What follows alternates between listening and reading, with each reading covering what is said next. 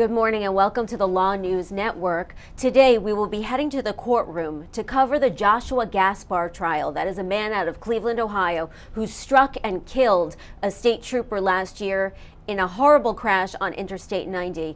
But we've also been following and we're on verdict watch for the Eric Campbell trial out of North Carolina. This is a man who is facing charges in connections with a killing spree where he accompanied his father. And the question is, did he assist and did he commit the actual killings? So we are on verdict watch for that, a very big day in that trial, which we've been following here for weeks.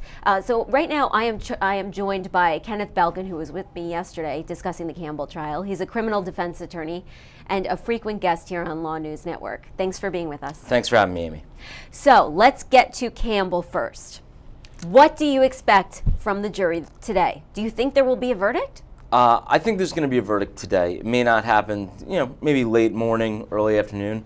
If they come back quick, that's probably not a good sign in my experience. That means they didn't have to deliberate much. They really had an inkling of where they were going before they even got in the room, and that's usually tends towards guilty. There are a number of charges which we discussed yesterday: the lying in wait, the felony murder rule, potentially second-degree murder. How does that affect deliberations? Is there any correlation between how many charges and how long the jury deliberates? Yeah, because they have to deliberate on each charge, and each charge has a set of elements that the state is compelled to prove beyond a reasonable doubt. So they're going to have to deliberate on each element of each charge. But sometimes they go pretty quick. It might be as simple as checking it off the list. But I think it's going to be very interesting. Before the prosecution, or at least the first prosecutor, the female one, gave her closing, I would have said they probably are not going to get him on first-degree murder. But her closing was very strong. Their argument was very compelling. And it speaks to the fact that there were probably two assailants. In contrast to the defense, who we both agreed was not really that convincing. Yeah, it was very milquetoast, very lackluster. Milquetoast, I like that word. Why don't you define that for some of our viewers who we're don't not have on the the encyclopedia? We're not on the vocabulary network. We're on the LawNewz Network. But can you spell it? Yeah, I'm going to plead the fifth on that one. Okay. But I will say, the closing of the defense was particularly weak. I didn't feel the love. Yeah. I get milquetoast. I feel like somebody's drunk on milk. Is that what it means? Plead the fifth. Okay, listen, so when the judge was going through the jury instructions yesterday, something very unusual happened. A juror actually got up and asked, what is the difference between first-degree murder and second-degree murder? First of all, have you ever seen something like that happen at that point in the trial? No, the jurors are not supposed to get up and speak in court unless, obviously during jury selection, they're voir dire, they're asked questions, and they're permitted to speak there. But they're really not permitted to speak after that point unless one of the sides decides to poll the jurors post-verdict. Right. It's very strange. Typically, the jury would go into the jury room, and what they would do is, if they had a question, they would write it on a piece of paper, the foreman would sign it and submit it to the judge. Judge would read it aloud in court to both parties. What does that tell you, if anything, that question? That maybe that juror was drunk. Okay. I don't know. On milquetoast. On milquetoast. So. No, but I mean, that's a telling question, especially in the context of what we were talking about yesterday, where we both felt that there's a high likelihood that they could convict on second-degree murder, not first, for a variety of reasons. Do you want to go over some of them? Yeah, I mean, I think the felony murder rule really comes into play. Clearly, there was a burglary. Clearly, he was involved. I think they've got him there. The second degree, I don't know that he intended or there was premeditation. Of course, the prosecution is going to argue that some of the steps that Eric Campbell took would indicate premeditation, such as the taping of his shoes to avoid getting chemicals in there. Yeah, and with felony murder we were talking about, we think that's the most likely charge that he would be convicted on because you just need the intent for the underlying burglary to get that conviction, and that's sort of easy given the facts of the case. But as I said yesterday, what happens very often is under felony murder, juries are sometimes hesitant to convict somebody on the highest charge, and they'll instead go to that second-degree murder charge because it's hard to wrap your head around holding somebody liable for killings if they didn't commit the actual killings. Yeah, I mean, in a premeditated way.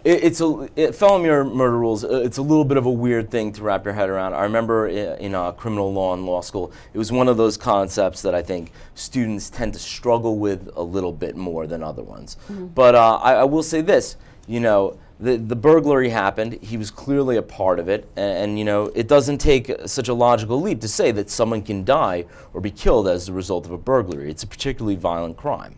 Is there a difference between finding him guilty on the felony murder rule under second-degree murder and separately finding him guilty on the second-degree murder charge as a lesser-included charge?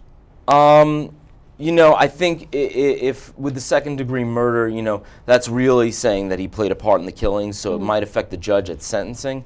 The felony murder rule is just saying, look, he participated in this burglary, he didn't intend for anyone to die, but 2 people did die as a result of this felony being committed.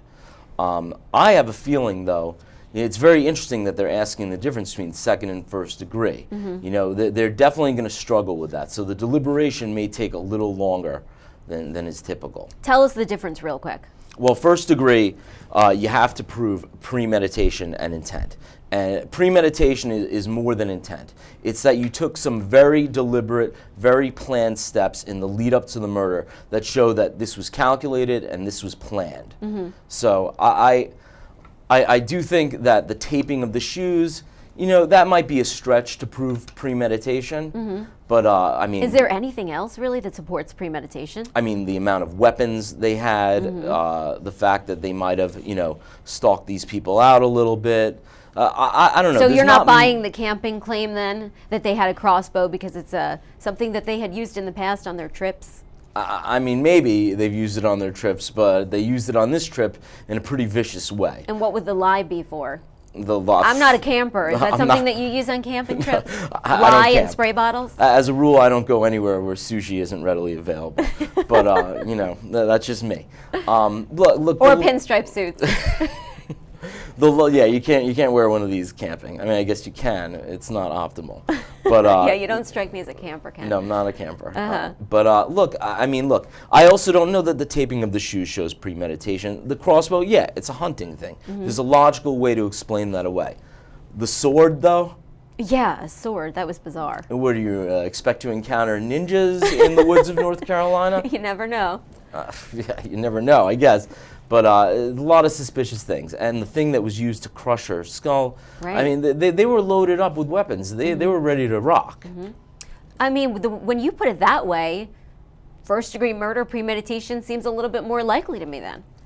Maybe, but I do think that some of those things that the prosecution brought attention to as factors that would indicate premeditation, a lot of them can be explained away to the point where it'd be a bit of a stretch to get to premeditation. Right. But her closing. Yeah, her closing was fantastic. So strong enough that I left here thinking, wow, first degree is on the table. Yeah, you were probably having dreams of the Southern accent, which you were so fond of. Yes, it was a wonderful accent. That excited you.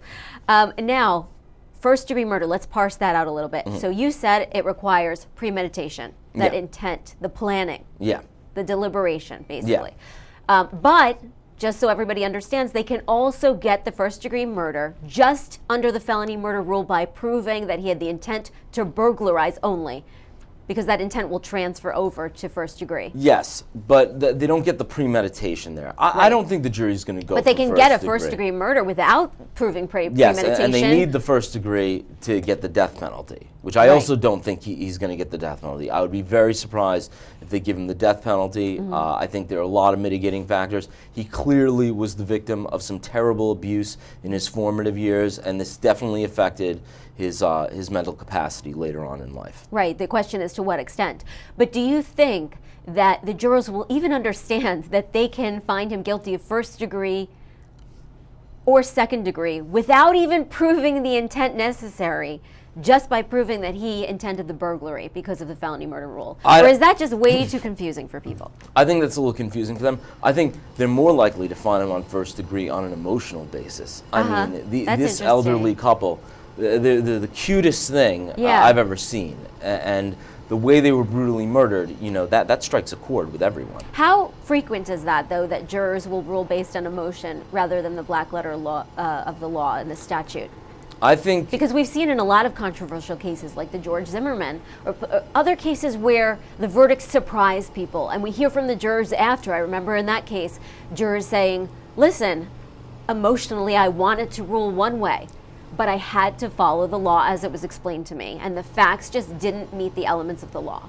Yeah. And that's pretty impressive also for jurors to be able to stick to that when they have no legal background. Yeah, that's a remarkable accomplishment and a strength of our system, but I don't like to overplay that strength. I do think there is an emotional role, and people have an unlimited capacity to rationalize their decisions and say, look, we're following the law. One person can look at a set of facts and say, look, I'm following the law, and rule one way, and one person can look at a set of facts and give a totally opposite verdict and say, look, I was following the law. That's so true. people hide their emotions behind that a lot.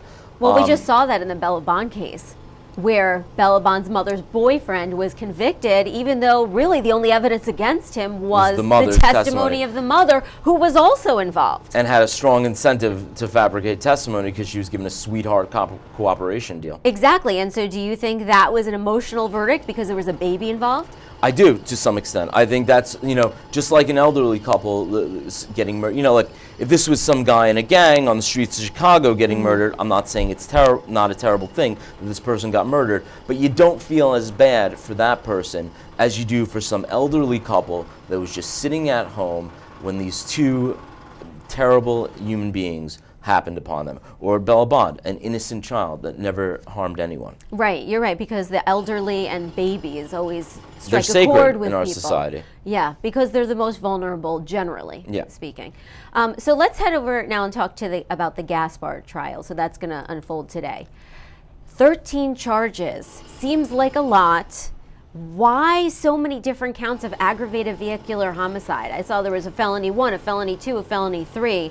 I know one portion is probably because a peace officer was involved. Yeah. It's a state trooper. Can you explain how that works? Well, Versus you know, just hitting anybody else. when you hit an officer of the state, of the government, particularly a police officer, it's an aggravating factor, and in most jurisdictions there's an additional charge specifically for that, because we really want to, the incentive is to provide a safe environment for these actors of the state to perform their job duties in. And we really don't want them to be put in, you know, we really want to let people know, look, you kill someone, that's terrible, and you're going to be punished. But if you kill a police officer, you're going to be punished that much more, because these people serve and protect the community. Right, so they're putting their lives on the line every Yes. day. And in fact, in most states, it's an aggravating factor for the death penalty. Yes, it is an aggravating factor for the death penalty. But the death penalty wouldn't apply here. No, Why? No intent here, really. You know, really, he was acting in. They're going to argue he was acting in a negligent fashion, a reckless manner, particularly because number one, he was speeding. He was going 78 miles per hour, and as you noted yesterday, a lot of us go 78 miles per hour. When you're on a highway, depending on how much traffic's on the highway, and I'm not justifying it, I'm not saying I do it, but a lot of people are not going 55 miles per hour. I mean, the speed limits vary, but 70 to 80, unfortunately, It has happens. become the norm in a lot of cases. Yeah, look. But he was also swerving. I'm going to go out on a limb and say you do it, and I'm also going to say so do You're a I liar. at times. I object. Well, this is your courtroom, so. But look, you know, that's reckless. You know, if the speed limit's 55 I or speed 60. like you camp, Ken. Well, I'm going I speed up. on your camping trips. I would speed away from those camping trips. But look, you know, 78 miles per hour, that's a significant jump above the speed limit. It's potentially, you know, 20, 25 miles over the speed limit. And on somebody's tail, swerving in and out and right up on a car, and because that car in front of him stopped or was about to slow down or stop in some fashion, he was right up on it. That's what caused the swerving, which led to the death. Yeah. And look, also, there are reports that this man was a former drug addict. He was receiving methadone treatments, and he had just received a methadone treatment. So I'm sure they're going to play that up and say, look, not only was this guy speeding, but he was speeding while on methadone, which, you know, some people are of the opinion can affect your motor capabilities. This is a very controversial point, though, and it's going to be a huge point in this case, in my opinion. Do you agree? Yeah, because the research is not totally clear on whether methadone affects your motor function. They do say it affects psychomotor function, which slows down the decision-making process in the brain and can have some effect on the nervous system. But it's not clear if it affects your reflexes the way alcohol does or heroin does. And so because of that, I wonder if there's even a warning on the package to not drive. Would that make a difference, even if the research isn't there? If the package warns to not operate a motor vehicle? I mean, I'm sure they probably warn you not to just operate out of an a motor, abundance of precaution. because they don't want to have any litigation down the line. The makers of methadone. But putting someone on notice of that and having him drive regardless with that warning, does that play a role at all? Yeah, it shows reckless behavior. It shows that he was negligent in operating his motor vehicle. Because obviously he's not a scientist, so he's not sitting there debating whether the warning is valid or not. If he was a scientist, I'm sure he would have lost his license to practice science a long time ago. And in fact, he was driving without a license. Well, to pick up on your point add there. insult to injury. Yeah. And I believe he was on parole from a 2014 conviction in Alabama, where he did the brilliant thing of selling drugs to undercover officers. That's right. So he was paroled. So how does being on parole and now facing 13 charges, how will that affect his sentence? Well, it's an aggravating factor. Certainly, his sentence will be longer if he is convicted because of that. Also, he has the issue of he's got this conviction. So if he wanted to testify at trial, this is going to be something that's ripe for the prosecution to cross-examine him on his prior conviction. And nobody likes their client having to say to a jury, answer the question, have you ever been convicted of a crime? Yes, and go into detail about selling narcotics to undercover officers. Doesn't paint you in a good light. Right, but obviously his attorneys are going to do everything in their power to try to keep that out. And Yeah. what do you think their justification will be? That it's unduly prejudicial. Look, as long as he doesn't take the stand, they won't be able to get it into evidence. They won't be able to open the door to it. The only way they could open the door to it is if he were to take the stand on direct. They could walk through the open door on cross-examination. Do you think there's really any reason for him to take the stand in a case like this? If he was my client, I would strongly advise him not to take the stand. Why? The prior conviction, his history, the fact that he was on methadone, that he had prior to that been a drug addict, and he still is an addict, but he's receiving treatment for that He's a recovering addiction. prescription drug abuser, yeah. And so on top of what you had mentioned where he was caught selling to undercover cops and he was out on parole on that, he also had prior convictions for drug possession, theft or aggravated theft. So really all of these could aggravate the sentence that he gets if he's convicted. Oh yeah, he's Because if you a have persistent multiple offender. offenses, right. Yeah. So how much is it all taken as one bundle, or does each offense affect the sentence and potentially elevate it? It's the felony convictions that will really elevate it. Because most jurisdictions, the more felonies you have, the greater the sentencing latitude that the judge has. So I would hope that when he does get sentenced, he's going to get sentenced on something. He's going to be convicted of some of these charges. 13 charges, prosecution probably overcharged. It sounds like a lot. What would be the reasoning, besides that aggravating factor of a peace officer? Why would they tack on so many charges? I mean, obviously you have a driving under the influence, so do you think they put that in as a strategic move to try to emphasize that the methadone affected this? Yeah, that's what they're accident? going to argue, that the methadone affected his motor functioning abilities, and they're going to introduce all sorts of evidence and research that says that you shouldn't drive on methadone, it affects your reflexes. But there is a pretty significant body of research on the other side of that. So we might have a battle of the experts in this one. I think the question for me, and I'm looking it up, methadone is a Schedule II substance under the Controlled Substances Act. So depending on how they define driving under the influence, because I know what happened with Tiger Woods. Tiger Woods said I was on prescription drugs, and a lot of people think driving under the influence is alcohol, but it's not. It's also controlled substances in a majority of jurisdictions. It's also harder to measure that. With alcohol, we have the breathalyzer, the old Intoxilizer 9000.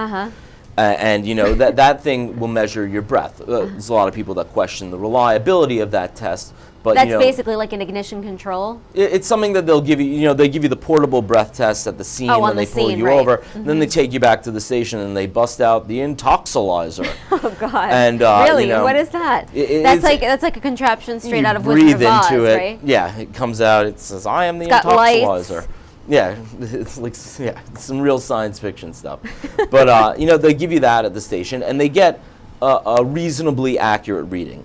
Some people contest the accuracy of it, but they get a reading. For methadone, there's no breathalyzer. There's the blood test. Right. They have to take your blood. So if they don't have his blood, you know, all they've got going is the fact that he says he was on methadone and maybe the records from when he took it. Yeah. Well, it says he failed the on-scene sobriety test. Can you? Like can a you field go sobriety test. Yeah, the field. So, the nystagmus test. Do you know what that is? You're going to tell me, I'm sure. I think it has something to do with milquetoast. No, I'm just kidding. The walk and turn test. We know what that is. walk and turn Obviously, test. walk the line. My intern, Erin Cole, would fail that test while sober every time. She's just not coordinated. Well, she's very athletic, but she's not particularly coordinated. At Okay. least that's the reputation my other Okay, so intern what was you're giving doing her. is saying it's perhaps not a reliable test. No, look, I mean, follow the pen, walk a straight line. You know, depending if I've had my fourth cup of coffee, I might not be able to walk that straight line. The finger to nose test, that's pretty easy. It's You pretty- got a Can problem you do that? if you can't do the finger to nose. You got to get the stretch. Right. And then the one leg stand, that, I don't know. Sometimes I lose my balance on the one leg stand. Got to get you in some yoga classes. I know, it's true, it's true. Now, the defendant, though, made statements to the police. They didn't record or write the statements. This is always mind-boggling to me. In this day and age, every trial, the strategy of the defense is to challenge the statements that were made to police. Why don't they record every single statement rather than leaving their officers open to credibility issues on the stand? In terms of, did you remember that? Why didn't you write it down? I mean, we know the memory is not a reliable source. Yeah. We try to get people, they try to get people to sign their statements nowadays, but I think we are moving in the direction of all statements being introduced should be recorded. The technology is readily available. There's really no excuse why they aren't recording the statements. But I think on the other hand, you know, a lot of statements are said off the cuff. You may not be ready. People will say things, you know, in the back of a cop car, you know, while the cop's driving. Yeah. But, you know, the statements, they're always a problem. People are under this mistaken impression that when they're being arrested, they can somehow talk their way out of it. And the cops, you know, they're allowed to lie. They can say whatever they want to you to get a statement out of you. They'll say, oh, we're trying to help you. If you just tell us what happened, we'll let you go. They're not letting you go. You should never make a statement. In fact, the only thing you should say is, I would like to speak to my lawyer. Spoken like a true criminal defense attorney. The statements, people Simple have no advice, idea how but damaging important. statements are. Absolutely. Even this, give me an example of the most innocent statement that could be held against you. I mean, you could say, you know, they find a dead could say, body "I'm in sorry," your room. right? I'm sorry, I didn't kill her. I'm sorry, we got into a fight. Oh, I'm sorry, we got into a fight. Or even just, I'm sorry. Yeah, I'm sorry. Let's just use I'm sorry. Be damaging? Yeah, I'm sorry, I didn't kill her. No, take out the I didn't kill her. Just I'm sorry. Why would you be sorry if you didn't do anything wrong? That's Exactly. what I would say, right? Well, anyway, we're going to toss real quick to the prosecution's closing from yesterday in the Campbell trial, because we are on verdict watch in the Campbell trial, and Ken and I were talking about how incredibly effective we felt that this closing was. So take a listen. It's a brutal, vicious attack that they never saw coming. The defense wants to talk all about Ed Campbell. And make no mistake, Ed Campbell was a horrible man. I heard those jail calls just like you did. But this attack was brought on by two men. Two men who stood outside of that door on New Year's Eve and made conscious choices and deliberate decisions to end the lives of Jerome Faulkner and Dora Faulkner. Ed Campbell may have provided an environment that was horrible for a child to grow up in. Certainly people came up here and testified before you about all these horrible things that he did. But it is worth pointing out that none of those people reported any of this until the defendant was charged with murder.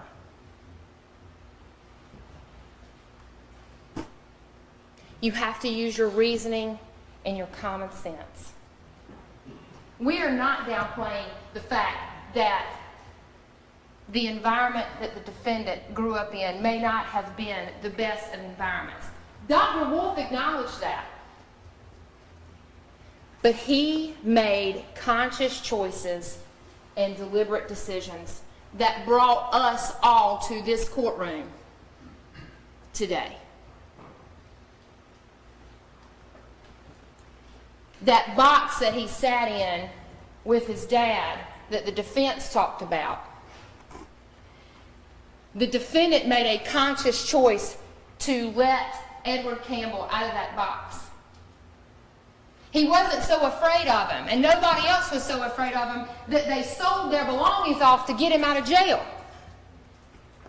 You heard the rest of the jail calls talking about the plan to get to Holly, the plan to talk to her. But it was clear, don't threaten her, don't do anything to harm her. You wouldn't have to tell that to somebody unless you thought they might do that. Conscious choices, deliberate decisions. They bonded Edward out of jail. This defendant packed up a stolen Suburban with a crossbow, a spear, a sword, soldering tools, alginate. You saw the list.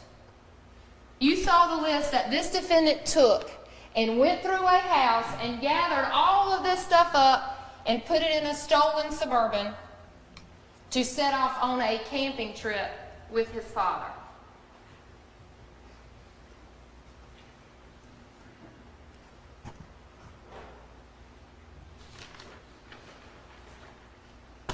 The judge is going to give you the instructions in this case. He is going to tell you what the law is. We all talked about this in jury selection. It's your duty to follow the law. Apply the evidence as it has come through this witness stand to the law as the judge gives it to you. To use your common sense and your reasoning. The state's burden of proof in this case is beyond a reasonable doubt. Not beyond all doubt. Not beyond a shadow of a doubt. That is an impossible burden. But beyond a reasonable doubt. Using your good old common sense and reasoning that you came into this courtroom with. The judge is going to tell you that you can find the defendant guilty of first-degree murder by 4 different theories. Any or all of these. Lying in wait, torture, that this murder was committed during the process of a burglary, or that it was done with malice, premeditation, and deliberation. So let's talk a little bit about lying in wait. The judge is going to tell you that if the defendant, by himself or with Edward Campbell, lay in wait for Jerome and Dora Faulkner, if he intentionally assaulted the Faulkners and that assault was the proximate cause of his death, he is guilty of first-degree murder. Lay in wait. The judge is going to tell you that that means waited and watched for the Faulkners in an ambush for a private attack. I believe that's what the jury instructions will say, and that's how the judge will instruct you. So let's talk about lay in wait. You heard from Michael Weary and Josh Boyd. They were the 2 guys, the brother-in-laws, that were hunting. They were coming down Highway 96. We looked at the map, and they talked about the Sam Blackwell Dirt Road. and that they were coming down 96 and they saw this white Suburban whip it around the Sam Blackwell dirt road right in front of them. Michael Weary told you how he was mad about that. Somebody had pulled out in front of him. And they both told you how they saw this white Suburban and it went right in front of the Faulkner's house and slammed on the brakes. And I would contend to you, because it was at that moment that they noticed Jerome Faulkner and his truck at the mailbox. And then they go down a little bit further, and what do they say? They pulled up into Sheila Vaughn's driveway. Now, Josh Boyd doesn't say Sheila Vaughn because he didn't know her. He just knew it was the house with the white picket fence. But Michael Weary, that's his neighborhood. And they slam on the brakes and they pull over to the side. And by the time Michael Weary gives him the stare down, which he tells you about, and says that this defendant was driving the car and pulls on into his driveway, they both testify that that Suburban turned right back around. Wow, that was the prosecution's very emotional, and Ken Belkin is here with me, and he and I agree, very effective closing argument from yesterday. But now we are going to toss right to the Campbell courtroom. We are on verdict watch, and there's some activity going on there. It is included in all of these. But the acting in concert, the actual instruction that's given at the beginning only includes burglary. I believe it's clear that the jury has been instructed on acting in concert for all of the counts. But I do believe that in light of the question that the jury had late afternoon, that it would be helpful in clarifying perhaps the ambiguous instruction, and that the court can do that under 15A 1234. I've prepared a proposal for what that would look like if the court is willing to entertain that.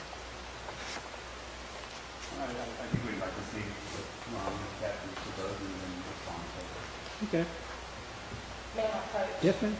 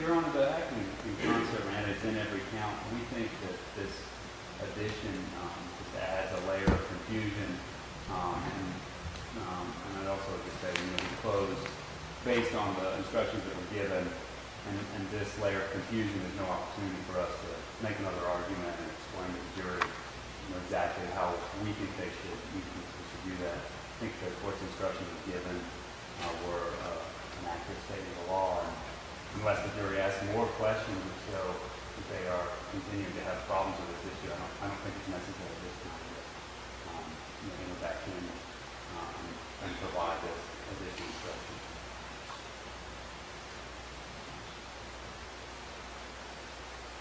And also, if Your Honor does this sua sponte without any request from the jury, it kind of sends an impression to the jury that the court is wanting them to rethink things or think about things in a different way, even though they haven't reached out to the court. Yes, ma'am. Judge, again, I just think that they have reached out.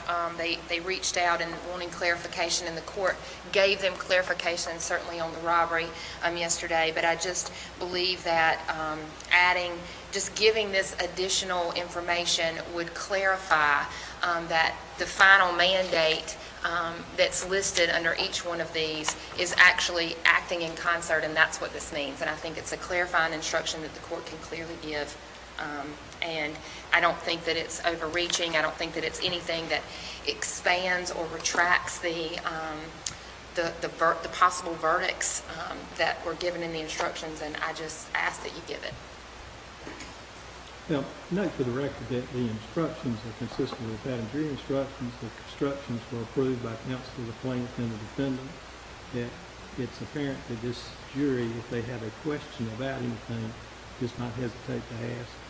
And that we clarified for the acting for the robbery with a dangerous weapon instruction and the instruction on the rest. I'm satisfied that if they have a problem, they'll ask it. And frankly, this doesn't clarify things. It alters what I told them earlier as far as what was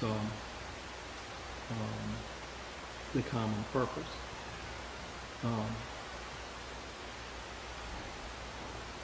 I mean, what do you do if they don't have a common purpose to commit one of these offenses? And we've got it joined together.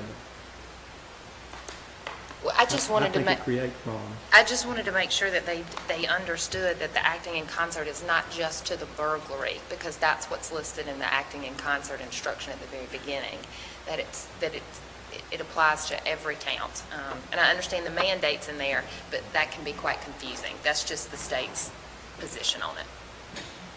We're placing the recommendation now. Anything further to say? No, sir, Judge. Anything for the defense? No, sir. Mr. Sheriff, you invite me in.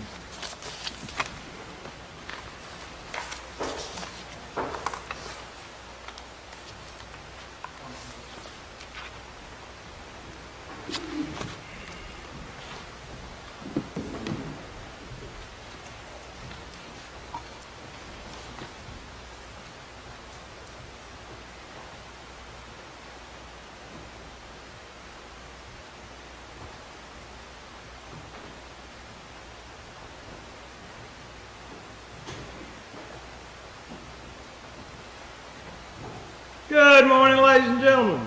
Good morning. We thank you for coming back and being with us today. Mr. Sheriff, if you'll return these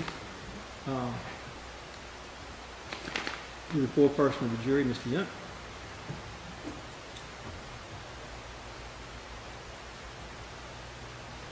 And the record should reflect that that is the legal pad, the envelope with whatever they put in there, the verdict sheet in the verdict sheet envelope.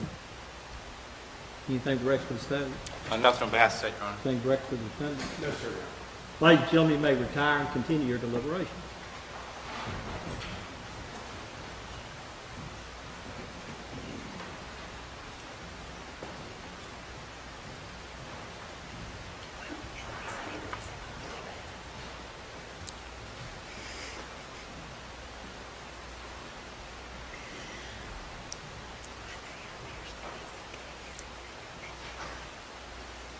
Fracture, fracture is applicable or anything direct to the state?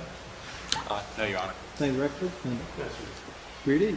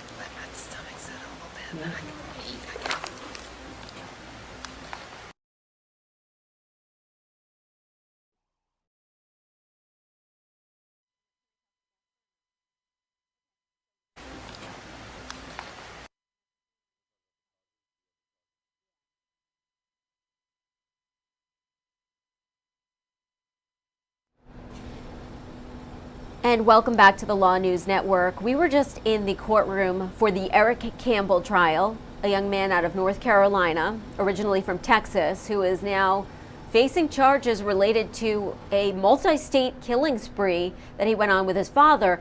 And what just unfolded there is that there was a dispute over the jury instruction. Yesterday, a juror asked for some clarification on acting in concert for the robbery charge. What does that mean? Well, I'm joined here by criminal defense attorney Kenneth Belkin. And the defense was saying that they believe the clarification on that charge confused the jurors. What does acting in concert mean to you? How is it typically defined? Acting together with another person to commit a crime.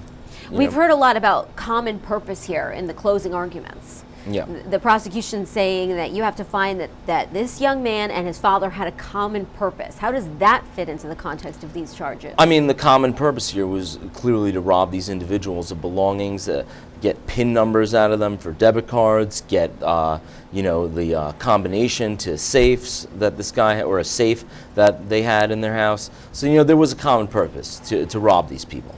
Right, but when you talk about common purpose, is acting in concert different than common purpose? That sounds very similar to me.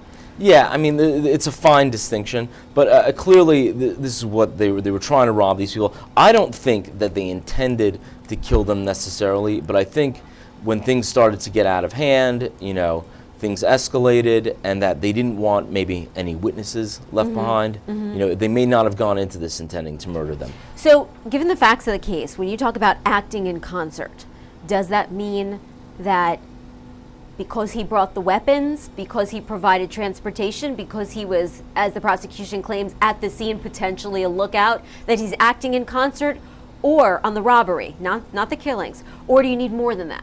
I mean, acting in concert, they acted together. They drove there together. But how much is enough is what I'm trying to I think they have more at. than enough to establish acting in concert. It's interesting that they're quibbling over the jury charges. This happens a lot towards the end. People, everyone wants to win, so there becomes this bickering over very little things at the end. And the jury charges, it's not uncommon for two sides to fight over jury charges when a jury is deliberating. Do you think that the defense is nitpicking that because he wants more clarification? The judge already said they're not giving any more clarification. It's going to stand the way it is. But do you think he was pushing for more clarification, or do you think that was a strategic move to try to preserve an appealable issue?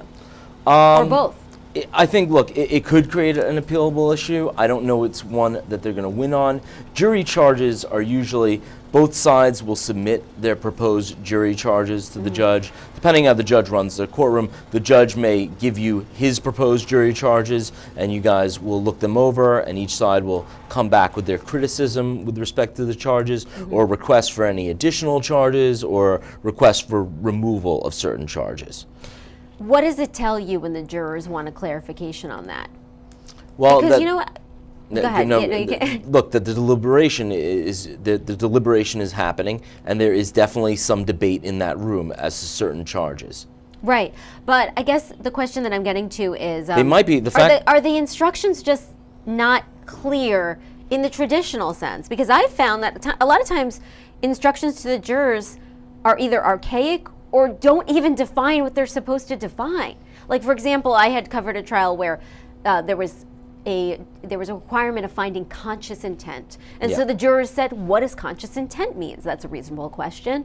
And there was no actual definition of it. Why? Because there's all this case law, and the judges sort of had to figure out what it means. And so the judge ended up taking a legal dictionary and defining intent, and taking a layman's dictionary and defining conscious, and putting them together. Are there terms that there's just no definition for, like conscious intent? There's a definition for every term. It's up to the jury to determine if those terms have been established at trial. And oftentimes, they want clarification of definitions because maybe they're wrangling with the fact that they might have to acquit. Maybe they're wrangling with the fact that they might have to convict. You never know. But they have to make a very hard decision. Being in that jury room, these are very tough decisions that we call on jurors to make. And I think people do struggle with it, and they want clarification. They want to know that they're making the right decision. Right. And so what do you think they're seeking in that clarification when there's acting in concert? Do you think they want to know, like I said, how much participation is necessary for him to act in concert, meaning what's the threshold that they have to meet? My hunch is that they're grappling with the felony murder rule. Oh, you think so? Why do you think I that think on the because robbery? They're trying to figure out if he was acting in concert with the robbery, if he really was participating with the robbery, if enough evidence was introduced to establish that he played an active role, that he acted in concert in the robbery. Okay. Because if he acted in concert in the robbery is a felony, these people died as a result of the robbery, then, clearly the felony murder rule would be in play. Right, and so that's one element, acting in concert, because you have to participate. That's a form of participation, is what you're saying. And then you have the intent as the other element. Yeah. And you only have to prove the intent for the underlying burglary or robbery. Yeah, I mean, there was clearly intent to rob these people. So if they've gotten to the acting in concert, do you think, does that necessarily mean that they're still, that they're decided on the intent and they've gone now to the next element? Or do we not know what order they're deciding? It's really hard to read the minds of the jury at this point. They're definitely, I feel like they're going to be, if they're asking questions about acting in concert, my gut is they're probably going to be deliberating for a while. Why do you think that? Because there's debate going on in the room. There are probably some jurors that feel sorry for him. We had that one juror who needed to be excused earlier on, and an alternate took over because she felt a great deal of sympathy for this defendant. Yeah, I couldn't agree more. I think all these questions, that there's probably, it's a hotly debated thing in the jury room that people just can't make up their minds. I think people are really torn because of the fact that he's a young man and his father was such a despicable, abusive person. Yeah. I like to take the temperature of juries when I have a trial. And what I do is they will release the alternates at a certain point. The judge will ask you at the end of the trial if it's okay. Well, some judges will ask if it's okay to release the alternates because they don't need them really anymore. Right. And, oftentimes I'll consent because I want to know what the alternates are thinking. And after they release them, I run out into that hallway like a madman. Oh, that's so interesting. And I try love to track them down in the elevator. Yeah. A lot of attorneys don't want to know. I want to know. And so you go up to them, and then do you use their information to complete your voir dire? It's just for my own edification, just so I can know what the jury is thinking, so I can sort of mentally prepare myself for what the verdict might be. That's really interesting. And you were actually telling me a story, which I loved yesterday, about somebody wearing a tie to test the temperature of the jurors. Yeah, during jury selection. What is that? He would go in there with his theory is that giving away secrets you here. go in with the ugliest tie the first day of jury selection. And while you're doing jury selection, the first thing you say to the jury is, you draw attention to how ugly your tie is. I don't think my tie is that ugly, but you get the point. And, what people think it's like a buffoonish move, but it's actually a very good psychological gauge of where the jurors' mindsets are at, because he scans the eyes of the faces of the jury, and whoever smiles, that's a good sign, they're amenable to his humor, but whoever makes the frumpy face, got to get rid of them. The frump's got to go. Yeah, because if they don't find something to smile about with your ugly tie, they're probably not going to have a lot to smile about when it comes to your client. So basically, he wants an easy win. He wants somebody that's susceptible to his charm. You got to use all your tools. This is one of my former mentors said a trial is like a street fight, and anything can happen, and you have to use every tool that you have at your disposal. Fascinating. So we're going to toss real quick back to the prosecution's closing argument in the Campbell trial. We are on verdict watch for the Eric Campbell trial, and we will be heading to the courtroom very shortly in the Joshua Gaspar trial. Went right back up 96, past 8067, Highway 96 North. And we saw what was across the street from that. This abandoned house. This is the view from the Faulkner's front yard.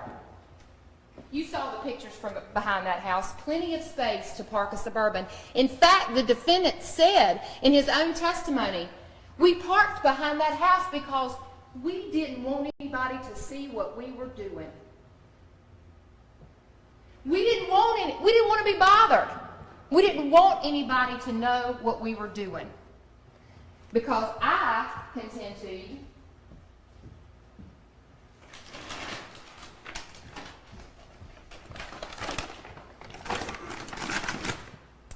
they were setting this all up so they could watch and they could wait and they could see exactly what was going on across the street. This telescope that was in the truck that you saw, they would be able to wait and watch for their perfect opportunity.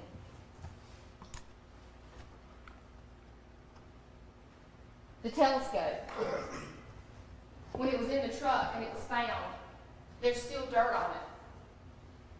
Perhaps where somebody's watching and waiting what's going on across the street. So we know that Michael Weary and Josh Boyd are coming down Highway 96 around 3:30 or 4 o'clock.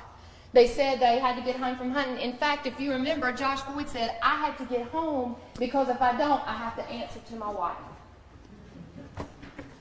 And so that's 3:30 to 4 o'clock. We know that Jerome and Dora Faulkner are still alive at 6:15 and 6:30 because we heard Wilma Owen tell you that she's spoken to him on the phone. Jerome had called to check to see about some folks that they went to church with, some neighbors. They had a conversation, spoke, she said maybe for 15 or 20 minutes. They were still alive. The Campbells are watching and waiting. Perhaps waiting for nightfall. Perhaps putting their plan together about how they're going to break into that house, rob the folks, take the truck. We hear from John Slagle, who owned the store up in Virgilina, who said, I noticed those boys come in there. You might remember what he said. They wouldn't belly up to the bar. He said that could sometime before 8 o'clock because Jimmy Long had to be gone by 8 o'clock. And Jimmy Long was in there with the gun on his hip, if you remember. He took his coat off. The guys from Texas remember and saw him take his coat off after they walked around the store, checked out the camera system, talked to one another, and then decided maybe they should buy a Coke and a pack of nads and get out of there. When that robbery didn't work, they went back to what they knew. They went back to where they had been watching and waiting. And it was nighttime. And they had the cover of darkness. And they went across the street with this telescope bag, with this sprayer in the backpack, with a crossbow, 2 bolts at least, a knife, a spear, ready for an attack. And that's what they did. And they walked up to the front door, and Jerome Faulkner had no idea what waited for he and his wife on the other side of that door.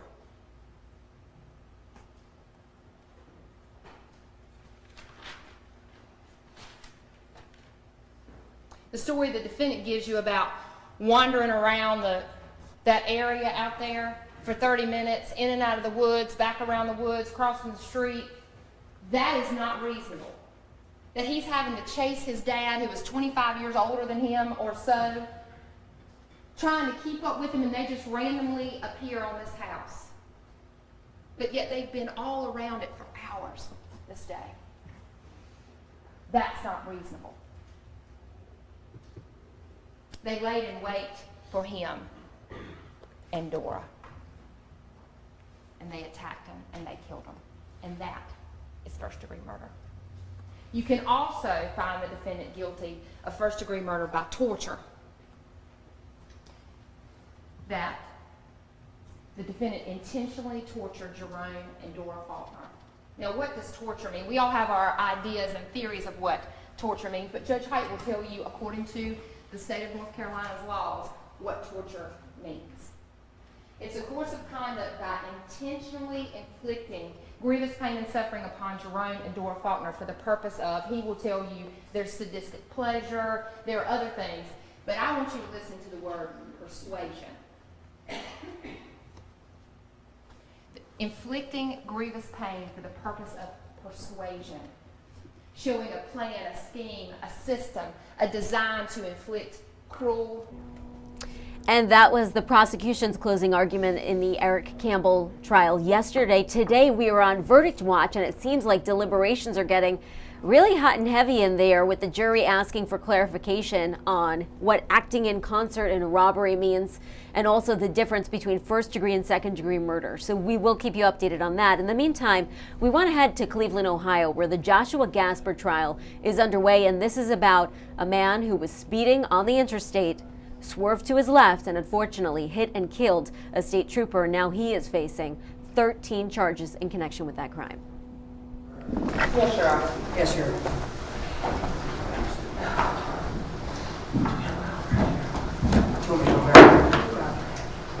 She's at the table.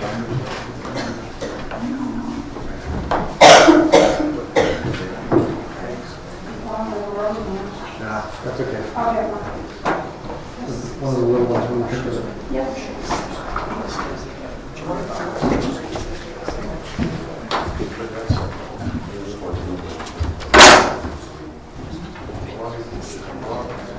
How are the donuts?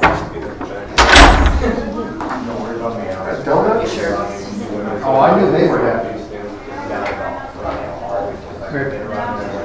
Hey, one second. Sure. Yeah, the next one is the funeral officers. I will state that when I got on the elevator at the fourth floor, 2 jurors were put on the elevator because their whole group did not fit on another elevator, so they were on with me, and we did not talk about the case. In fact, we didn't even talk about the Indians or anything. Thank you, Your Honor. No problem here. Yeah, make sure your phones are off. Interested was Mr. Hanson, number 3, and Mr. Markman, number 9.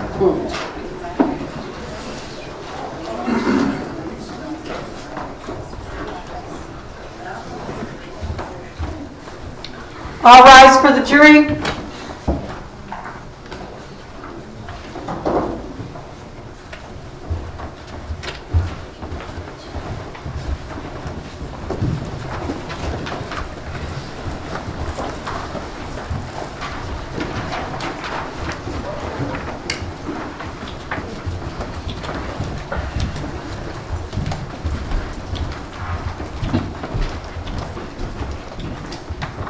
Court is in session. Please be seated.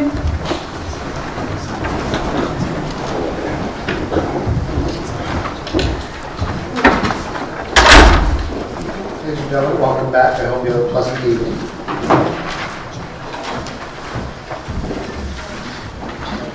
Ms. Seals, you know where Chickasaw County is in Mississippi? Yeah. That's where my family, part of my family is from. Oh, what part? I'm up near Tupelo. Oh, okay. I'm familiar with that. So we're going to continue on behalf of the state, please. Thank you, Your Honor. The state of Ohio will be calling Officer Elizabeth Maurer to the stand.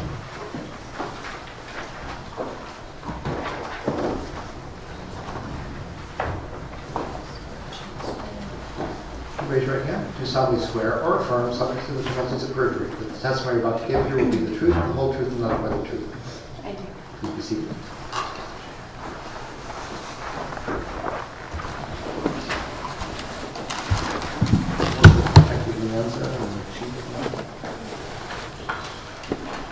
Thank you, Your Honor. First question, can you hear me? I can. Officer Maurer, can you please state your full name and spell your last name for the record? Elizabeth Maurer, Maurer. Where are you employed? The city of Lakewood. And how are you employed with the city of Lakewood? I'm a police officer. Are you certified as a police officer needs to be? I am through OPATA. Okay. How did you obtain that certification? I went through the police academy and have continued my updates throughout the years as required by the state. I've done it since 2003. And is that how long you've been with Lakewood? No, I was in Summit County for 5 years before that. And what are your duties currently with Lakewood? I'm a patrol officer.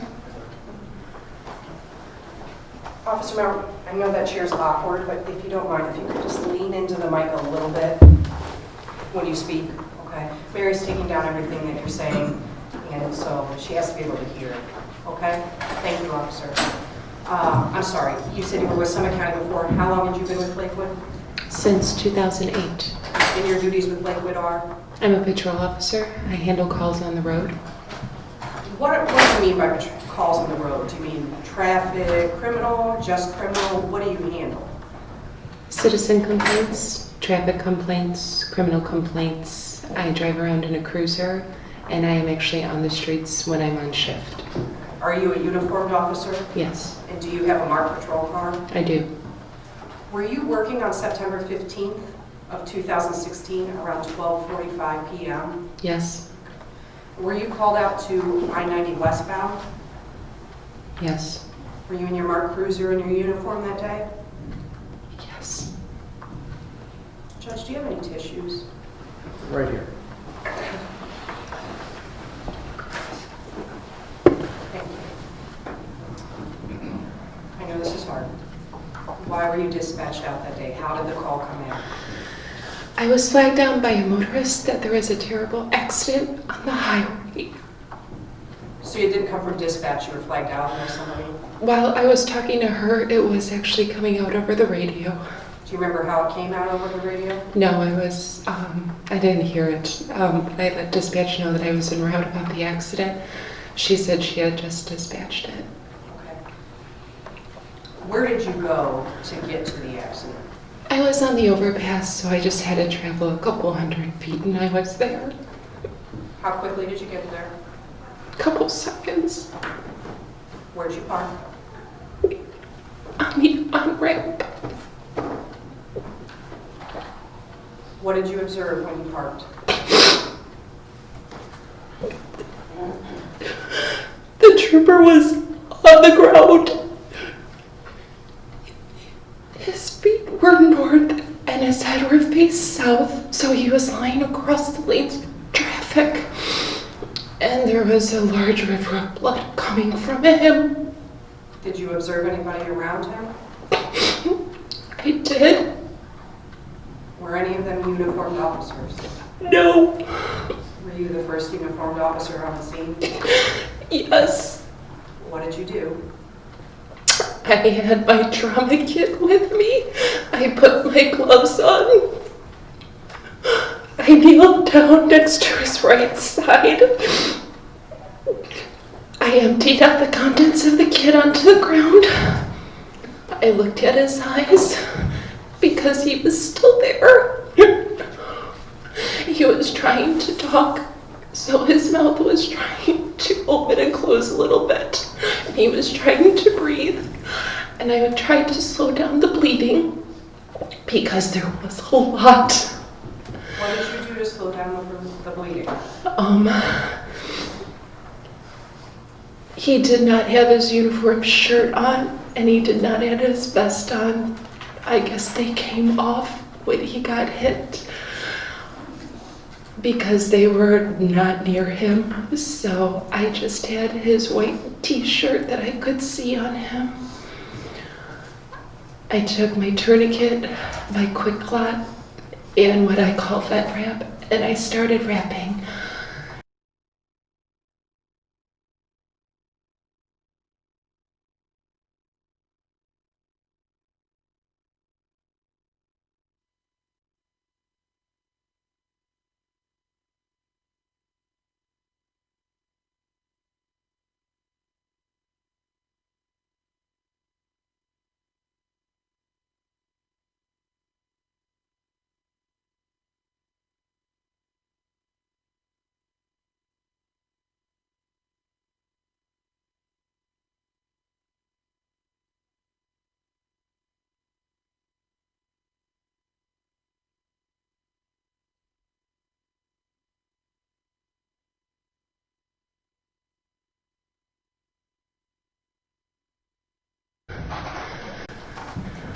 personally know Trooper Velez before this day?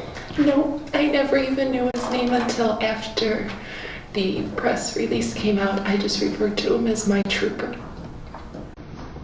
Once you got the tourniquet on, were there other people working on him? Once EMS came on scene, yes. What did you do when EMS came on scene? I stayed by his side. I didn't move. I was kneeling on his right side. Why did you do that? Because nobody dies alone. He had a heartbeat when I got there, and after I used my stuff from the trauma kit, I checked his pulse on his carotid, and I didn't feel it, so I started compressions, and I didn't stop until someone grabbed my shoulder, and it was one of my firemen. At any point, did you leave Trooper Velez's side? No. Once he was removed, did you leave his side? Once they loaded him into the ambulance, I stayed on scene because my sergeant told me I had to take statements. Do you remember at any point going into the back of the ambulance before he was loaded? Yes. Why did you do that? His blood splatter was up to my elbows that I had to clean up. When you respond to a scene, do you have a body camera that you wear? I do. Can you tell the jury about that, what that's for? Sure, the body camera records what happens on scene because nobody has perfect recollection, and it helps to establish what happened during an event. When you first responded to the crash, did you turn it on?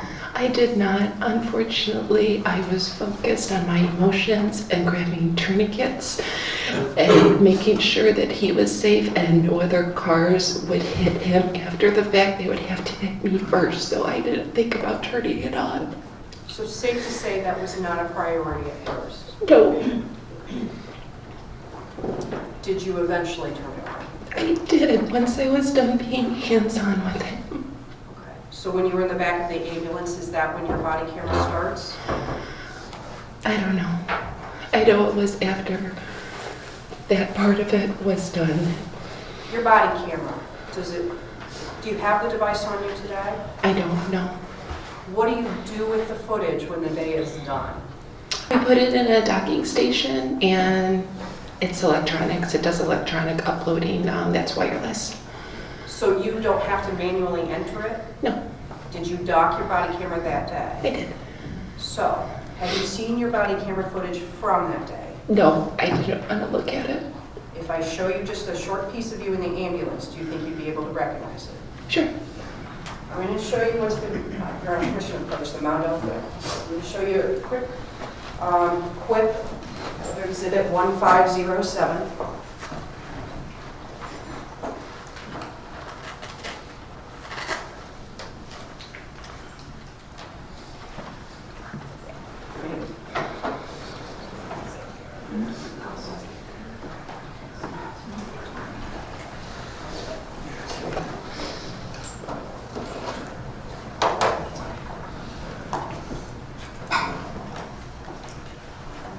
I have bad eyes, so I have to walk back.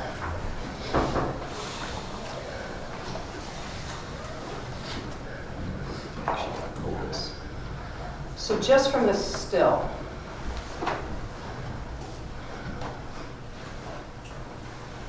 officer, do you recognize this body camera footage? Yeah, I do. What are you doing right there? I've tried to get the largest pieces of blood splatter off me so I wouldn't contaminate anybody else.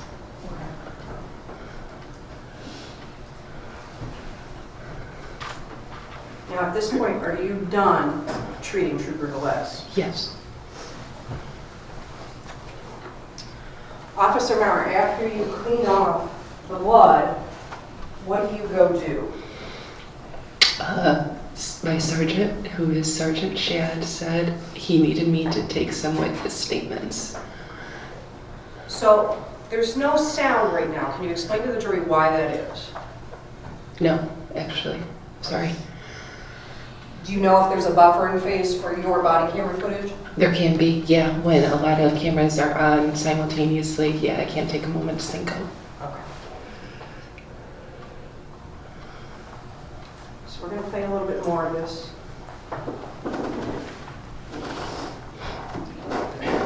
Yeah, there's just one button that we hit. It's not separate ones for audio and sound. One thing.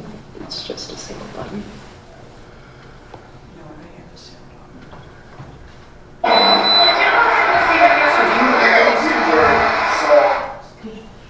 Do you remember those two gentlemen? I do. They were the two witnesses that I gave written statements to so they could write out. When you say you gave them written statements, what do you mean? Traditionally, the officer is supposed to write the statement, but I was shaking too much to legibly write anything, so I had them write their own words. How did you know to approach these two gentlemen? My sergeant had let me know that just start asking people if they've gotten their statements, yes or no, because he wasn't even sure. So I just asked him if anybody had taken their information or statement yet. And at this point, are you in the same median where Trooper Velez was hit? Yes.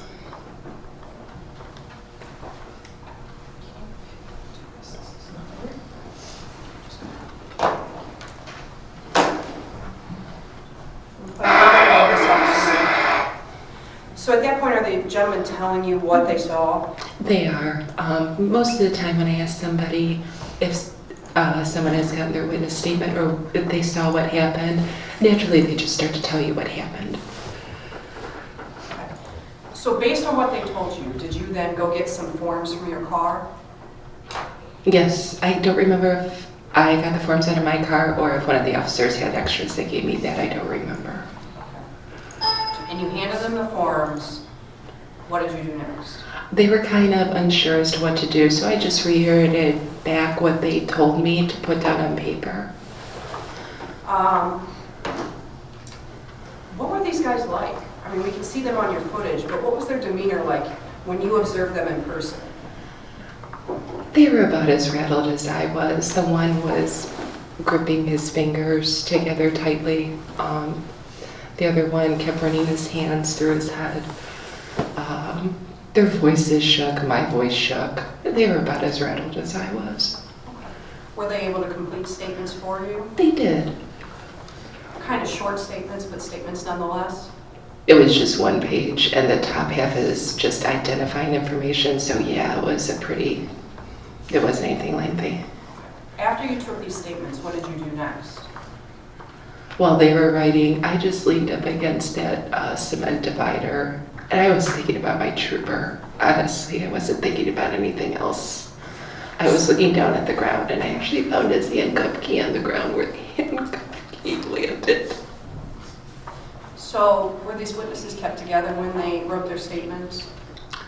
Yeah, they were in the same vicinity as me. Like I said, my mind was on the trooper. Do you remember them talking to one another, planning out what they were saying? No. So if we play the rest of this footage, are we going to hear them plotting similar stories?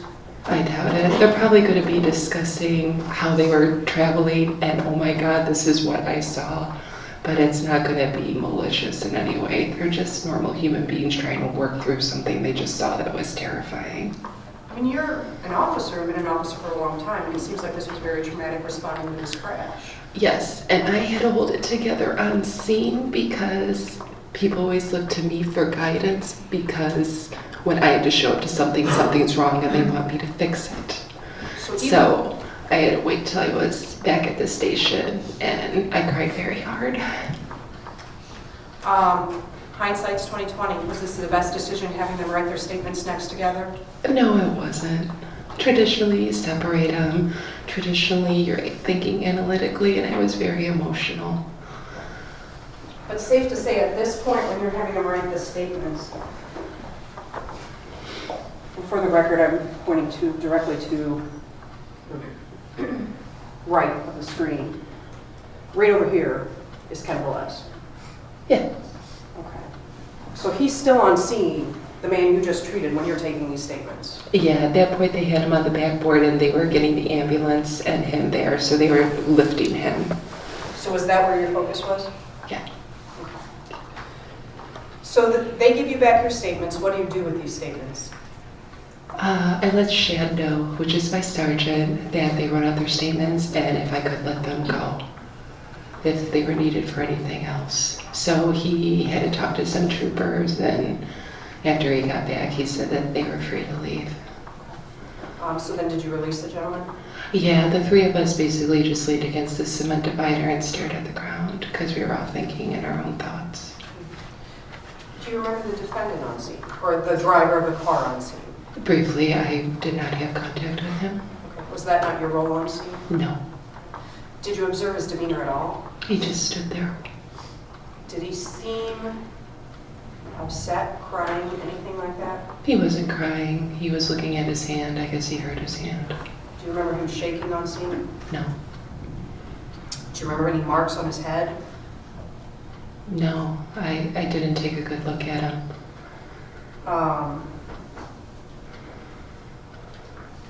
At any point were you really near to him at all? No, it was just, you look up and you look over and you see him. So if I look at you for a moment, that was the extent of the observation.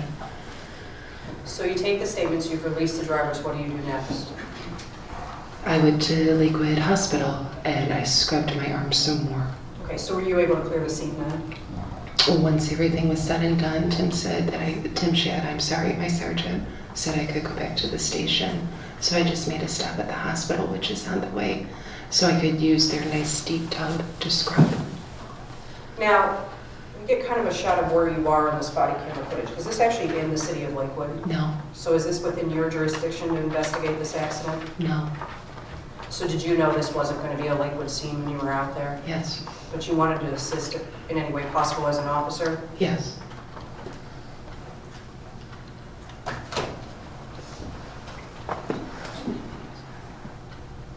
One minute, you're in. Yes.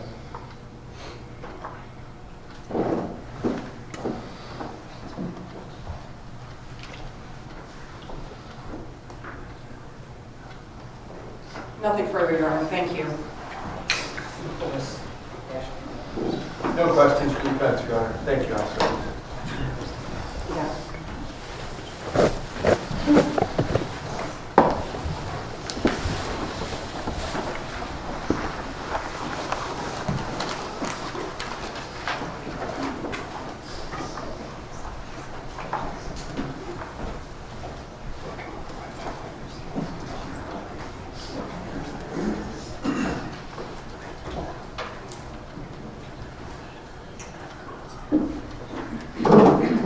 State of Ohio calls Matthias Burke.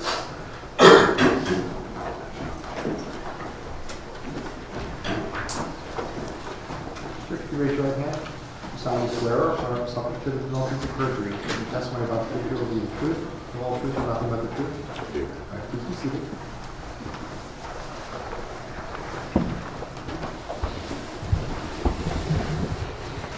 Good morning, sir. Morning. Would you state and spell your name, please? Matthias Burke, Mattihias Burke, Where are you employed? Lakewood Fire Department. Are you a licensed EMT? I am. Are you a paramedic? I am. How long have you held those qualifications? 35 and a half years. Were you on duty September 15, 2016? I was. Did you respond to the incident on I-90 westbound at approximately the McKinley exit for the trooper that was hit? I did. How many people were in your squad that day with you? 2 in the squad. What was your role? Were you front seat passenger or driver? I was a front seat passenger. As front seat passenger, are you then the writer of the run report? I am. Do you recall where you were when you received the assignment? At the fire station, Warren Road. And did you ultimately create a run report regarding this transport? I did. And does that run report document either automatically or by your input the time of dispatch, time on scene, time of departure from scene, time of arrival at hospital, et cetera? It did. Okay. In Lakewood, is that automatic by way of computer, or do you have to manually enter those times? Dispatch enters the times as they receive the call, the time it's dispatched, and when we get there and when we leave to transport to the hospital. And your fire station was located where? Warren Avenue in Madison, 14601 Madison Avenue. Okay. Describe the road path you would take to get from your fire station to this scene. We would head out onto Madison Avenue, turn left, and a quick left onto Warren Road, which is maybe 2 buildings over. And then we left on Warren Road up to Alger, and then Alger is the entrance to the highway right there, which is less than a quarter mile away. Can you estimate the drive time once the call was made? Within 2 minutes.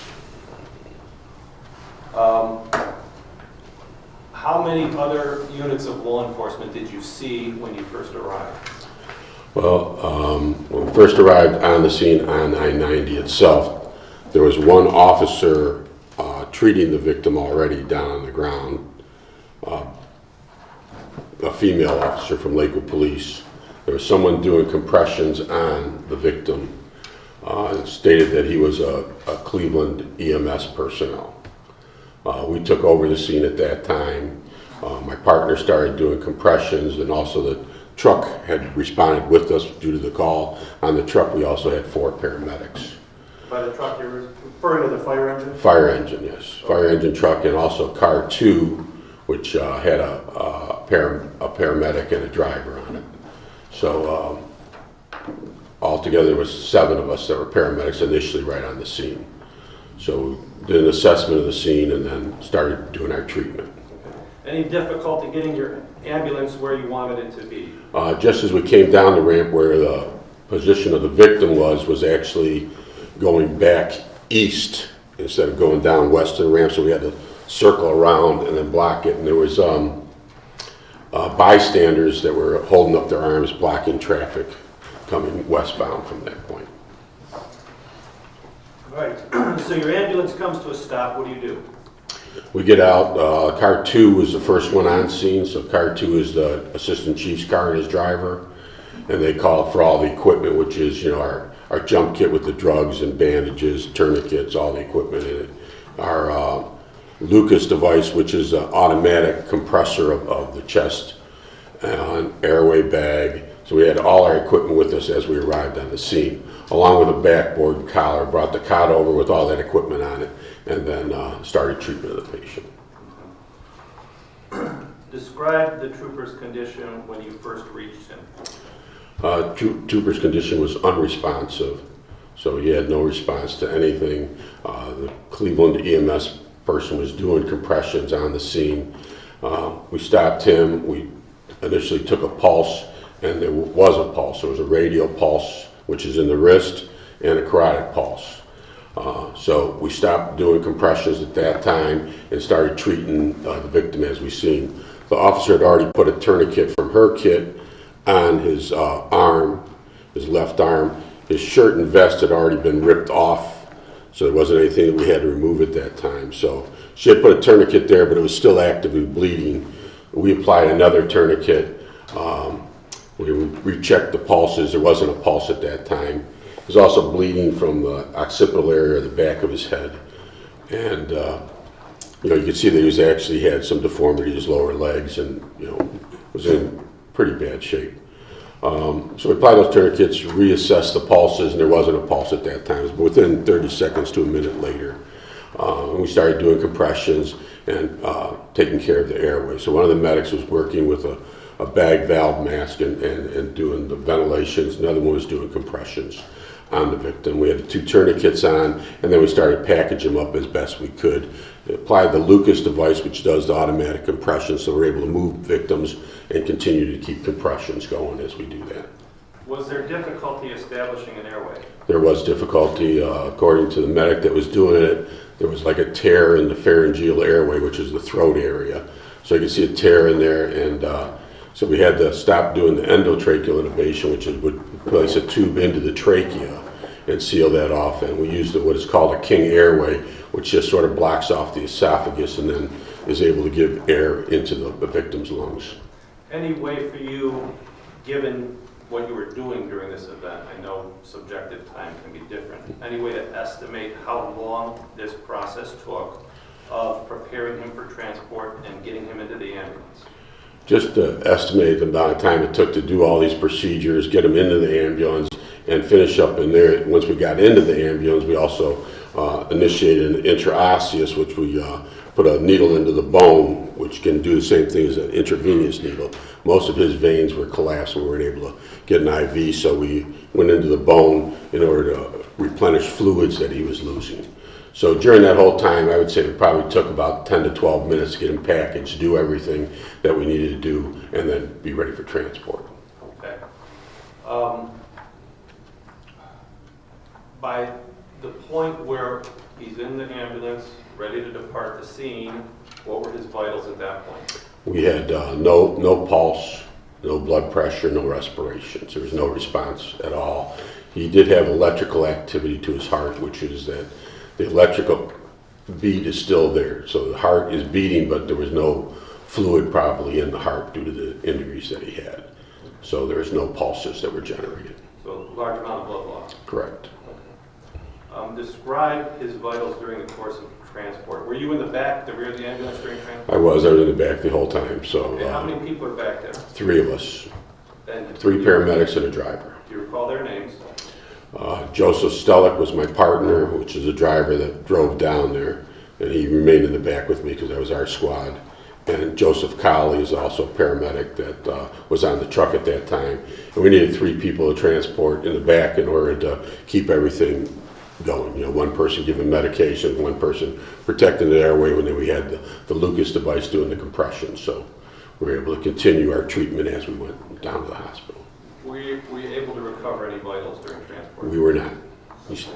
He stayed in that pulseless electrical activity the whole time, and it was initially a sinus tach, which happens when the brain's trying to tell the heart to pump more blood, so it's a more rapid beat. But as time went on, by the time we got to the hospital, the beat had slowed down because there was nothing there anymore. So, but by the time we arrived at the hospital, he was still in that pulseless electrical activity, but it was a shorter. It wasn't as rapid as a pulse or a beat, an electrical beat. What was your hospital of destination? Metro. Why Metro? Metro is a level 1 trauma center. It would give the most chance of survival to that victim. Describe the transfer of Trooper Velez to Metro ER personnel. When we arrived at Metro, they actually were all waiting for us at the door. As we came in, we give a full report of what we had, what the traumatic injuries were that we had picked up, you know, head injury, neck injury, what airway we had, what had transpired, how we started an IO, push fluids, did all the treatment that we gave, the epinephrine that we gave, and the airways, the securing of the airway that we did. The splitting of the fractures as best we could, as trying to get them ready for transport to get down there. Gave them all that information, and then they took over the patient. When you transferred care, where did you then go? We go to an EMS lounge. It's right off the trauma area there, and that's where we finish up writing the report. So that's where I finished writing the report, and then we come out and we have to get signatures from the receiving facility. So a nurse in the trauma room would then sign off on it. Do you recall still being in the ER when he was coded? I do. Tell us about that.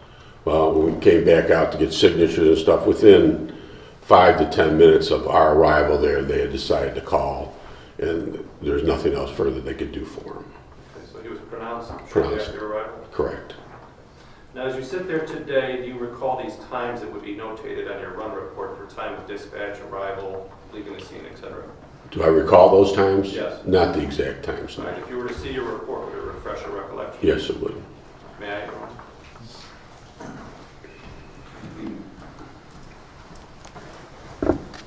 And I'm handing you, for the record, it states 1462. Yes, those times look correct. Well, can you tell us what they are? Call was received by our dispatch at 12:46 and 20 seconds. It was dispatched at 12:47 to us, so that's when we got the calls, 12:47, and we arrived on the scene at 12:48. So it was within a minute's time that we had responded up and we were called out on I-90. And we left scene at 1300, which is just under 12 minutes, and arrived down at the Metro Hospital at 1312, which is 1 p.m. in the afternoon if you don't know military time.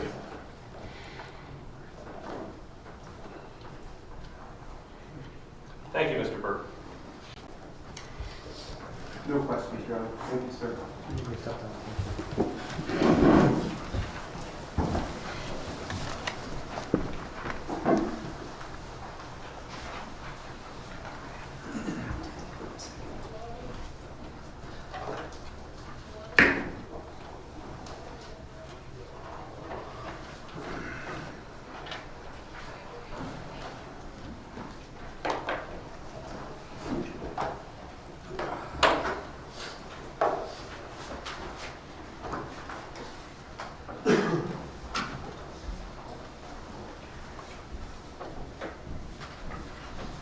The state will call Mr. Fiorelli, Your Honor.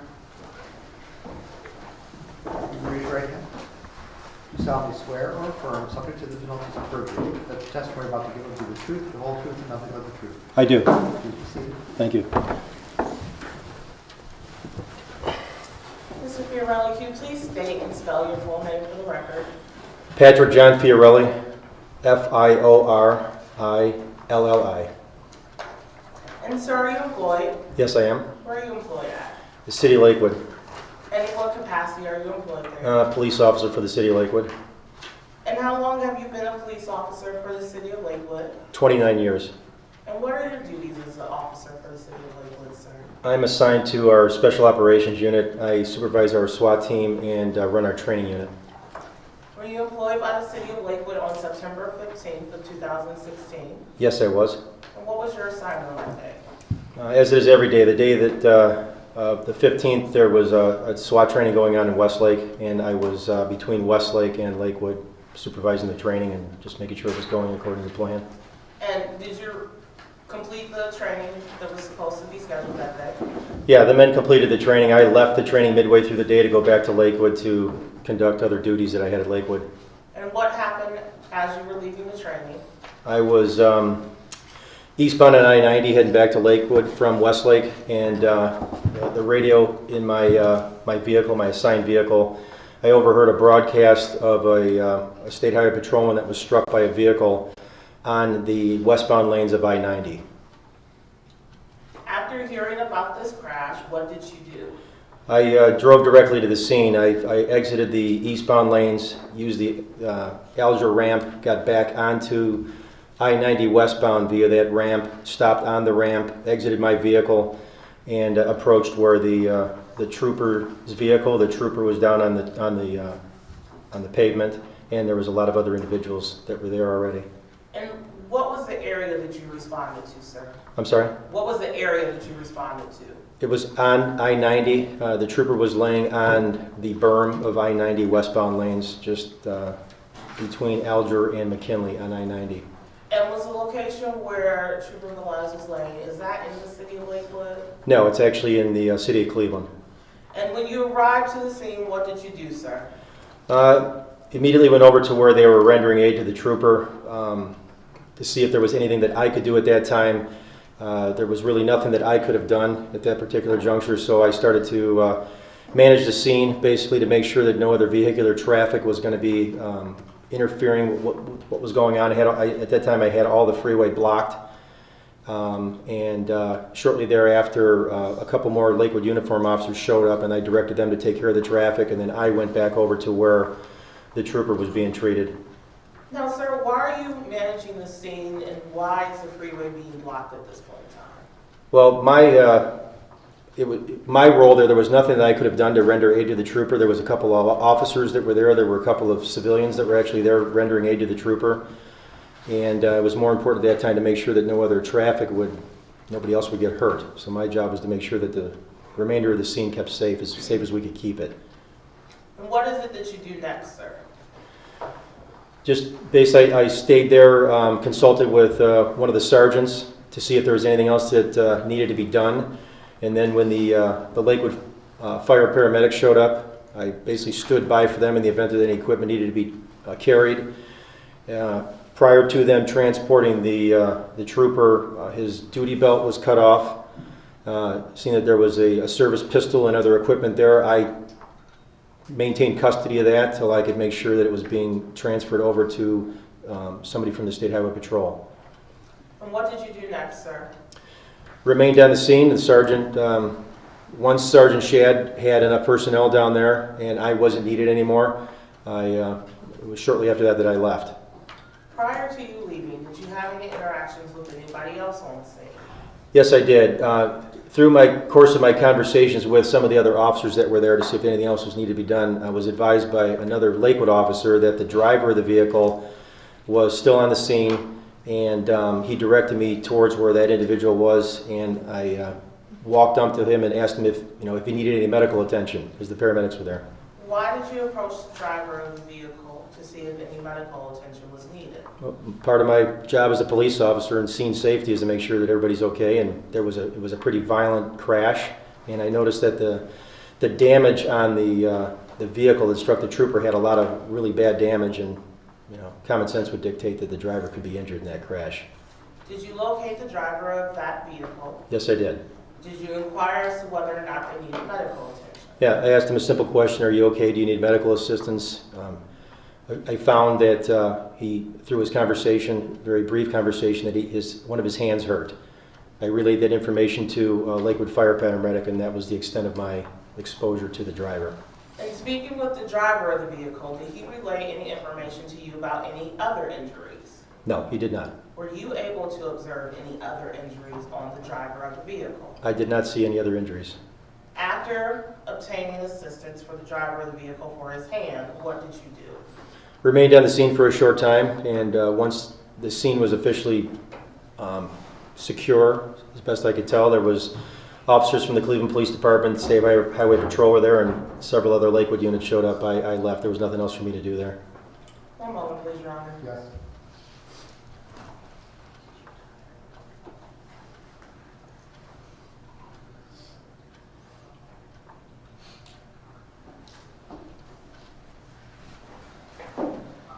Nothing further at this time.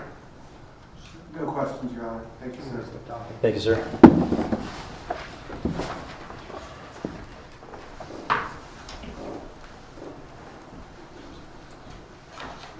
Your Honor, the state of Ohio is going to call Officer Jameson from the Lakewood Police Department to the stand.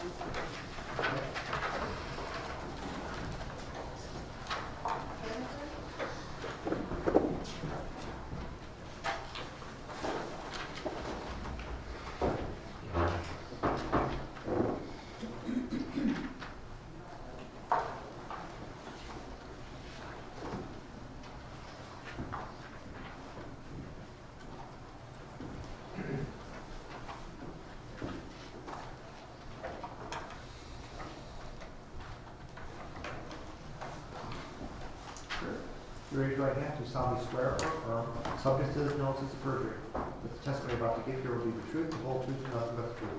I do. Please be seated.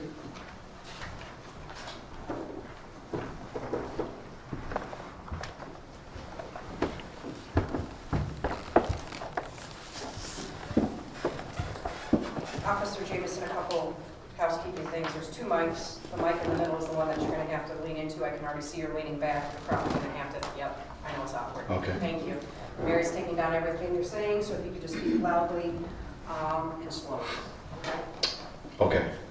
Can you state your full name and spell your last name for the record? Yes, it's Justin Jameson, Jameson. Can you hear me?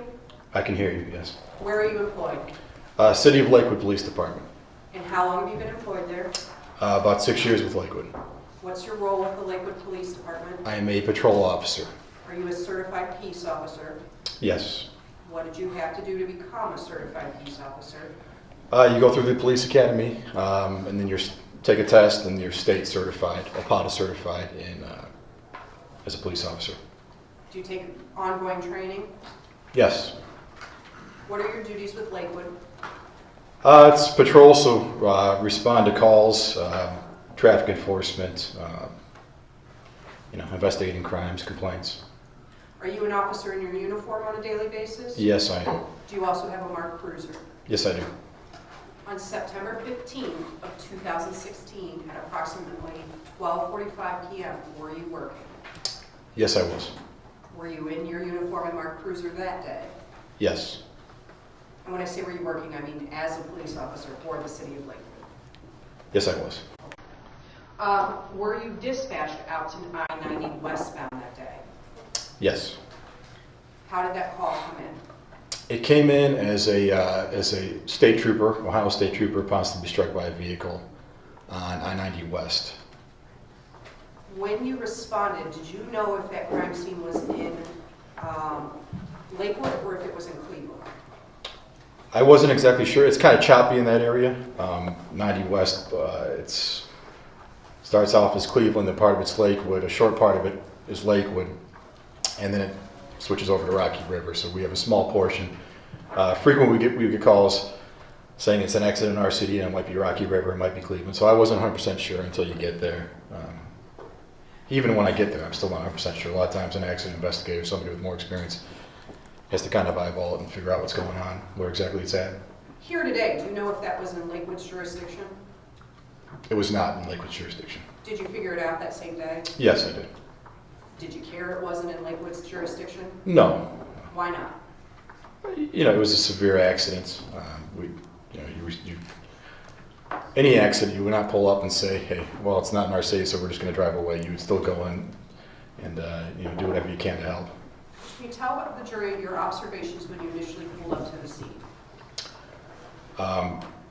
So I pulled on to the Alger on-ramp to 90, parked my vehicle, saw there was some traffic backed up, and there was you saw the trooper lying on the ground. There was a group of they looked like civilians around him, attending to him. There's another police officer that I work with, Officer Mauer. She was there as well, attending to him. And there's some other vehicles ahead. His patrol car was just west of him. A little bit of confusion, a lot going on. Just generally that area, can you describe it for the jury? Is it 4 lanes? Is it 3 lanes? What's it like through there? It's I believe it's 3 lanes, and then there is a left median. That it's a wide median, so it's enough to park at least one vehicle there. So it's 3 lanes of through traffic, I believe, and then it's one wide median on the left-hand side. How many lanes of traffic were open once you got on scene? I don't. I'm thinking 1, maybe 2. Traffic was backed up. There wasn't much traffic getting through at all. I think at that point they had stopped it, and there were still people kind of stuck just east of where the whole incident had happened. When you say they stopped it, do you mean the Lakewood Police Department stopped it? I don't know if it was us or if it was just traffic had stopped. I mean, there was no, the people in their cars saw something was going on, and they stopped their cars right there. I think any reasonable person would say it'd be hard to get around all the commotion, everything that was going on there.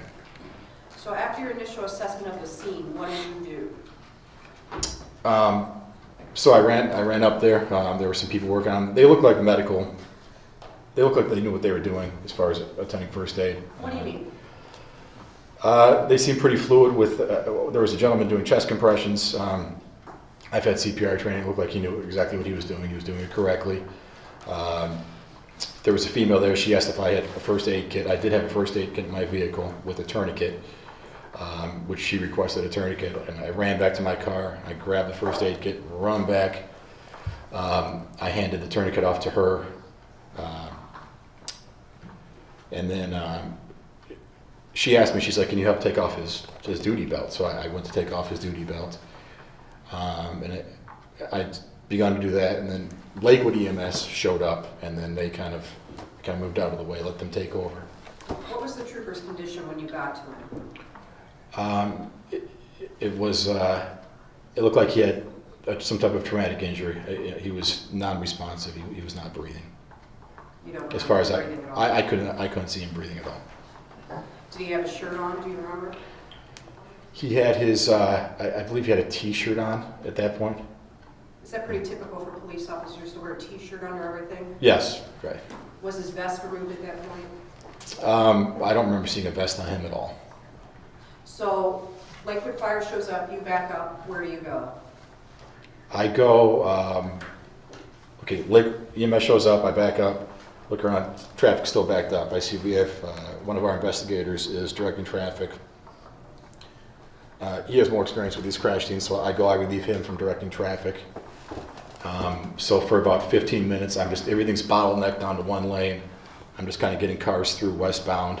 At that point, the freeway had been shut down westbound. So the only cars we had to get through were the ones that were already stuck there on the freeways. So that took about 15 minutes. So 2 questions from Anna. Did you stay near the scene of the crash? Yes. I guess what I'm asking is, did you ever go out and shut down an exit ramp, or did you always stay there within proximity of the scene? I did not shut down an exit ramp. No, I stayed on the scene in close proximity to where everything was happening. What police department chose to shut down the highway?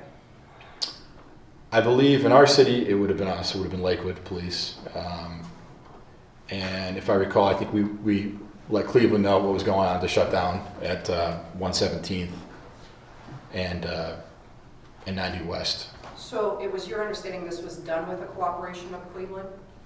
That's my understanding, yes. So when you're waiving traffic, who do you think is coming out to investigate the crash? Somewhere I heard that was in Cleveland. I was pretty sure it wasn't a Cleveland incident, Cleveland accident. So I assumed that they were going to come out and investigate the crash. Okay. After you were done waving down traffic, what did you do next? After traffic cleared, I walked back to kind of where everybody was. My Sergeant Shad, requested that I go stand by with the driver of the suspect vehicle, just to stand by with him, watch him for a little while. When did you become aware that the Ohio State Highway Patrol was coming out to investigate this crash? I don't know exactly when. I don't think I was sure who was going to investigate it at that point. Did it seem unusual to you that the State Highway Patrol was going to take it? No, that wouldn't seem unusual to me. Why not? They've handled fatals in our city on the freeway as well. They handle a lot of, more complicated accidents and as well as fatal accidents. If this was a Lakewood officer down on Madison Avenue, would Lakewood investigate that? Yes, we would investigate that. Is that pretty typical in your experience? Yes. So you went and stood by how did you know who the driver was? Various people had pointed him out to me. I think my sergeant was the first one, and maybe somebody else had mentioned it too. I don't remember who exactly. When you approached him, did you speak to him? I don't remember. I don't think I really said much to him at all. No. What was your purpose with standing next to him? You just kind of want to monitor him. His vehicle was nearby. You want to make sure he doesn't gain access to his vehicle. You just want to secure everything. Make sure everybody stays put, nothing's moved around. You want to limit that as much as possible. Did you know if his vehicle was drivable at that point? I don't know. I wasn't sure. Can you tell the jury what the vehicle looked like, if you remember? It was a hatchback. I don't even remember the make of the vehicle, actually. Hyundai, maybe? Decent. I don't know. Did it have damage to it? I think the windshield had some damage to it. The front did, yes. So what did you do with the defendant? Did you place him in a cruiser? Did you sit there with him? I just stood by on the left shoulder, in the median there, with him, and just kind of monitored him. How close were you to him? Probably about 5-10 feet. Did you observe any marks on his forehead, anywhere on his head? I don't remember, honestly. Okay. For some reason, I'm thinking he had a hand injury, but I honestly I don't remember specifically if he did or not. I'm talking about his head. His head? Yeah. No, I don't remember anything. Okay. Seeing anything. Do you remember his demeanor on scene? I remember thinking he seemed pretty calm. He was talking on the phone to somebody. Probably sounded like a relative. Did anything about him stick out to you? I did think that he had very constricted pupils. I remember seeing that.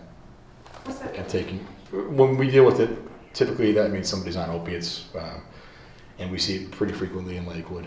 And that's one when we're speaking with people, it's one of the, it stands out more so than somebody if they were just out on a bright day. It's pretty clear. When you're in Lakewood, do you write a lot of OBIs? Yes, we write OBIs. Yeah, I do. What other indicator did you see of opiate use on scene today? Objection. Sustained. What else did you observe about the defendant that day?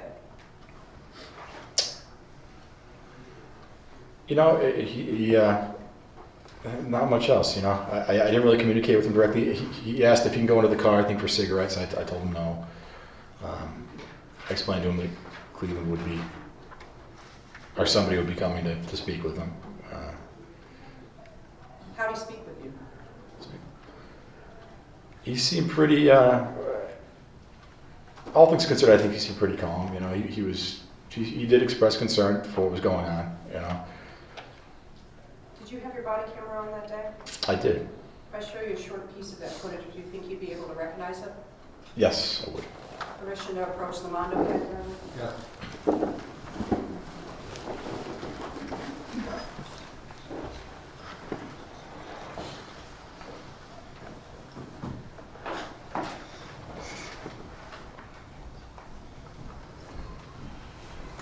I'm going to show you what's been marked as State's Exhibit 1503. Do you mind if I stand up so I can see the whole screen? Is that okay? Court doesn't mind. Just at the top, to the jury. Sure. Do you recognize this? Yes, that looks like me putting on my traffic safety vest. Okay. And where are you positioned right now at this point? Looks like I'm on the left median there. And is this, if you know, east or west of the crash scene? This looks like it's east of the crash scene. And is I'm sorry, this looks like it's west of the crash scene. West? What makes you think that? Let me get my bearings. No, I'm sorry. It would be, everything's behind us, so it looks like it would be west of the crash scene. You can have the volume on that, or you can have it on Yes, Your Honor. the officer, but you can't have both. Yes, Your Honor. We're going to turn the volume off for the officer. So maybe I'll ask this a simpler way. Are you in Cleveland or are you in Lakewood right here? Looks like Cleveland. So if the ambulance is heading west, are you east or west of the crime scene? Okay. Looks like we would be east of the crime scene then. Is the median here the same as the median where Trooper Velez was hit? It's wider in the area where the trooper was struck. So you said you did this for about 15 minutes? Correct. The permission of the court will fast forward through the traffic enforcement. You are sure, though, that this is your body camera footage? Yes, looks like it.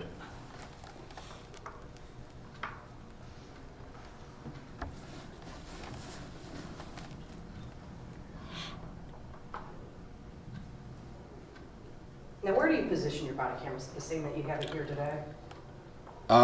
It would. I actually lost the body camera I was wearing. I lost it. Was attached to a magnet, a little bit lower on my vest. This one's higher than how I would typically wear it. Okay, so having it covered, is that unusual? It's with the safety vest. It will cover it if you aren't cognizant of it, and if you don't kind of lift it up and around. You know what I mean? The safety vest. If you're in a hurry and you just put on the safety vest, it would cover your body cam. I mean, that's the whole point. It covers your body so you're visible to oncoming traffic. So this particular body camera footage here, is this all going to be you enforcing traffic? Looks like it. Do you sometimes have does you sometimes upload multiple videos from the same day? Yes. I'm going to show you another piece of body camera footage. Exhibit 1504. Do you recognize this? It's kind of hard. Not yet. Do you remember covering up your camera at one point with your vest at some point that day? I remember it being covered and uncovering it. Yeah, I wouldn't purposely cover it up. I mean, it's frowned upon. Is this a new technology for you? We've had them for about, I would say about a year. At that point, for probably not quite a year. So now do you recognize this? Yes. What are we seeing here, Officer Jameson? It's almost, this is like kind of like a mirror image of, like I remember it being on the other side. This is like a kind of a mirror reflection of the incident, you know, of being there. But so right now it looks like I am just west of where the accident was. Do you recognize this person in the mid-bottom left of the screen? Yes, that's in the mid-bottom left. That is Officer Maurer, Patrolman Maurer. Do you recognize this person directly to her left? Yes, that is the suspect that was driving the suspect vehicle. We're sitting here watching his demeanor. Is this what you observed on scene? Yes. Do you see him shaking? I do not see him shaking. I don't remember him shaking.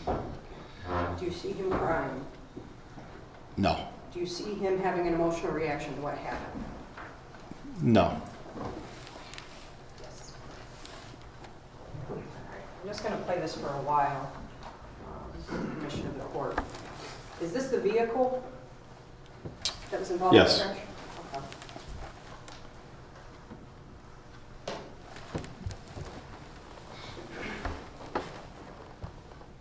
Now we can see this median here. Is it safe to say this is longer than 2 car lengths, that this median is this wide? Is it longer than 2 car lengths? Yes. Yeah, oh yeah. Does it continue that wide all the way down into Rocky River? Not all the way into River. How far? I don't know, probably about 200, 300 feet.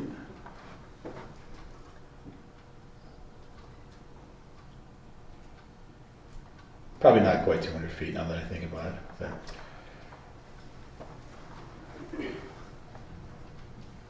Is this the trooper's car here in the mid-bottom left? If you know. I don't know. There were a few, at that point, there were quite a few different vehicles from different agencies on scene, so. Is this where you assisted in treating Yes. Trooper Velez? Do you know that individual walking around the screen? That is Investigator Fiorelli. And next to him is Sergeant Shad, my sergeant.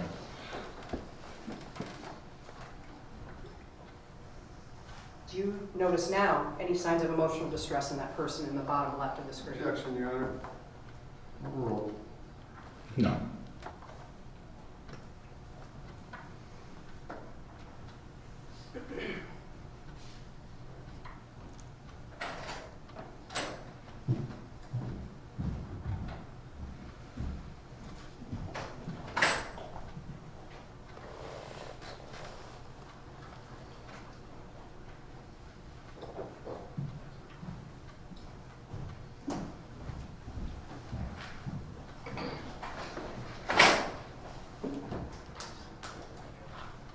Now, officer, at this moment, was that an Ohio State trooper?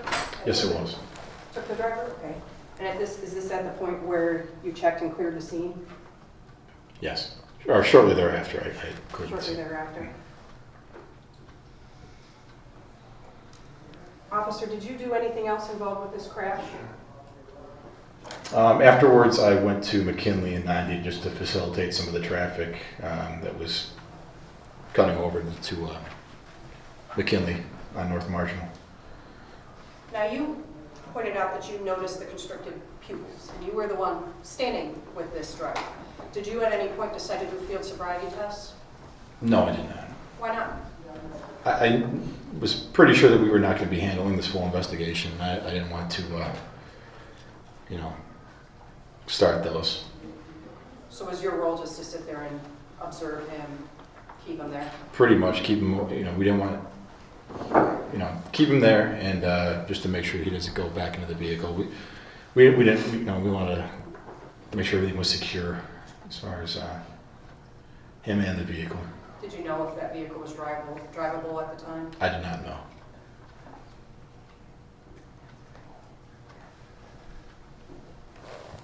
Nothing further, Your Honor. Thank you. Yes. Hello, officer. Traffic Attorney Johnson, I'm just going to ask you very, very brief questions. Okay? You work at Lakewood, Yes, sir. and you work with the female officer that was in here before you, tall lady? Yes, last year we worked on the same shift. Today we work on different shifts, but we do work together, yes. What's her name? Elizabeth Maurer. Okay. Did we see Officer Maurer on your body cam? Yes. What did she appear to be doing? She was sitting on the median. Okay. We didn't see her shaking in any way, did we? Nope. And we didn't see her crying? No. Can we assume that she didn't care that Officer Velez got killed? Objection. I would not assume that. No further questions. Anything based on that? No, Your Honor. So you may step down, thank you.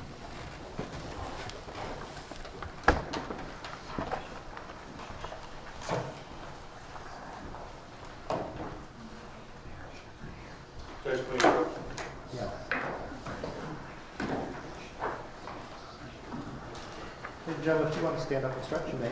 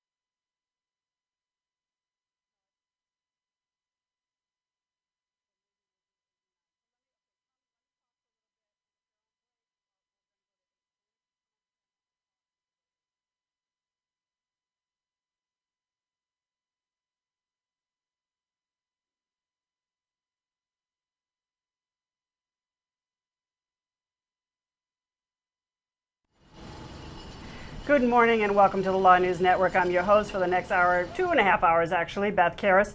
The court is in a morning break right now in Ohio in the case of Joshua Gasper, accused of killing a state trooper. The testimony that's been presented yesterday, today, all involve scene setters, first responders. Some of it is repetitive, but the prosecution is, it's not unusual for the prosecution to do what they're doing in this case, and that is to set the scene of the crime and then go forward with the investigation. The details will bring out what happened leading up to the crash, to the death here. So, during the morning recess, we're going to review a little bit about what was reviewed earlier today, what was testimony that was elicited, and we're going to show the testimony of Officer Elizabeth Maurer, one of the first responders. His eyes, because he was still there. He was trying to talk, so his mouth was trying to open and close a little bit. And he was trying to breathe, and I tried to slow down the bleeding because there was a lot. What did you do to slow down the bleeding? He did not have his uniform shirt on, and he did not have his vest on. I guess they came off when he got hit because they were not near him. So I just had his white t-shirt that I could see on him.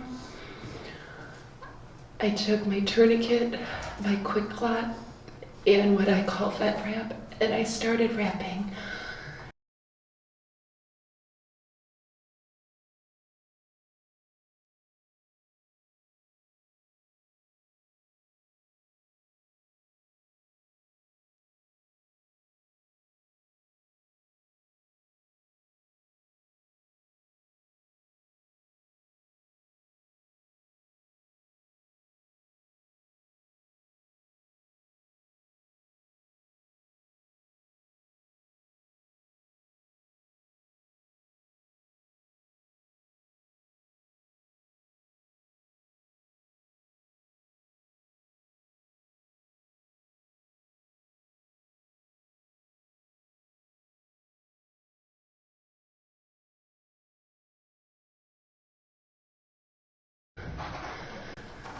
Did you personally know Trooper Velez before this day?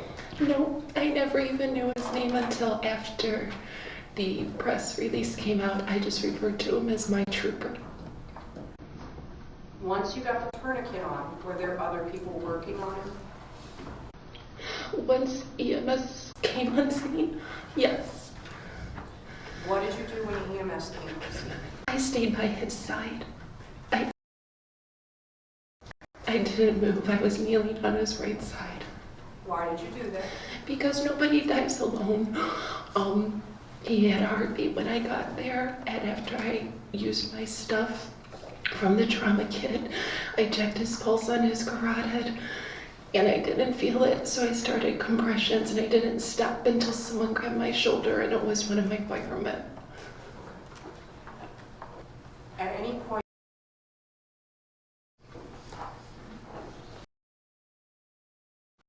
once he was removed, did you leave his side?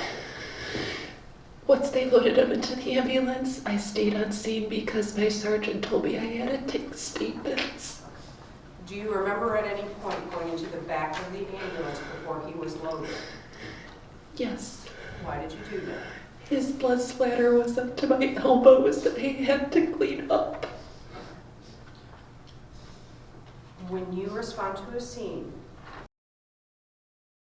tell the jury about that, what that's for. Sure, the body camera records what happens on scene because nobody has perfect recollection, and it helps to establish what happened during an event. When you first responded to the crash, did you turn it on? I did not. Unfortunately, I was focused on my emotions and grabbing tourniquets and making sure that he was safe and no other cars would hit him. After the fact, they would have to hit me first, so I didn't think about turning it on. So safe to say that was not a priority at first? No. Did you eventually turn it on? I did, once I was done being hands-on with him. Okay. So when you were in the back of the ambulance, is that when your body camera starts? I don't know. I know it was after that part of it was done.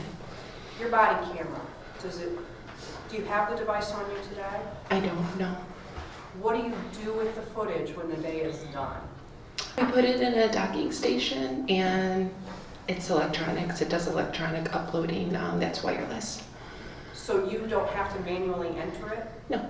Did you dock your body camera that day? I did. So, have you seen your body camera footage from that day?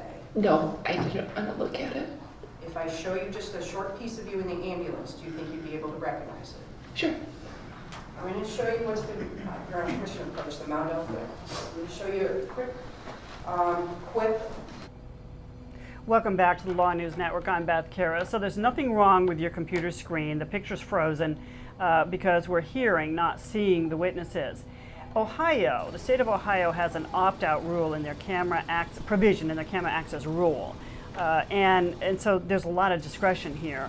Witnesses are asked in advance whether or not they want to be on camera, if they want to be seen and or heard. And I've seen this applied in many trials I've been at in Ohio. I've covered trials from Cleveland down to Cincinnati and in between, and Columbus and Toledo, Canton. And judges are not consistent in how they ask the witnesses to whether or not they want to opt out of camera coverage. But here a lot of witnesses are opting not to be seen but to be heard. So we're hearing this story but we're not seeing them. It definitely isn't ideal, but at least we get to hear what the jury is hearing, even if we're not seeing it. So there was another officer, Matthias Burke, who testified earlier today. Here's direct examination of Matthias Burke. Warren Road. And did you ultimately create a run report regarding this transport? I did.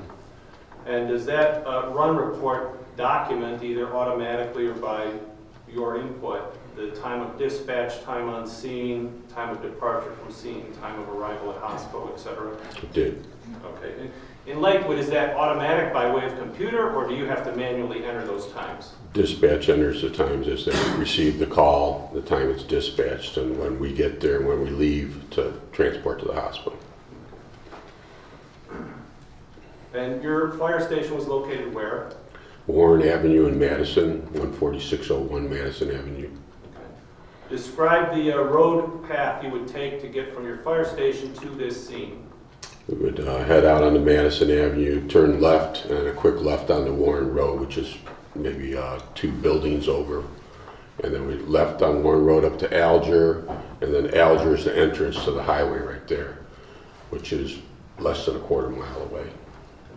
Can you estimate the drive time once the call was made? Within 2 minutes. How many other units of law enforcement did you see when you first arrived? Well, when we first arrived on the scene on I-90 itself, there was one officer treating the victim already down on the ground, a female officer from Lakewood Police. There was someone doing compressions on the victim. Stated that he was a Cleveland EMS personnel. We took over the scene at that time. My partner started doing compressions, and also the truck had responded with us due to the call. On the truck, we also had 4 paramedics. By the truck, you're referring to the fire engine? Fire engine, yes. Okay. Fire engine truck, and also car 2, which had a paramedic and a driver on it. So altogether, there was 7 of us that were paramedics initially right on the scene. So we did an assessment of the scene and then started doing our treatment. Okay. Any difficulty getting your ambulance where you wanted it to be?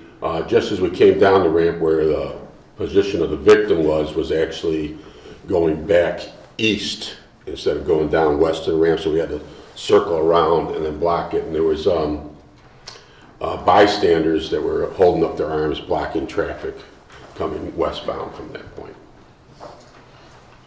All right, so your ambulance comes to a stop, what do?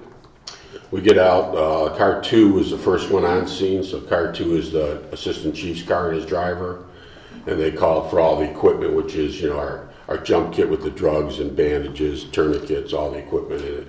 our Lucas device, which is an automatic compressor of the chest, an airway bag. So we had all our equipment with us as we arrived on the scene, along with a backboard collar. Brought the cot over with all that equipment on it, and then started treatment of the patient. Describe the trooper's condition when you first reached him. Trooper's condition was unresponsive, so he had no response to anything. The Cleveland EMS person was doing compressions on the scene. We stopped him. We initially took a pulse, and there was a pulse. There was a radial pulse, which is in the wrist, and a carotid pulse. So we stopped doing compressions at that time and started treating the victim as we seen. The officer had already put a tourniquet from her kit on his arm, his left arm. His shirt and vest had already been ripped off, so there wasn't anything that we had to remove at that time. So she had put a tourniquet there, but it was still actively bleeding. We applied another tourniquet. We rechecked the pulses. There wasn't a pulse at that time. He was also bleeding from the occipital area, the back of his head. And you could see that he was actually had some deformity in his lower legs, and was in pretty bad shape. So we applied those tourniquets, reassessed the pulses, and there wasn't a pulse at that time. It was within 30 seconds to a minute later. And we started doing compressions and taking care of the airway. So one of the medics was working with a bag valve mask and doing the ventilations. Another one was doing compressions on the victim. We had the 2 tourniquets on, and then we started packaging them up as best we could. We applied the Lucas device, which does the automatic compression, so we're able to move victims and continue to keep compressions going as we do that. Was there difficulty establishing an airway? There was difficulty, according to the medic that was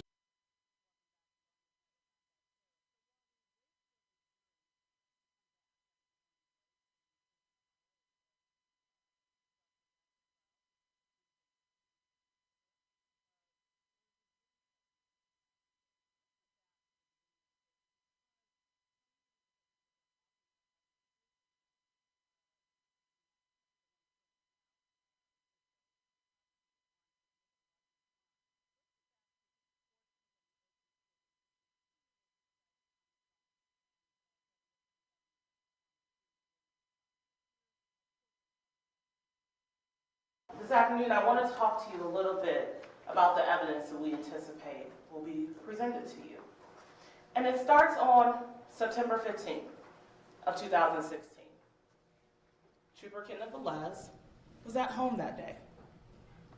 And he got ready like he did every other day, kissed his loved ones goodbye, and he went to work.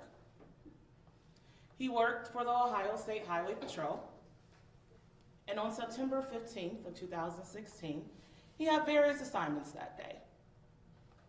And when he kissed his family that morning and went off to do his job, he had no clue what was going to happen to him that afternoon. And around noon on that day, Trooper Velez was working a traffic detail on 90 westbound, right around the border of the Lakewood and Cleveland divide, about the 164-mile post on the highway. And he did what he often did. He pulled out his laser gun and he tracked the speed the vehicles were traveling at. And as he was doing that, he saw a vehicle that was speeding. There were a couple cars on the highway that day, normal sort of flow of traffic. And Trooper Velez was standing in the berm. And throughout this trial, you're going to see pictures of what that berm looked like. And you'll hear testimony about that berm. And when we think of a highway berm, we think about this small little lane, but that's not what this was. This berm you will hear testimony of was wide enough that 3 cars could fit in it, sitting side by side. And so on that day, Trooper Velez parked his vehicle in that berm. He saw some cars speeding towards him, clocked it on his laser, and he began to flag the car over that was speeding. And how do we know this? Well, we have Trooper Velez's dash camera from that day.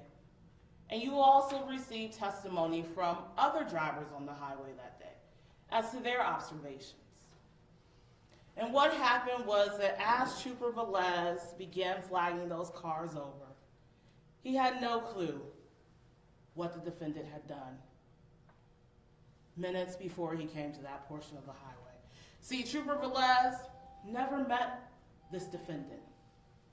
You're going to hear testimony about the defendant, and you're going to receive evidence that about 20 minutes before this defendant struck and killed Trooper Velez, he was at a methadone clinic at about 55th and Euclid Avenue.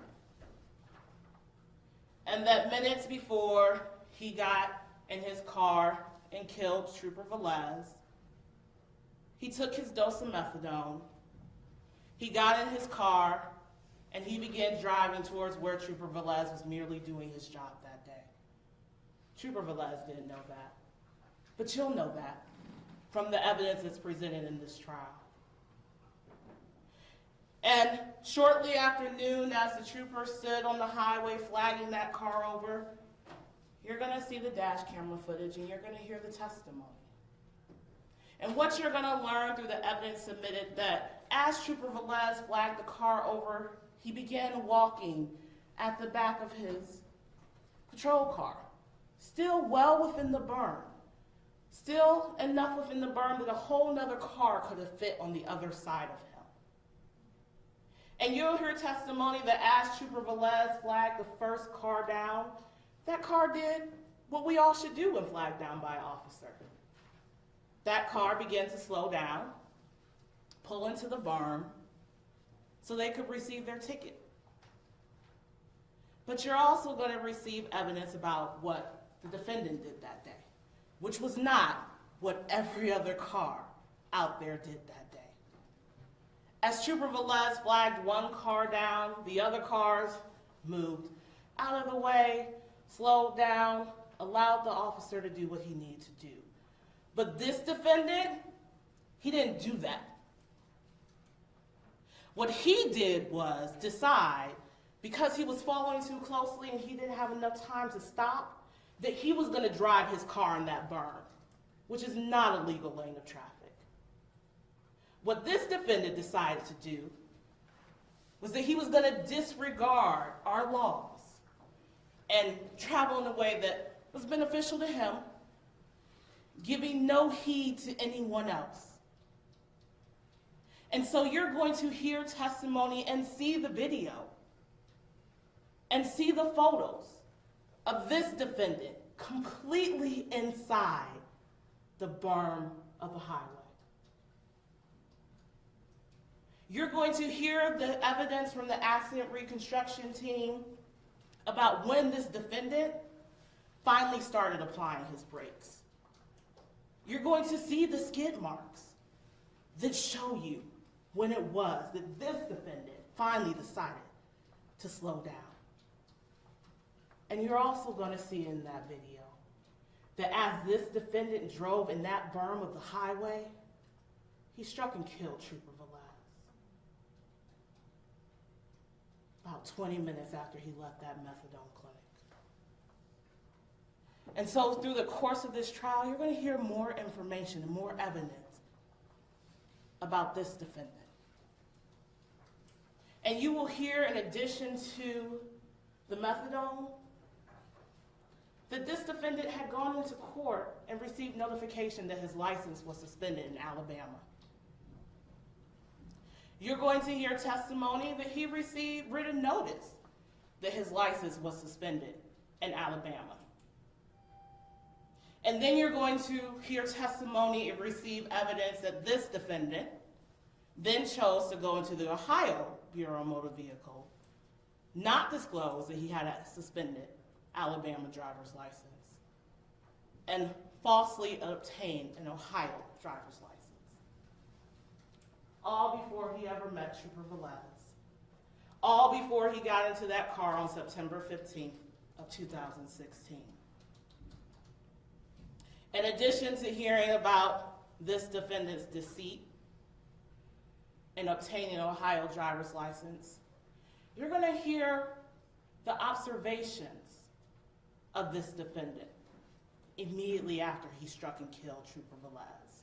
We're going to have witnesses here who did not drive into the berm of the highway, who properly stopped. And after seeing this defendant strike Trooper Velez, they called for help. They rendered aid.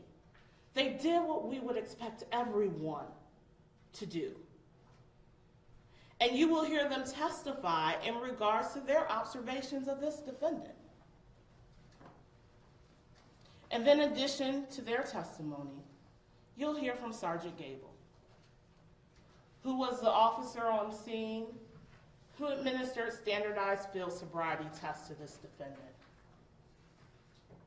We asked you a lot of questions in voir dire about impairment, but we also asked you about experts and listening to their testimony. You're gonna hear Sergeant Gable's training and years of experience in standardized field sobriety tests. And you're gonna hear and see the video of Sergeant Gable giving standardized field sobriety tests to this defendant. And you will hear from Sergeant Gable his observation of the defendant as well, and his conclusions about the defendant's impairment based on the standardized field sobriety test that he issued on scene. That is the testimony you will receive in this case. That is the evidence you will have. And so when we talk about what happened on September 15th of 2016, you'll have more information that Trooper Velez had that day. Because for Kenny, he was just going to his job that day. For Trooper Velez, he was flagging down a car to issue them a citation. It was something he had done throughout his career. Trooper Velez did not have access to the knowledge that you're gonna have throughout this trial. He had no clue what this defendant had done in obtaining a false driver's license. He had no clue that the defendant had just left the methadone clinic. And he had no clue that this defendant would give reckless disregard to every traffic law and enter the berm where he should not have been driving. But you. Welcome back to LawNewz Network. We broke out of this opening statement by the prosecutor a little bit early because there's some news in the Campbell trial, the jury that's been deliberating the fate of Eric Campbell. Now, a juror wants to be dismissed, and the court is holding a hearing. Now, the jury's on a break, and there's a hearing. I think they're at sidebar right now, but we're going to go into that courtroom so you can see. They're talking about deliberating with 11 jurors. Now, that is permissible, provided that both sides agree to it. Typically, the defense doesn't agree to going forward with 11 jurors unless they think that, you know, they've got a good chance of a hung jury or even an acquittal. So that's where we are right now. This juror wants to be off, and the judge has sent the jury on a break. I'm just reading some notes right now because all this was happening when we were showing the testimony of the prosecutor from Gasper. So let's go into the courtroom in Campbell if we can, in Virginia.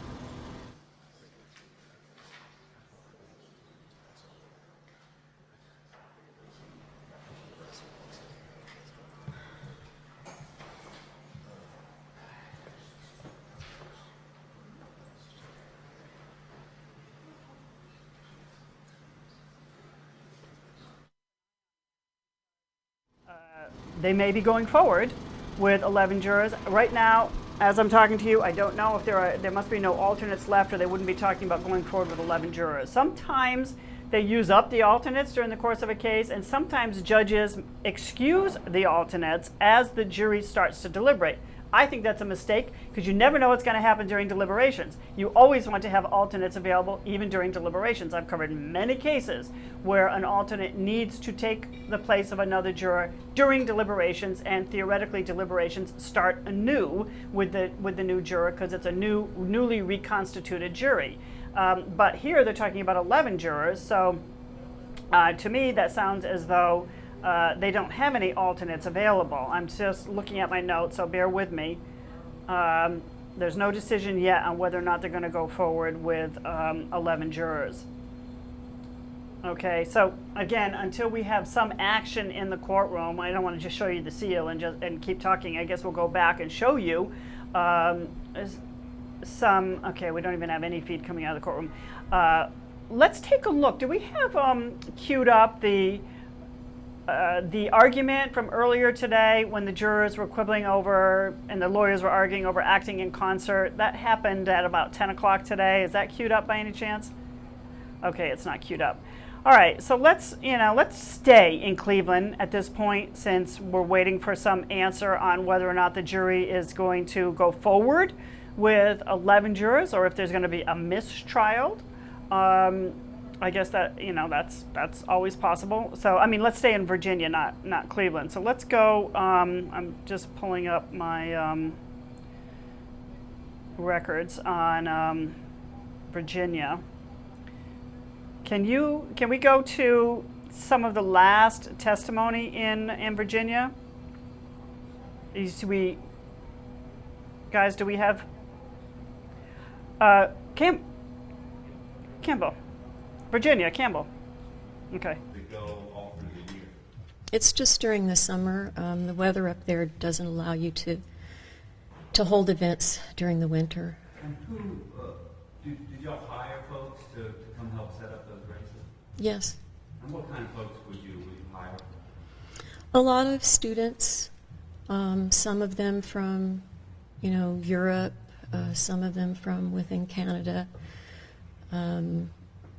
quite a few from the UK, because the UK has this program called Gap Year, where when someone graduates from high school, it's normal procedure that they take a year off, and their family encourages it for them to go and, I guess, explore the world before they start college or university.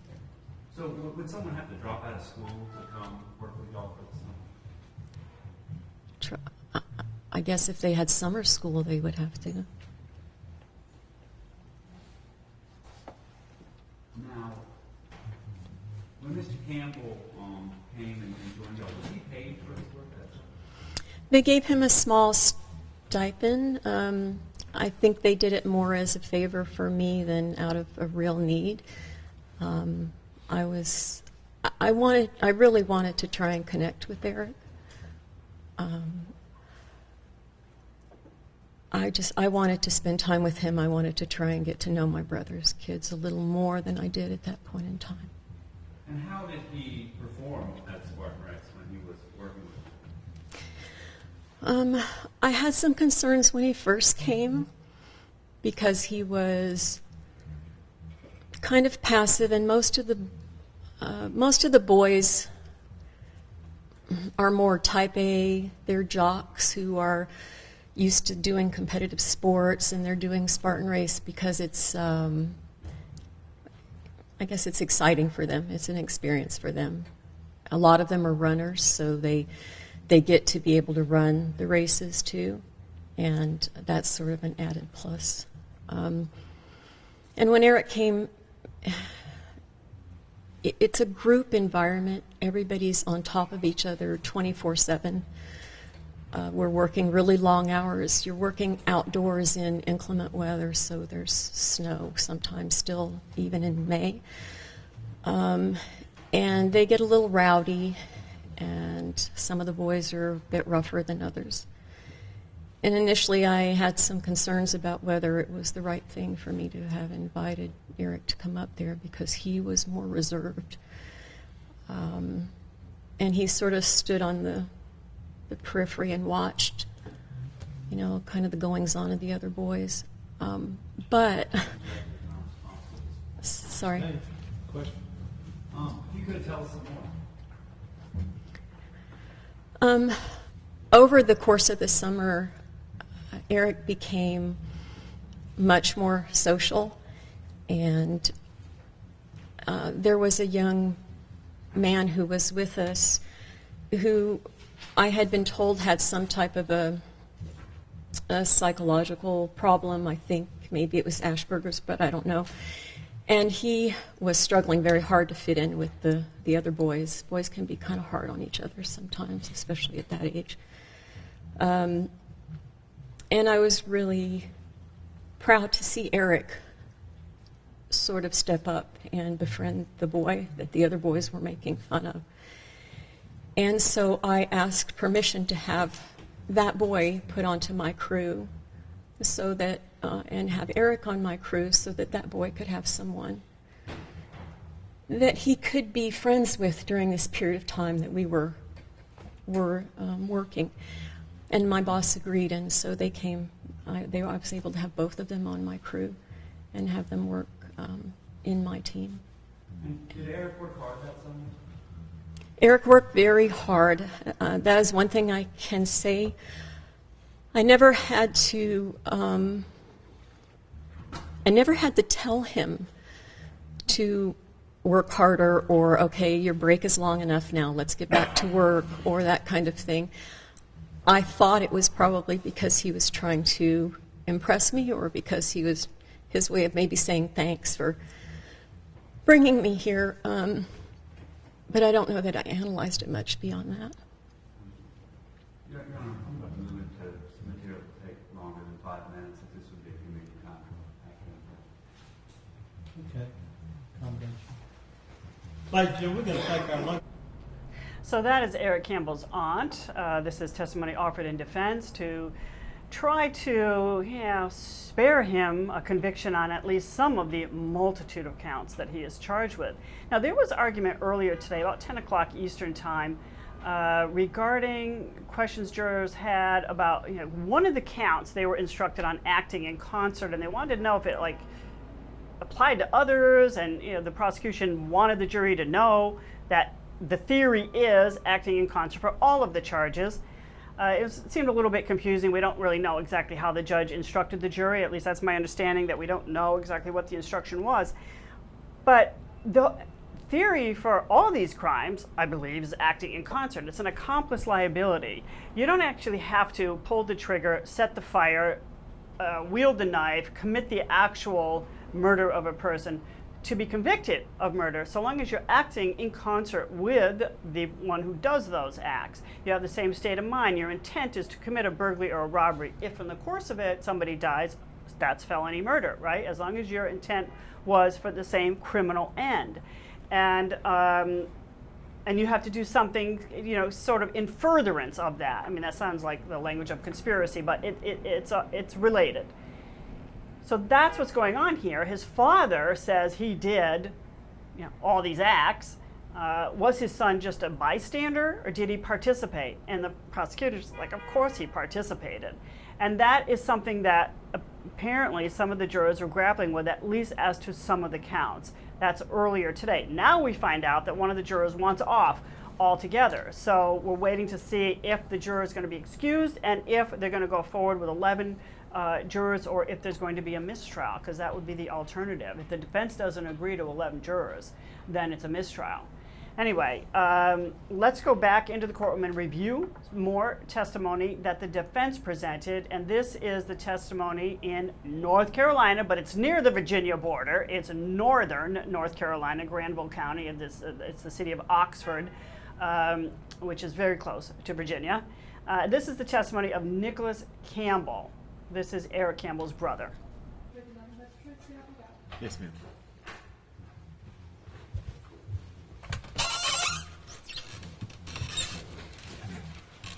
Would you please tell the jury who you are? My name is Nicholas Campbell. I'm the son of Edward Campbell and the brother of Eric Campbell. And do me a favor. Pull that microphone just a little bit closer. Better? Yes. And you said that you're Eric's brother, is that right? Yes. How much older are you than Eric? I'm 4 years older. And tell us where you grew up. I grew up in Florida until I was 7, and then we moved to Texas in my later life. Now, where do you live now? I live here in Raleigh, North Carolina. And why did you move to Raleigh? To support Eric, and also a change of scenery. What do you do for a living? I'm a general contractor. Well, are you a licensed general contractor? No, sir. I'm sorry? No, sir. You do construction work or? Yes. Just describe what you do. Paint houses, roofing repairs, tile work, anything of the sort. So all kinds of work? Yes, sir. And you stay busy doing that in the Raleigh area? Very. Now, was your mother in the home when you were growing up? Not really. Explain what you mean. From about as far back as I can remember, she was disabled, wheelchair bound, and I was taking care of her. And how old were, do you remember how old you were when your mom,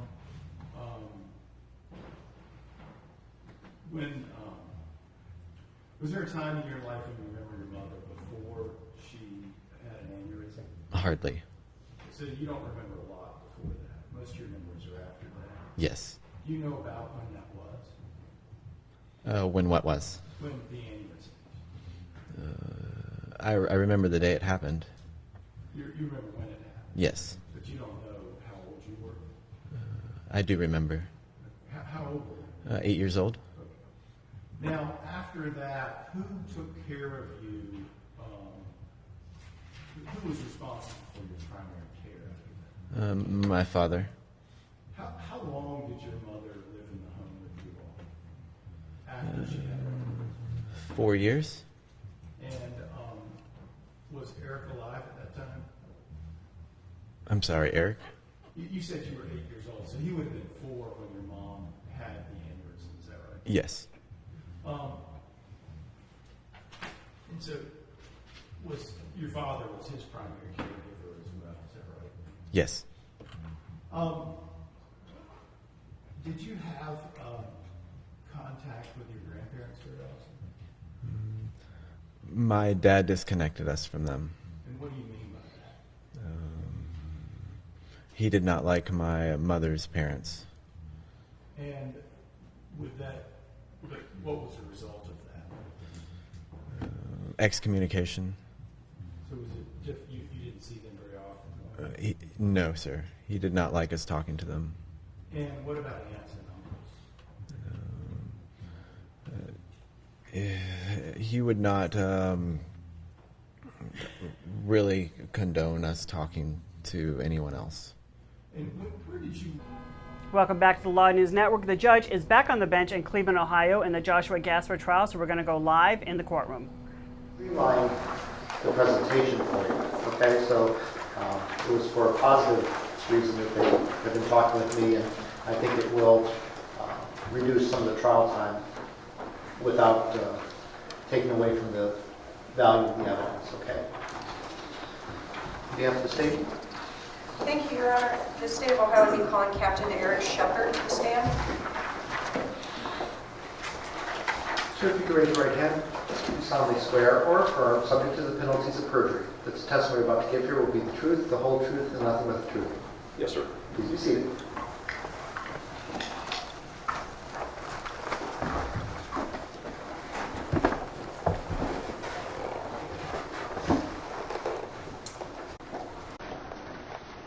Can you hear me?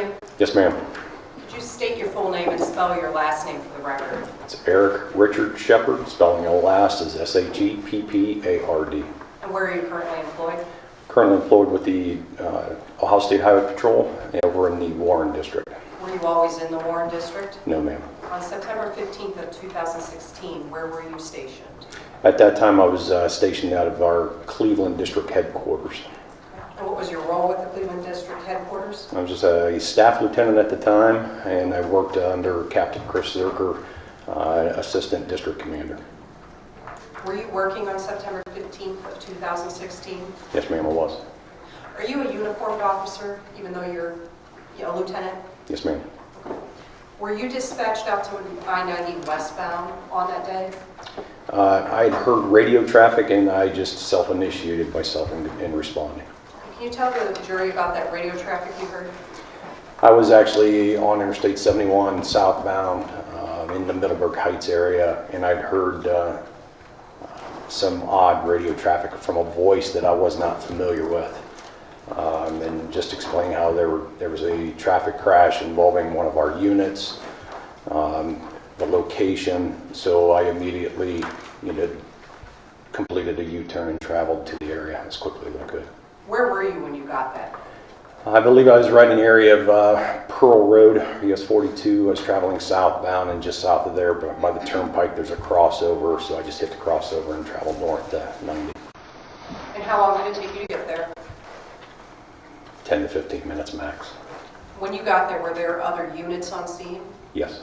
Were there people from other jurisdictions on scene? Yes. Do you remember what jurisdictions those were? I believe it would have been Cleveland Police Department and then Lakewood Police Department.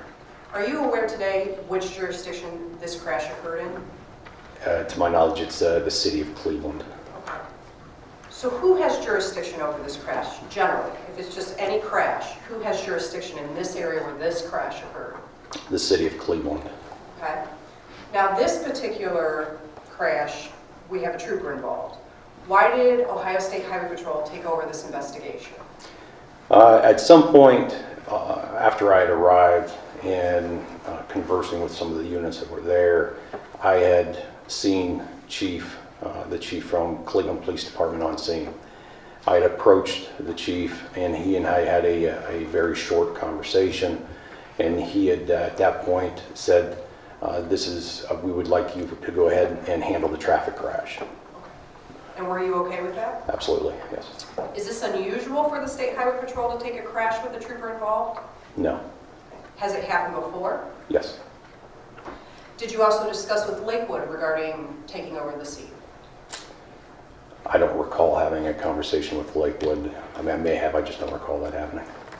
Was there any fighting back and forth about who should have the scene? Absolutely not. So once you realized it was going to be your scene, were you the commanding officer on scene? Yes. Who else was there from command, if you remember? At some point, Lieutenant Travis Hughes was there. I believe I was, as far as command-wise, I was the highest ranking there. But I know Lieutenant Travis Hughes was there. At the time, it was Sergeant Rob Gable, who's now a lieutenant as well. There were a few other troopers, investigators, etc. Did you call in troopers from other posts? I called or requested, what we call our crash reconstruction team. So they come from different areas. I also requested our Office of Investigative Services to be there, so they come from, there's actually units that were coming up out of Columbus to assist. So our resources were coming from multiple areas throughout the state. What else did you do on scene? What was your role on scene? Initially, I just wanted to make sure the scene was secured. In other words, the evidence didn't get tampered with, because Kenny was already being tended to.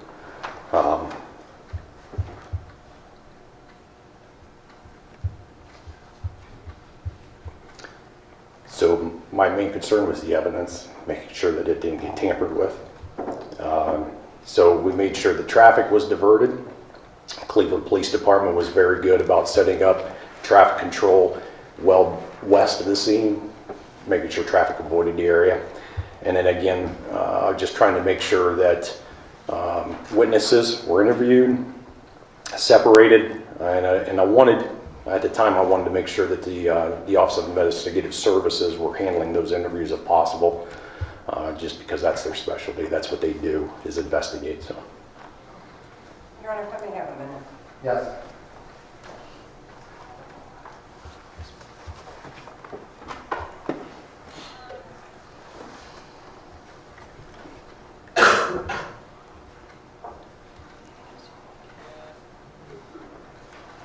Nothing further, Your Honor. Thank you. Thank you very much. Good morning, sir. Good morning. Sir, my name is John Stitt. I'm going to ask you a few very brief questions. If I ask you anything you don't understand, you can just ask me to rephrase it, okay? Yes, sir. This is probably very difficult for you, testifying in a case involving another trooper. It's difficult, but we can handle it. Okay. How long did you know Trooper Velez, sir? Probably the better part of over 15 years. Okay. And you guys worked together that entire time? No, sir. When I first knew Kenny, I was at the Medina Post and he was at the Elyria Post, so adjacent counties.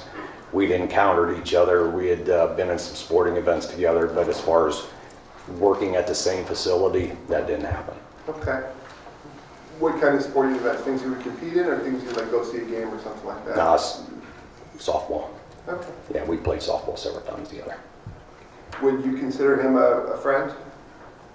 Absolutely. We're all family members, so to speak. Yeah. Okay. And at some point, sir, the Cleveland police chief asked you if you wanted to take this investigation. Is that your testimony? Correct. What kind of things do you consider when making a decision whether to accept an investigation or not? What kind of factors went through your mind here? Well, then our authority, our jurisdiction, and in this particular case, obviously it happened on a public roadway, which the Highway Patrol absolutely has authority to handle. I also want to look at resources. Do we have the appropriate resources, manpower, et cetera, to be able to respond and handle this appropriately in a timely manner? And in this particular case, I didn't think there was any reason that we should not handle it. Okay. Does Cleveland also have the resources to handle fatal scenes? I would assume they do. I don't know all the resources that they would have available to them. Okay. There are more officers of the Cleveland PD than are available at your post, or really the entire Highway Patrol. How many officers are at your post, sir? At the Cleveland Post, at the time? Yes. At the time, there was probably, trooper-wise, maybe about 20, give or take, some supervisory staff. Okay. Were there any concerns voiced by anybody that perhaps it might be best practices to have some folks who aren't so close to Trooper Velez handle this investigation? I don't believe that was ever discussed. Thank you, sir.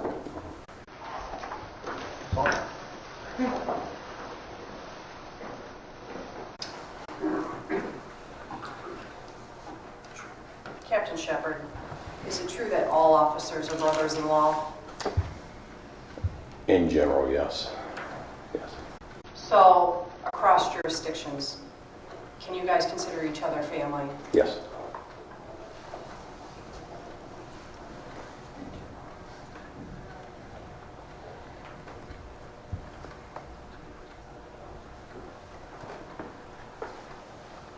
Was this scene handled in the exact same way that you would handle any other fatal car crash? Absolutely. Did the fact that the victim in this fatal car crash was Trooper Velez change the way you handled the scene? No.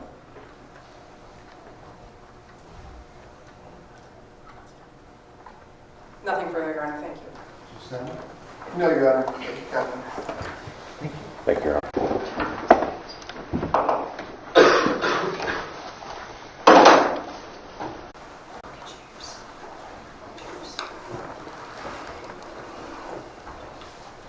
Are you bringing the more witnesses this afternoon? Yes, Your Honor. Yes, Your Honor. So you're done for the morning? Correct. Okay.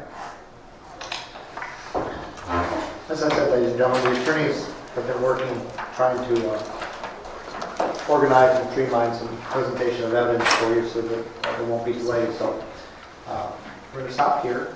If you're back downstairs at 1:15, Mrs. Smith will call you out. I hope we'll get all of you on the same elevator this time. I hear you had an interloper this morning. Keep in mind, don't discuss this case. Don't let anyone discuss the case with you. Don't form or express an opinion. No investigation. No media accounts, despite the excellent media that we have in the area. And we'll see you back after lunch. Thanks. All rise.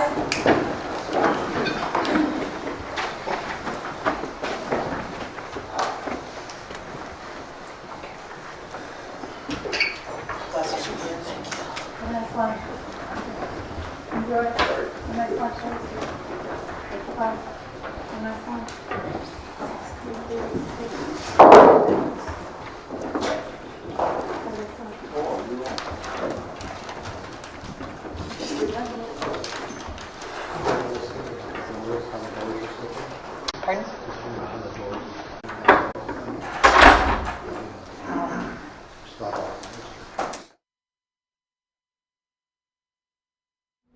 Okay, welcome back to LawNewz Network. They're at lunch now in Cleveland, Ohio. We're going to go into the North Carolina trial of Eric Campbell. The judge is back on the bench. I'll explain to you what had happened, but in a nutshell, it looks like the judge is going to ask the jurors, well, he considered asking all the jurors if they couldn't deliberate anymore, to see if there's more than one who wants off, and that it would force a mistrial. And the defense says, well, don't tell them about the mistrial. And the judge said, take a break, and everybody, let's think about what we want to do. So now they're back from that break. Let's go into the courtroom.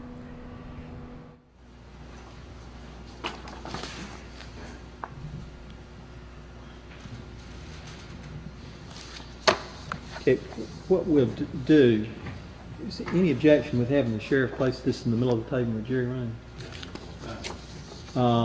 These are the forms. It's the state AOC form FS9.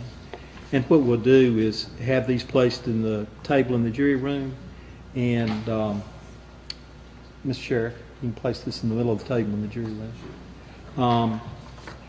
If y'all fill those out in the jury room, and then once you fill those out, you can come in and give them to the clerk and leave. During our weekend recess period, it's the duty of all of you not to talk among yourselves about this case. It's your duty not to talk to the parties, the witnesses, or the lawyers about anything at all. It's your further duty not to talk to anyone else, to allow anyone else to talk with you, to say anything in your presence about this case. If anyone communicates with you in any way, you need to let the sheriff know about it when you come in. Don't do any individual research or investigation on your own about any issue touching on this trial. Avoid reading, watching, listening to accounts of this trial if there are any. And just be mindful of that. So what we're going to do is, Mr. Young, if you would collect all of those things in that bag, together with the verdict sheet, you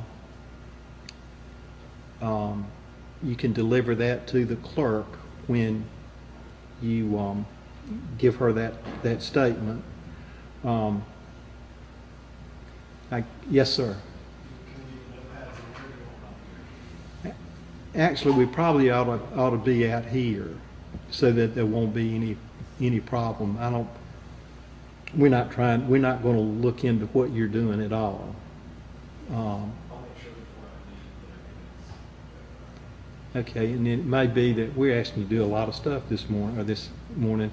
When you come in, if you would put your notes in your seat, and that way that'll help the sheriff. And we'll sit right here while y'all do that and take whatever time you need. That's not a problem. With that, ladies and gentlemen, I'll excuse you to the jury room. Once you've done those things, you're free to leave until Monday morning at 9:30. Thank you.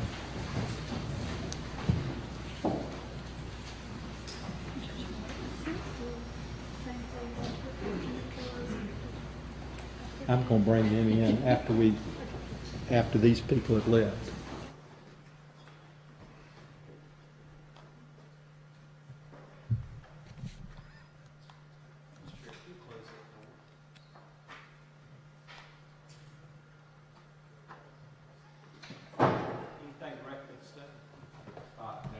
Anything direct to the defendant? Yes, sir.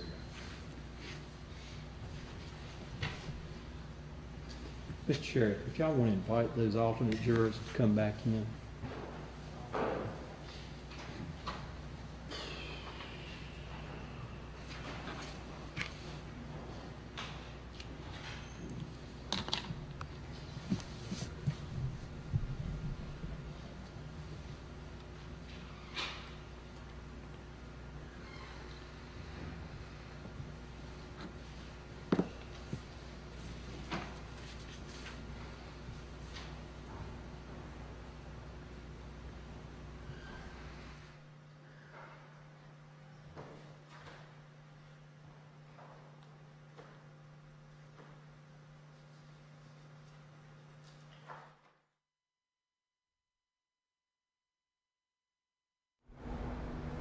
Welcome back to the LawNewz Network. I'm Beth Kara. So there's been a flurry of activity in the last hour or so with two live matters, one in North Carolina, Granville County, and the other in Cleveland, Ohio.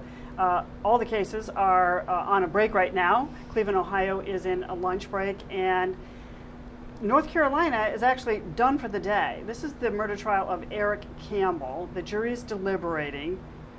Earlier this morning, one of the jurors indicated that she can no longer really deliberate. She can't deliberate. And the judge is considering excusing her, which is incredible to me because they already released the alternates before deliberations, which is something that most courts do not do. I've seen it happen. I'm joined in studio now by Ron Blitzer, who is a former assistant DA here, as am I. He was in Brooklyn, I was in Manhattan, and you're also a senior editor of LawNewz.com, so you're writing a lot of the articles that we read.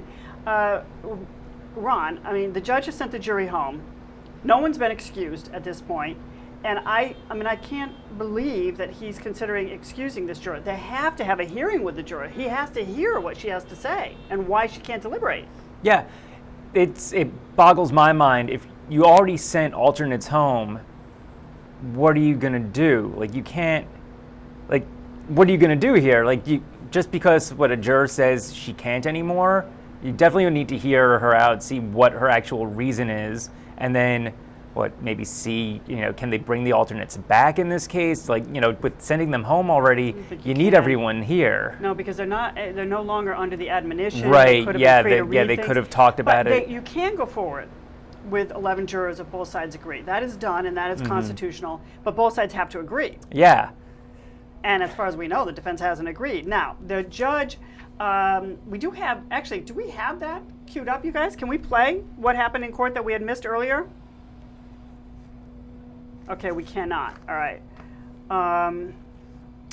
But we do have the video. Hopefully we'll be able to play it for you later, what happened. Anyway, I'm just trying to find the notes here because I have some written notes that were coming in from Kathy, who was watching.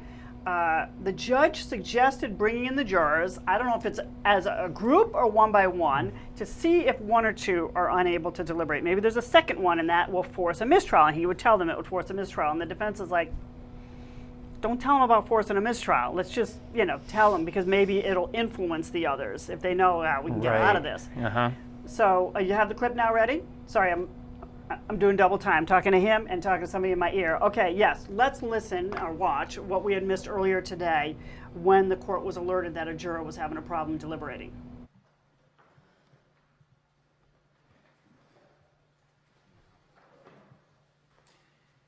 Counsel, I received a note from the jury which I marked as Court Exhibit 3. It reads as follows.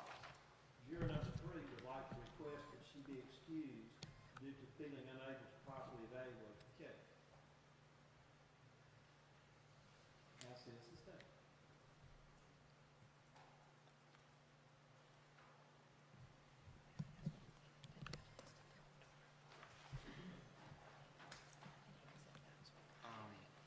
Your Honor, I think this is a big case, and if she's at a point where she can no longer keep her oath, then I guess after you evaluate that, then that's a determination for the court.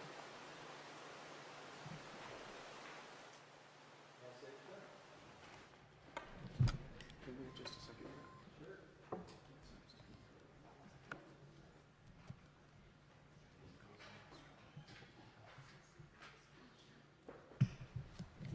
My understanding would be that would cause a mistrial. It absolutely would.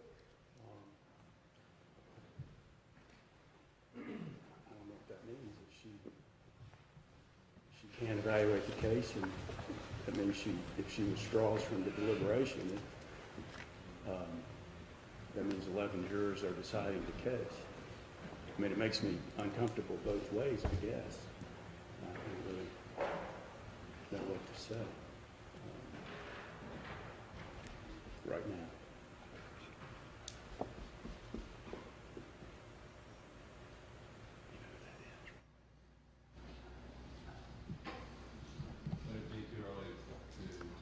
Essentially, struck on the dynamite. I mean, this is... No, this is not an Allen charge request.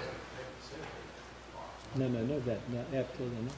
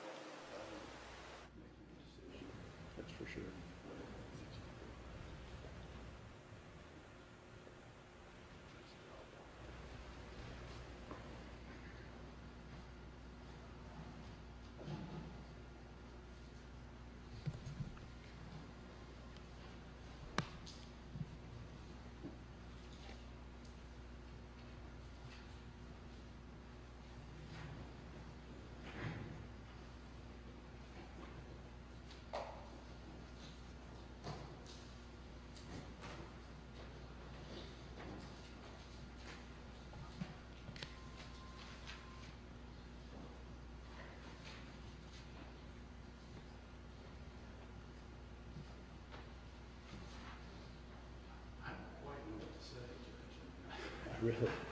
I mean, I don't want 11 jurors making the decision, but at the same time,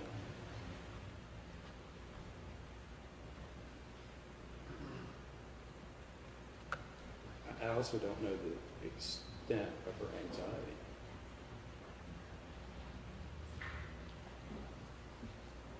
I mean, I'm not quite We sure. have a fine balance of not interfering with their deliberations and discovering what we need to discover in order to be able to appropriately rule on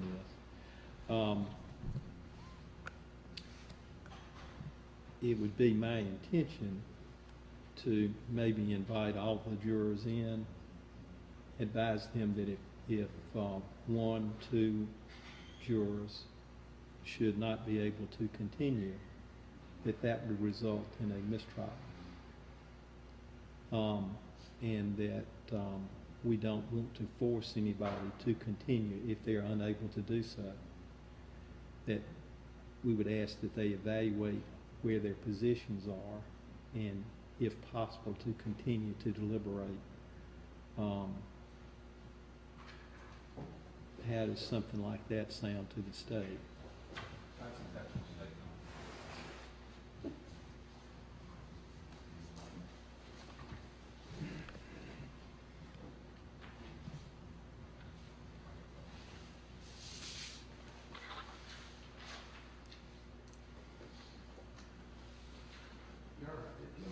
The only question I have is it possible to give that same statement without the mistrial claim? And I mean, I don't know what, if they then start taking a position. I don't really know how it's going to make the other jurors react, I guess. My one concern.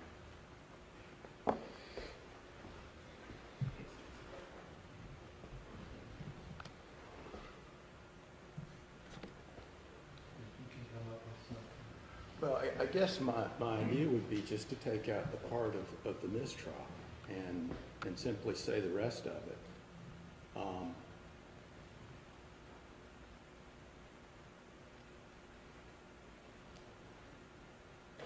Not sure how that would read. I'm trying to rethink it. Well, what I'll do is I'll give them a recess period. Everybody can visit with themselves about what you want to do here, and I'll hear you when we come back after you've had some thought. I've done a lot of these, and this is new.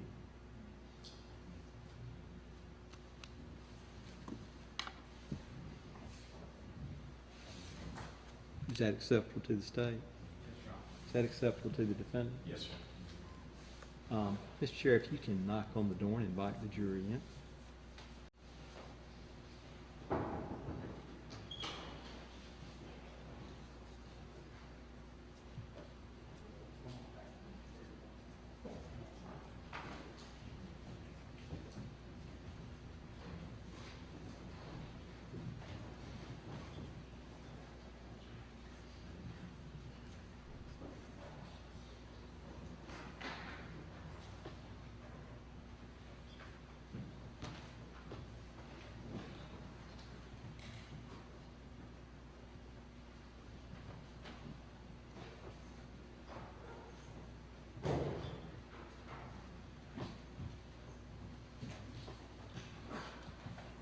Ladies and gentlemen, we're going to take our morning recess at this time.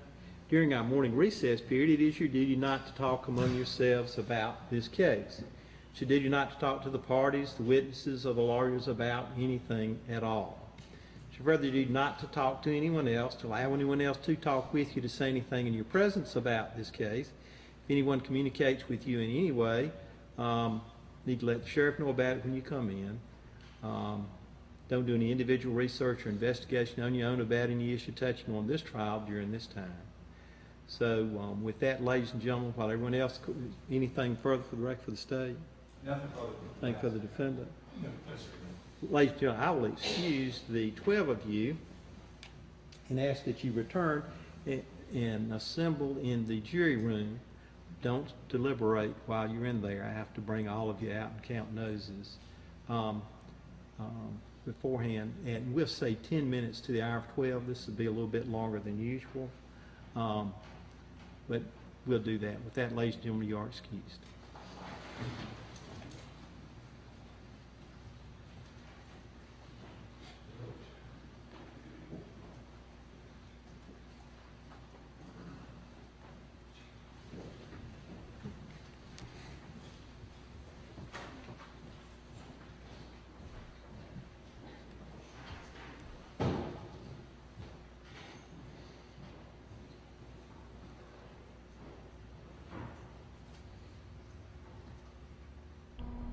Welcome back to the LawNewz Network. I'm Beth Karras, and I'm joined in studio by Ron Blitzer, a former prosecutor here in New York. He was an assistant DA in Brooklyn, and he's also senior editor of LawNewz.com. Ron, say the judge excuses this juror. Obviously, he never should have excused the alternates.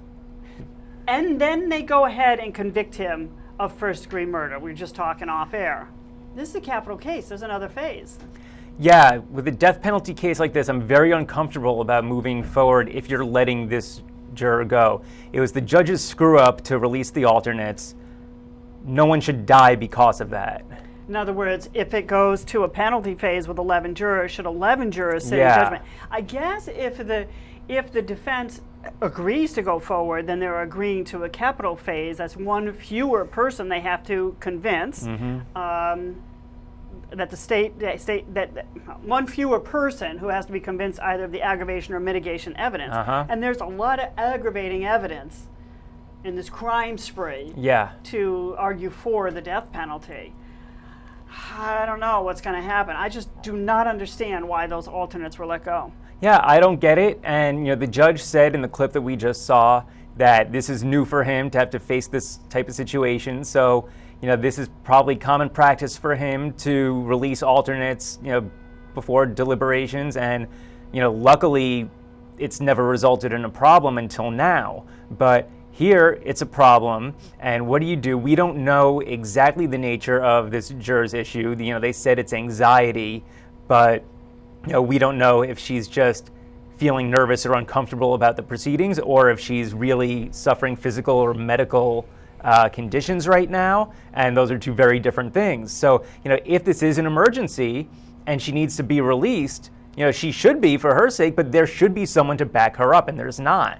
Right. They need a hearing. Yeah. They need to bring her in. Obviously, it's not something that we would see. Maybe we could hear it, but not see it, to explain what's going on. Maybe she's being bullied in there. What is causing this? I mean, if it's her first time sitting as a juror, and it's not easy to sit in judgment of another person, I suppose, for some people. Some people can't sit on death cases, but this is a woman who was death qualified. I mean, she agreed during voir dire that under the right set of facts, she could actually vote for death, and now she can't even sit through the guilt phase.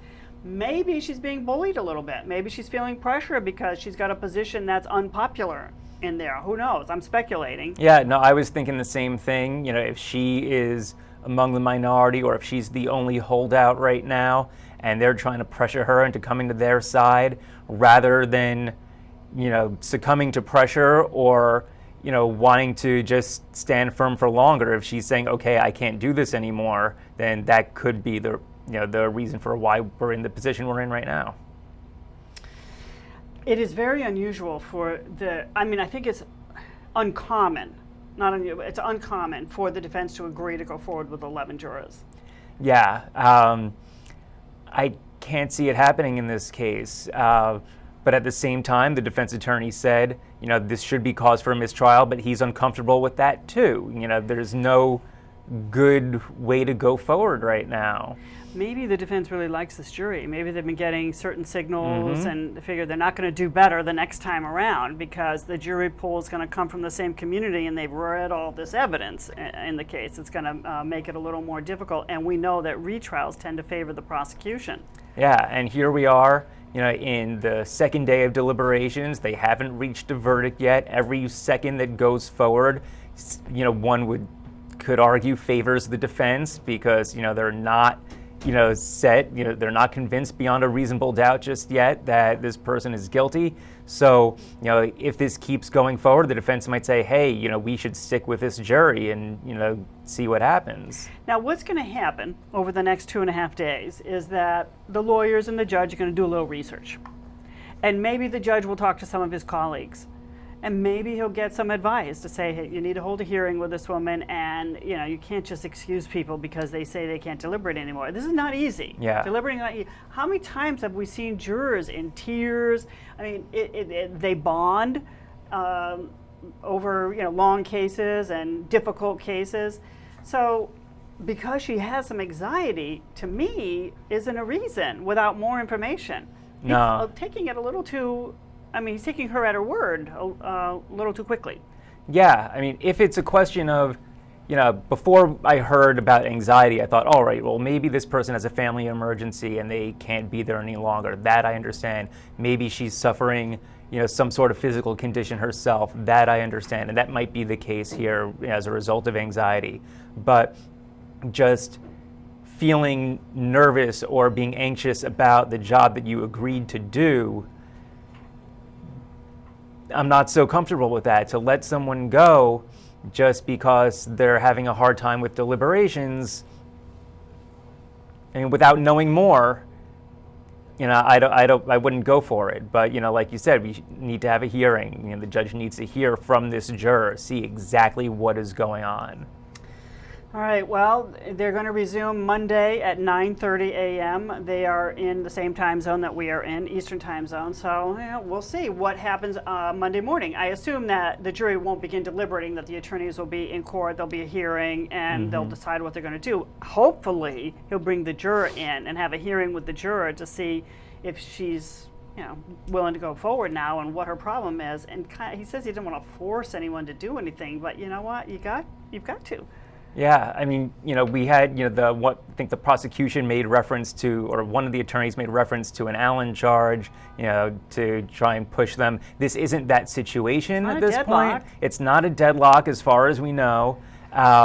So that would be inappropriate, but, the judge said, I can call them in, say that there, would be a mistrial if one or two people, has to be excused, but then at the same time, are you putting improper influence on a jury to kind of rush to a decision that they wouldn't have made otherwise? You're right. I have no idea what's going to happen here, but the lesson here is do not excuse your alternates. And when alternates do replace a juror, deliberations theoretically begin anew, although they just kind of catch the juror up to speed. But in terms of, it's a new jury. It's it's a newly reconstituted jury, so technically deliberations begin anew. Yeah, and this isn't, this is a serious case. This isn't a question of, a theft or, a victimless crime, where, maybe the court, maybe the attorneys would be amenable to, going to a less traditional route where they went with 11 jurors. This is a capital case. You want to play things by the book. You want to make sure that everything is done properly. If they reach a guilty verdict and they decide on the death penalty, you want it to be because everything was done the way that it needs to be done. There's no question that capital cases, when death is imposed, are scrutinized at a much higher level. Yeah. And all cases should be scrutinized carefully on appeal, but these are direct appeals usually to the high court, and you get two attorneys on the appeals, and they just turn over every rock and make every possible argument. And the judge has to be very careful with how he goes forward here, because should there be a conviction and then should the death penalty be imposed, everything that happens right now is going to be brought up on appeal. That's right. Now, we do want to play for you, but I don't know if we have it queued up yet, the part where the judge sends the jury out for the weekend, because we showed part of it, but not all of it. Do we have that queued up? Just before the judge broke for the weekend? Not yet. Okay, so we will get that, and when we get it, we'll play that for you. So we're also juggling a case in Cleveland, Ohio. You're familiar with Joshua Gasper? Mm-hmm. So the state's been piling on a lot of the first responders. Yes. Everybody's got a slightly different, observation or role here. Not unusual. Yeah, no, you have, there was an officer who responded to the scene yesterday who was talking about his impressions of the defendant, because he's being charged, among other charges, with DUI, not for being drunk, but because he was on methadone at the time. He had just had treatment for methadone as a recovering drug addict, and this was just minutes before this fatal crash where he killed the state trooper. So they're saying he was impaired by the drugs. So you had one first responder saying, well, he had small pupils in his eyes, but he didn't necessarily see any other signs of impairment. And then you had the defense saying, well, methadone can cause small pupils. Did you know that? And the guy said, no, I didn't know that. But then the officer said, well, he's not the one looking for these signs. He was just assessing the scene of the accident. So you have a lot of different back and forths going on here as far as, did Joshua Gasper seem like he was impaired as a result of the drugs? And at the time, and what he's accused of doing is killing a state trooper. Yes, there was an accident where there was a car in front of him that stopped short. He swerved, ended up killing a state trooper who had pulled over a car in front, and it's a tragic accident. But Gasper is being charged with aggravated vehicular homicide here and driving under the influence, and they're saying, no, he was not under the influence. Just because he had methadone in the system doesn't mean that he was impaired. It reminds me of the case that we were covering very recently with Joseph Urich, where he was drinking before a boating accident. And they said, yeah, just because he was drinking doesn't mean that he was drunk or he was impaired. And he ended up not being convicted, I believe, of those particular charges, even though they got him for other charges. So just having the drug in your system doesn't mean that that was the cause and that it was improper to have it in the system and that aggravated the circumstances. So, I mean, the defense here, it was an accident. It's not a crime. Yeah. He's not obviously challenging that he did it. He committed the act of killing the trooper. Yes, no one's disputing that. It's just a question of, was he at fault because he was impaired? Was this anything more than an accident? Of course, on top of that, you have the fact that he's also charged with driving with a suspended license and having lied in order to obtain a license. So, and he's also accused of speeding. So there are a lot of other aggravating factors here. But when it comes to the impairment, that's where you run into some trickiness. Because the impairment is what elevates the crime. Yes. Causing an accident or a death when you're speeding is a lower level crime than driving while impaired and causing a death. Right. Yeah. Okay, so we're going to shift gears back to North Carolina right now because the video is ready of the very end of the court day when the juror is sent home and told to come back Monday morning. So let's listen to that complete colloquy by the judge and the attorneys. To excuse all of you for our weekend recess period, with the desire that this will allow each of you to become refreshed so that you can return and allow for full deliberation, if that's possible, when we return Monday morning. So we're going to need someone to go back there and collect all of those things that we had yesterday. We also, believe it or not, today is a big day for the tax man. Jury service for you, we've got to require you to fill out some forms for tax purposes because of the large money we give you for jury service. The clerk has those. How long does it take to fill those out, or it's just something they sign?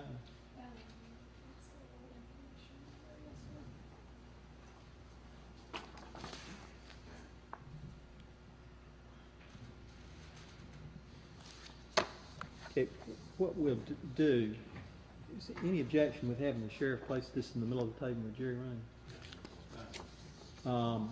These are the forms. It's the state AOC form FS9. And what we'll do is have these placed in the table in the jury room, and Mr. Sheriff, you can place this in the middle of the table in the jury room. If y'all fill those out in the jury room, and then once you fill those out, you can come in and give them to the clerk and leave. During our weekend recess period, it's the duty of all of you not to talk among yourselves about this case. It's your duty not to talk to the parties, the witnesses, or the lawyers about anything at all. It's your further duty not to talk to anyone else, to allow anyone else to talk with you, to say anything in your presence about this case. If anyone communicates with you in any way, you need to let the sheriff know about it when you come in. Don't do any individual research or investigation on your own about any issue touching on this trial. Avoid reading, watching, listening to accounts of this trial if there are any. And just be mindful of that. So what we're going to do is, Mr. Young, if you would collect all of those things in that bag, together with the verdict sheet, you can deliver that to the clerk when you give her that statement. Yes, sir. Actually, we probably ought to be out here so that there won't be any problem. We're not going to look into what you're doing at all.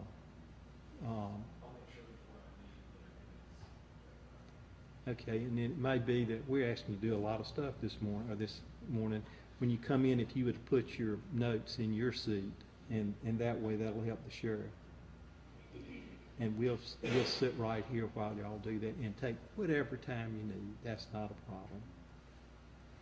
With that, ladies and gentlemen, I'll excuse you to the jury room. Once you've done those things, you're free to leave until Monday morning at 9:30.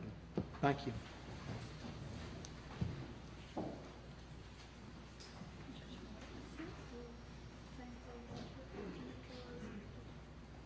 I'm going to bring them in after these people have left.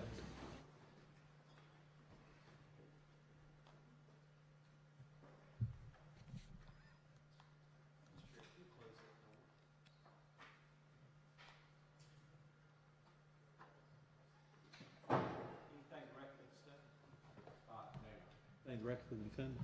Yes, sir.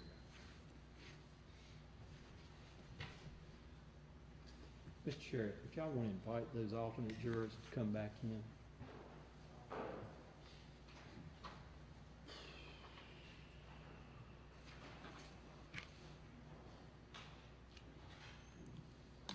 Welcome back to the LawNewz Network. I'm Beth Karras. I'm here in studio with Ron Blitzer, former prosecutor and senior editor of LawNewz.com.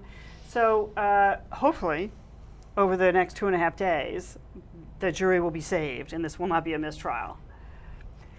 Yeah, I mean, we'll see hopefully over the weekend, things can sort of resolve themselves, or when they get back, the judge can figure out what to do and kind of smooth this over. Or they'll go forward with 11 jurors, and I'd not seen a capital case where 11 jurors decided, except unless, like in Florida, that was part of the death penalty scheme, that you just needed a majority of votes, but the judge made the final decision, but that's been found unconstitutional now, so you need a unanimous jury. Typically it's 12, but if they agree, I think 11 is probably fine. So let's switch gears again and go to Cleveland in the Joshua Gasper case, because we were talking about exactly like how this happened, like which side of the road was the car pulled over on and how much room was there. So one of the very first witnesses, or the very first witness, whose name I don't know that we even have, and he's off camera, but he sees this. It's not an officer. This is a witness who actually is traumatized. He's in therapy now, he says, because of what he witnessed that night. So let's go into what we are calling JG3.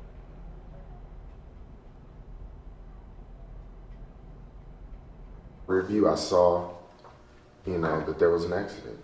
Well, let's talk about that a little bit. You indicate that the cop... that there was an accident. Well, let's talk about that a little bit. You indicate that the cop comes out and makes this motion that you take it may mean you're going to have to pull over, or at least somebody's getting pulled over, right? Mm-hmm. What do you do in response to that? You slow down? Yeah, to get over. Okay. Yep. What's the process for you to get over physically? What do you have to do with your vehicle to get over? Hit the brake, press on the brake. Okay. So you got to hit the brakes, Mm-hmm. and then you've got to work your way over off the road, right? Right. And you got to take your speed down from whatever it was to a speed where you can pretty much get off the road in an area that you can still walk up to you, right? Mm-hmm. Okay.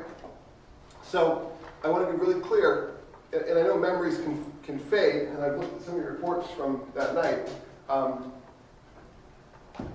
You are off the road and you are in the berm when you hear the thud. Is that safe to say? Yes. Okay, so you are no longer in the lane of travel in your blue Honda. No. But when that officer gets hit, you are all the way off the berm. Right. Now you said in your written statement a couple times that you've been there for a few minutes, but we throw that word around minute a lot. You know, a minute is 60 seconds. 1, 2, 3. So when you said in your statements, I was there for a few minutes before I heard the thump. We want to work on that time frame with me, or are you still saying it's minutes? Not minutes. I mean, I didn't sit and clock how long I was, but no, I wouldn't say like 2 minutes. Okay. Or anything. How long do you think you were sitting there on the side of the road before that officer got struck? If you think about 10 seconds, 1, 2, 3, 4, 5, 6, 7. How many? Like 10, 15 seconds. Like, that's good. I mean, I realize you didn't clock it. We're just trying to figure it out. So you're off the road, you hear the big thunk, and then you look back, and you see the trooper on the window of the Hyundai. Is that safe to say? on the window, but like going up. Okay. Because when I got out and turned around, I like visibly watched him hit the ground behind the car. And at this point in time, when the trooper's being struck, your car is in the berm, not in the lane of travel. Right, when because as soon as I heard the thump and saw, I jumped out. I put my car in park and I got out. So I was out of the car and I watched him. Would you agree with me that this whole thing was paralyzing to you? Yeah. Probably the scariest thing you've ever been through, or one of them? I've never seen as much blood and gore as that day. So, would you say that perhaps a live video of the event might be a better recollection of it than your memory? Or are you pretty confident in your memory? I'm fine. I don't want to watch it. Okay. Well, I'm going to ask you to watch it. Yeah.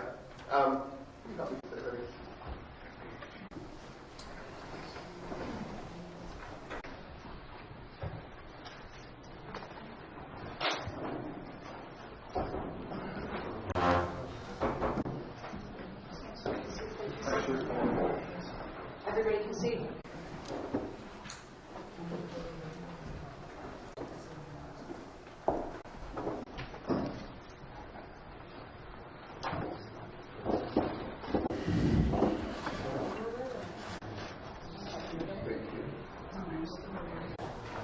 What's going to happen, sir, is you're looking at a video that is being filmed from the back of the trooper's car. And I think what we're looking at is 90 westbound. Does that look like 90 westbound to you? Yes. Hard to tell. Okay. And when something of importance is going to happen is when the trooper crosses that back camera, and that's going to be about 30 seconds or so from now. But it's safe to say that when the trooper was struck, you believe that your car was up here somewhere, and I'm indicating in the berm, right? That's the front of the car? On the left. Yes. Okay. Yes, I was In front of it. Yeah. At the time the trooper was struck.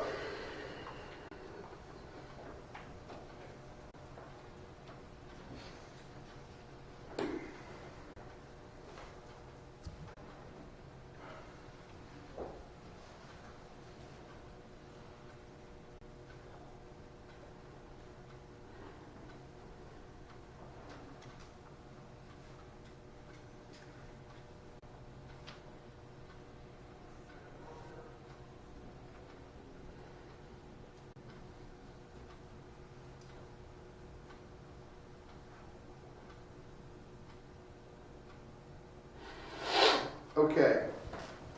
stop it right there. How do I do that?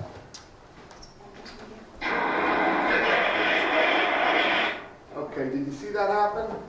It's horrible to watch, I understand that, sir. But did you see your car in the far lane of travel at the time the trooper was struck?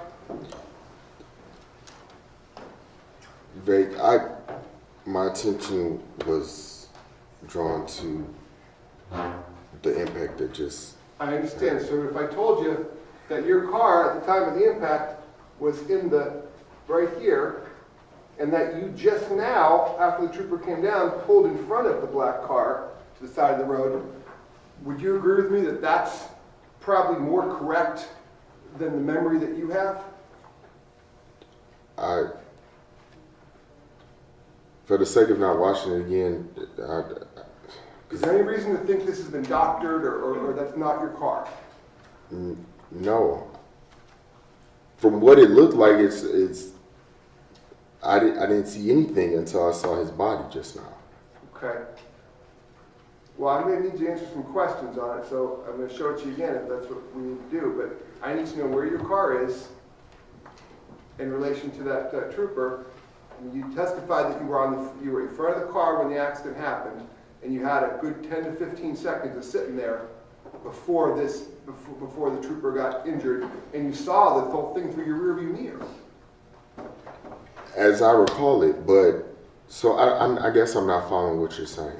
Well, I want to know if the things you testified to, the fact that you were parked in the berm at the time the trooper was hit, you'd already pulled over for the trooper at the time that he was hit, and that you witnessed this through your rearview mirror, you witnessed this accident, if that's possible, given what we see on this video about your car being actually next to the black Hyundai and stopped in the roadway. I was not next to, because I could see it in my rearview mirror. Okay. So maybe I'm not perfectly where you, like... And it's been a long time. I'm not putting word, I mean, it's been a long time. I'm going to show it to you one more time. Yeah, there you go. I'm sorry, I shouldn't do that. I really appreciate you doing this. Do you want me to take it all the way? No, you don't have to.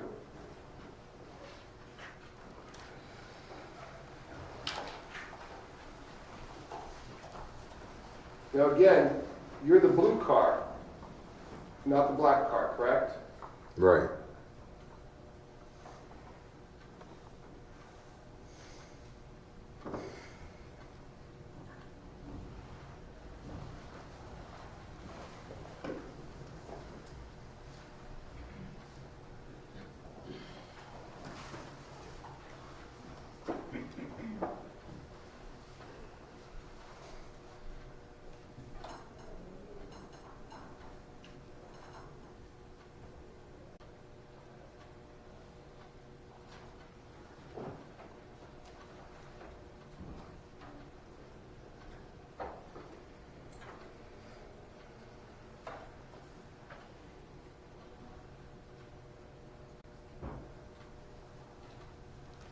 And when the trooper walks across this back window, 12:44:22. Okay. Now those are the events you say that you saw out of your back window?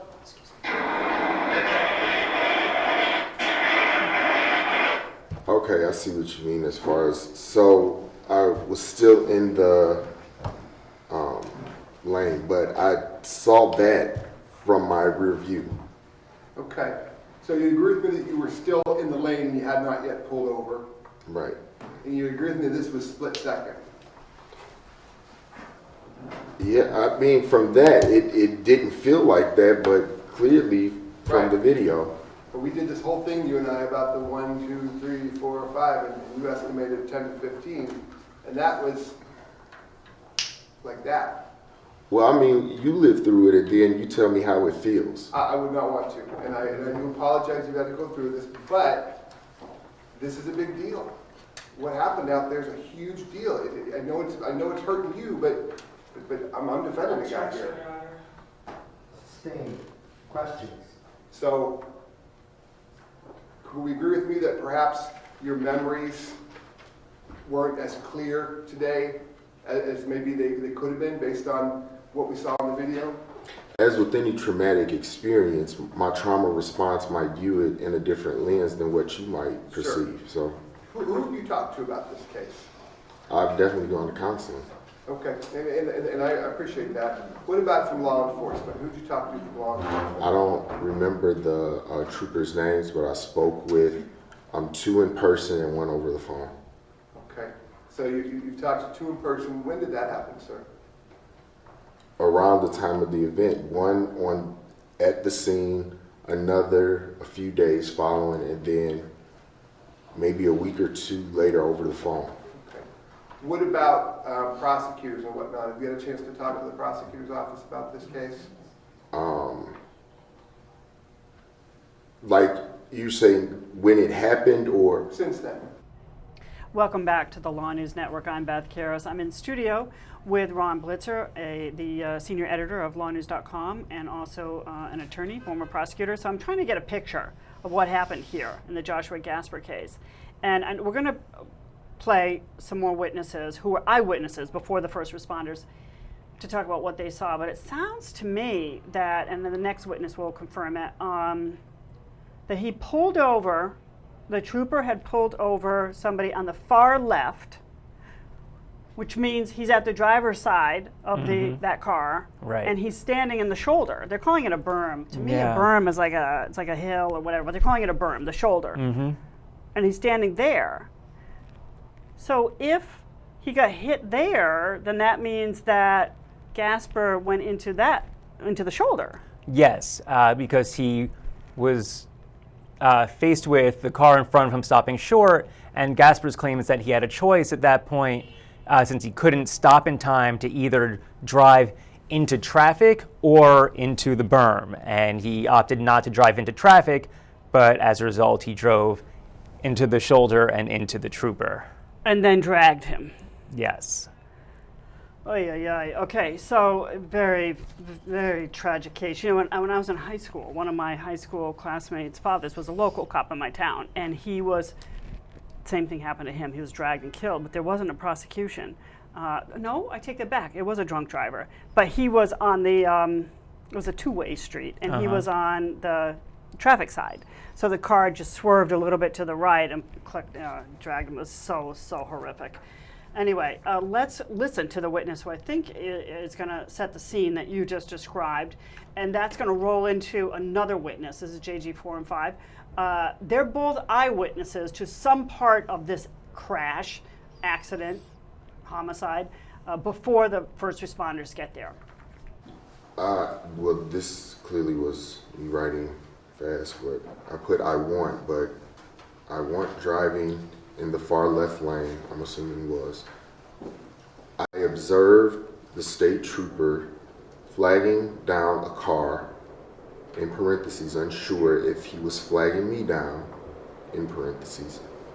I slowed down and got into the left shoulder of the freeway past the rumble strips. Moments after, in my rear view, I saw a black car with a shattered window. I jumped out the car and called 911. Read the whole document.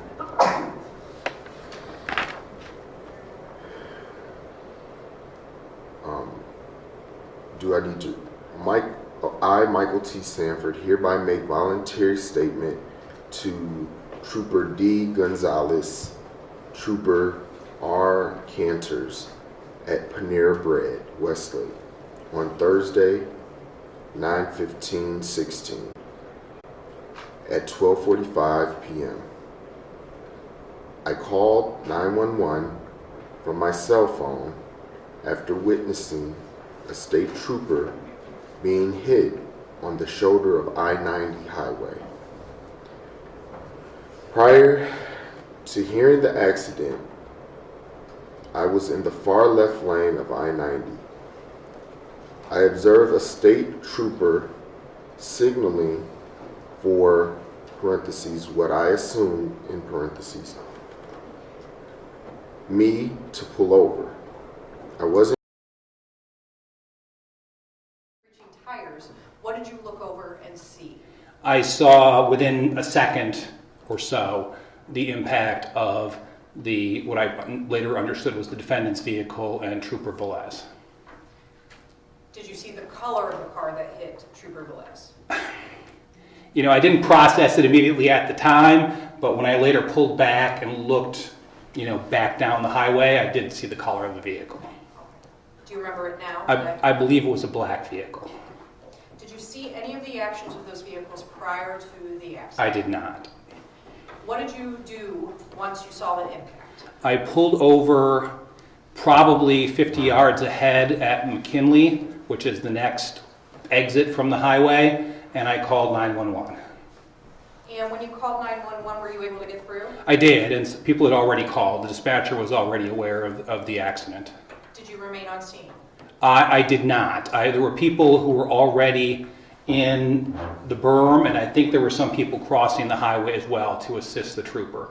So I exited at McKinley and then later reported the accident to the Cleveland Police Department. Why did you choose the Cleveland Police Department? I have a friend who is a detective in the Cleveland Police Force. I called him and I said, you know, who's going to be leading this investigation? He said he wasn't sure at the time, and we're talking within 20 minutes of the accident, and he said just call Cleveland Traffic, and he gave me the number.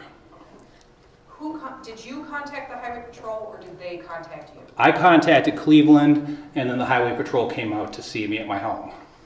And did you provide a written statement at that time? I did. Is there any written statement other than the one you provided to the Highway Patrol? No. How are the troopers with you? Nice, civil, professional. There's one trooper, it was not troopers. Very professional, very civil, polite. Did you feel any type of pressure to make a statement? I did not.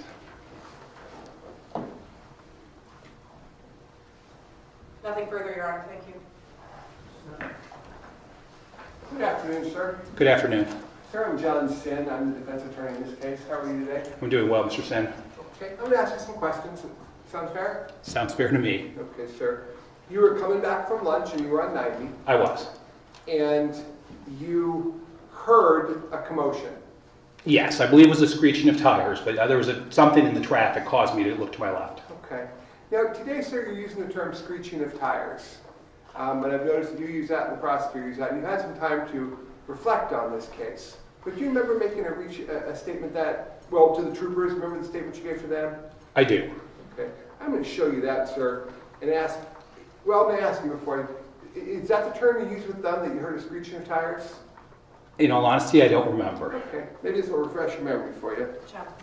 I'll use I'll show you State's Exhibit 1453, sir. And since I imagine that the prosecutor is going to have you read the whole thing, perhaps I could have you read the whole thing. Is that no? Okay, I won't do that, Your Honor. Did you use the term screeching tires to describe the noise that you heard prior to the trooper being hit? I did not use the term screeching tires. What term did you use to describe the noise that drew your attention to the area prior to the trooper being hit? I used the term screeching brakes. Okay. So you heard brakes screeching. Yes. I will tell you, I'm not sure I could recognize the difference between screeching brakes and screeching tires, but I heard a screeching. At that time, when you first talked to the police officers involved in this, you chose the term brakes. I did. I wrote screeching brakes. And that was prior to actually witnessing the trooper get hit? Yes, second before. Okay. So we can assume that either that one of the cars involved there was making the screeching sound and the seconds before the trooper got hit. I believe the screeching came from the area where the accident took place. Do you know if that sound of screeching brakes or screeching tires came from the blue Honda or whether it came from the black Veloster? I do not. When you saw the black Veloster, was it still moving? It was still moving when it struck the trooper, yes. Did it appear to be braking at that time? I have no way to don't know. Okay. How about the blue Honda? Do you remember anything about the blue Honda? I do not. What was the traffic like that day, sir? I would say it was a normal weekday I-90 westbound traffic. And I don't take 90 a lot. What's normal weekday I-90 traffic like? I haven't done a traffic count, but I would say that there was, I mean, traffic was moving normally. There were, you know, I can't say anything more than just that. Okay. And what's the speed limit there, do we know? It's either 60 or 65. Do most people travel 60 or 65 on I-90 at that time? I'm not in a position to say most people. I don't know the answer to that question. Is it unusual that people are traveling a little faster than that? People probably do travel a little faster than that. Okay. Hence the highway patrol out there writing tickets. I assume that's the reason, yes. Okay. Thank you, sir. Thank you. Your Honor, permission to approach the witness? Yes. Thank you, Your Honor. Mr. Michalski, Mr. Sim, Attorney Sim is very correct. I'm going to ask you to read your statement into the record. You want me to read the entire statement? Please, sir. Okay. I was driving westbound in the right lane of I-90. I had entered the highway at West Boulevard after having lunch with a colleague. I remember leaving the restaurant at approximately 12:35 p.m. You're reading faster than I can hear. Well, I'm sorry. He's taking everything down. I understand. I totally understand that. I do that in depositions all the time. Thank you. I was driving westbound in the right lane of I-90. I had entered the highway at West Boulevard after having lunch with a colleague. I remember leaving the restaurant at approximately 12:35 p.m. I believe I stayed in the far right lane past West 117. Shortly after passing West 117, I caught the accident to my left out of my peripheral vision. I was directly parallel to the accident in... I've been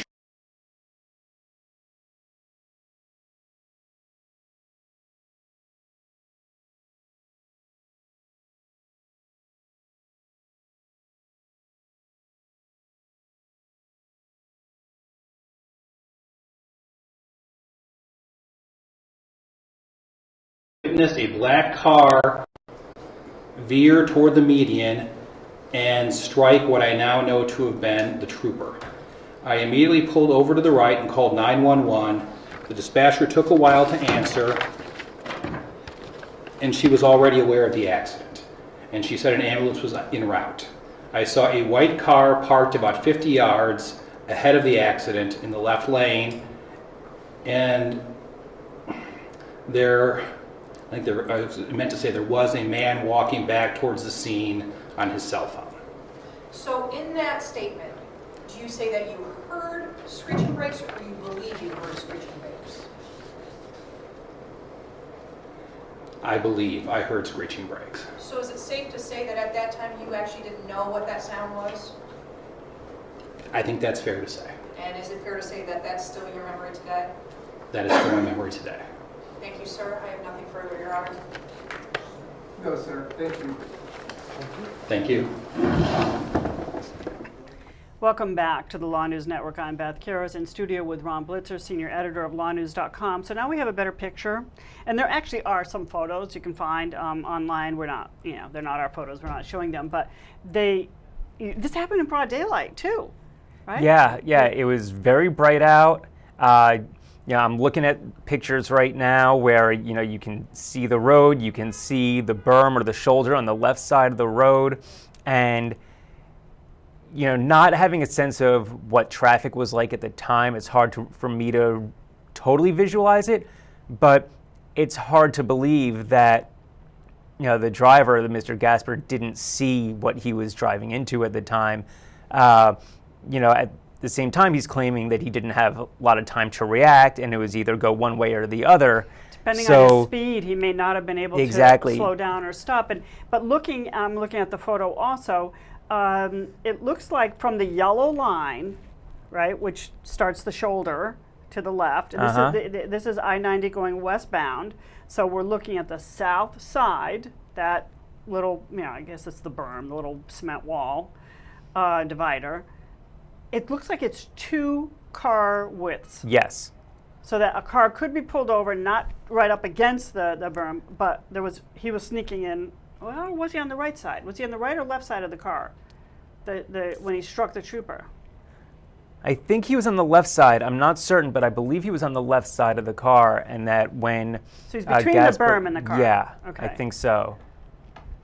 So when Gasper pulls over to the side onto the shoulder, he ends up hitting the officer who was Officer alongside Velez, the who car. was at the driver's side of Yeah. the car he had stopped. Now, the witness we just listened to said that he saw another car, like a white car, stopped ahead. We heard a witness say that he, watched, he saw it, he pulled over and he saw it in his rearview mirror. Like maybe he was motioned to stop. Was he motioned to stop? Well, anyway, he saw it in his rearview mirror. So he's the individual I think the witness saw walking Yes. toward the scene. The one Yeah. who's, so he's traumatized now from what he saw. Yeah, and just listening to the testimony, I mean, you watch a lot of cases, and as former prosecutors, we've seen a lot and we've dealt with a lot that would you end up becoming numb to a lot of things. But when you hear from the people who witnessed it, who aren't used to these things, it affects you, and you hear how traumatized these witnesses are. And the one witness who was so shaken up by it, and then he's forced to watch video of the scene after he keeps talking about how hard this was for him. And you realize that there are more people involved who are affected by this than just the parties involved, and how this really was a tragedy for so many people. And but now you have to figure out, and the jury has to decide, was it a crime or was this just terrible? And there's a reason why emotion is not supposed to play a part at the guilt phase. Because yeah. And that's what's really tough easy about. to want to punish somebody. Exactly, and that's what's so tough about a case like this, because everyone's going to be upset by it. You hear about what happened. You know that an officer lost his life senselessly, and you hear from witnesses who were affected by it, and of course it's going to play on the jury's emotions, but it's necessary. The information is necessary. So usually if information is going to play more to emotions than to proving the elements of a crime, then you don't let it in. But here you need to. You have to hear what happened. You have to hear all the witnesses' accounts, and some of it's tough to listen to. It's entirely appropriate. Where the court will draw the line, though, is with, say, like family members getting on the right. side. They can't, in the guilt phase, talk about how their lives have changed as a result, or these troopers talking about. And they talk about it's like a big family, but not what life is like without Trooper Velez. That stuff is for a sentencing phase or a guilt phase in this case. But in sentencing, for the most part, victims. Yeah, you'll have the impact statements where they talk about all that stuff. But here, you have to draw the line somewhere. But even the information, the evidence that is appropriate to get in, has a lot of emotional weight to it. Absolutely, which works obviously in the prosecution's favor. This is a case that kind of calls for Gasper to get on the stand, don't you think? It could. You usually don't see defendants get on the stand unless it's a self-defense kind of thing where you want to get into their head. But it's the same thing here. But yeah, you do, because he's going to claim that he had no other choice but to do this, and that it was either drive off to the side where he didn't expect a person to be standing, or drive into the road where he knows there are other cars. He could have done far more damage had he gone the other way. But then at the same time, he opens himself up to questions about, well, how fast were you going? Why were you speeding? Would this have been prevented had you been following the speed limit? Would this have been prevented had you not been driving, if you weren't supposed to be driving? So I don't understand I'm still getting the scenario in my head. The car stops suddenly in front of him, but it's on the side. Yeah. He's not driving on the side. Yeah. Why did that affect him?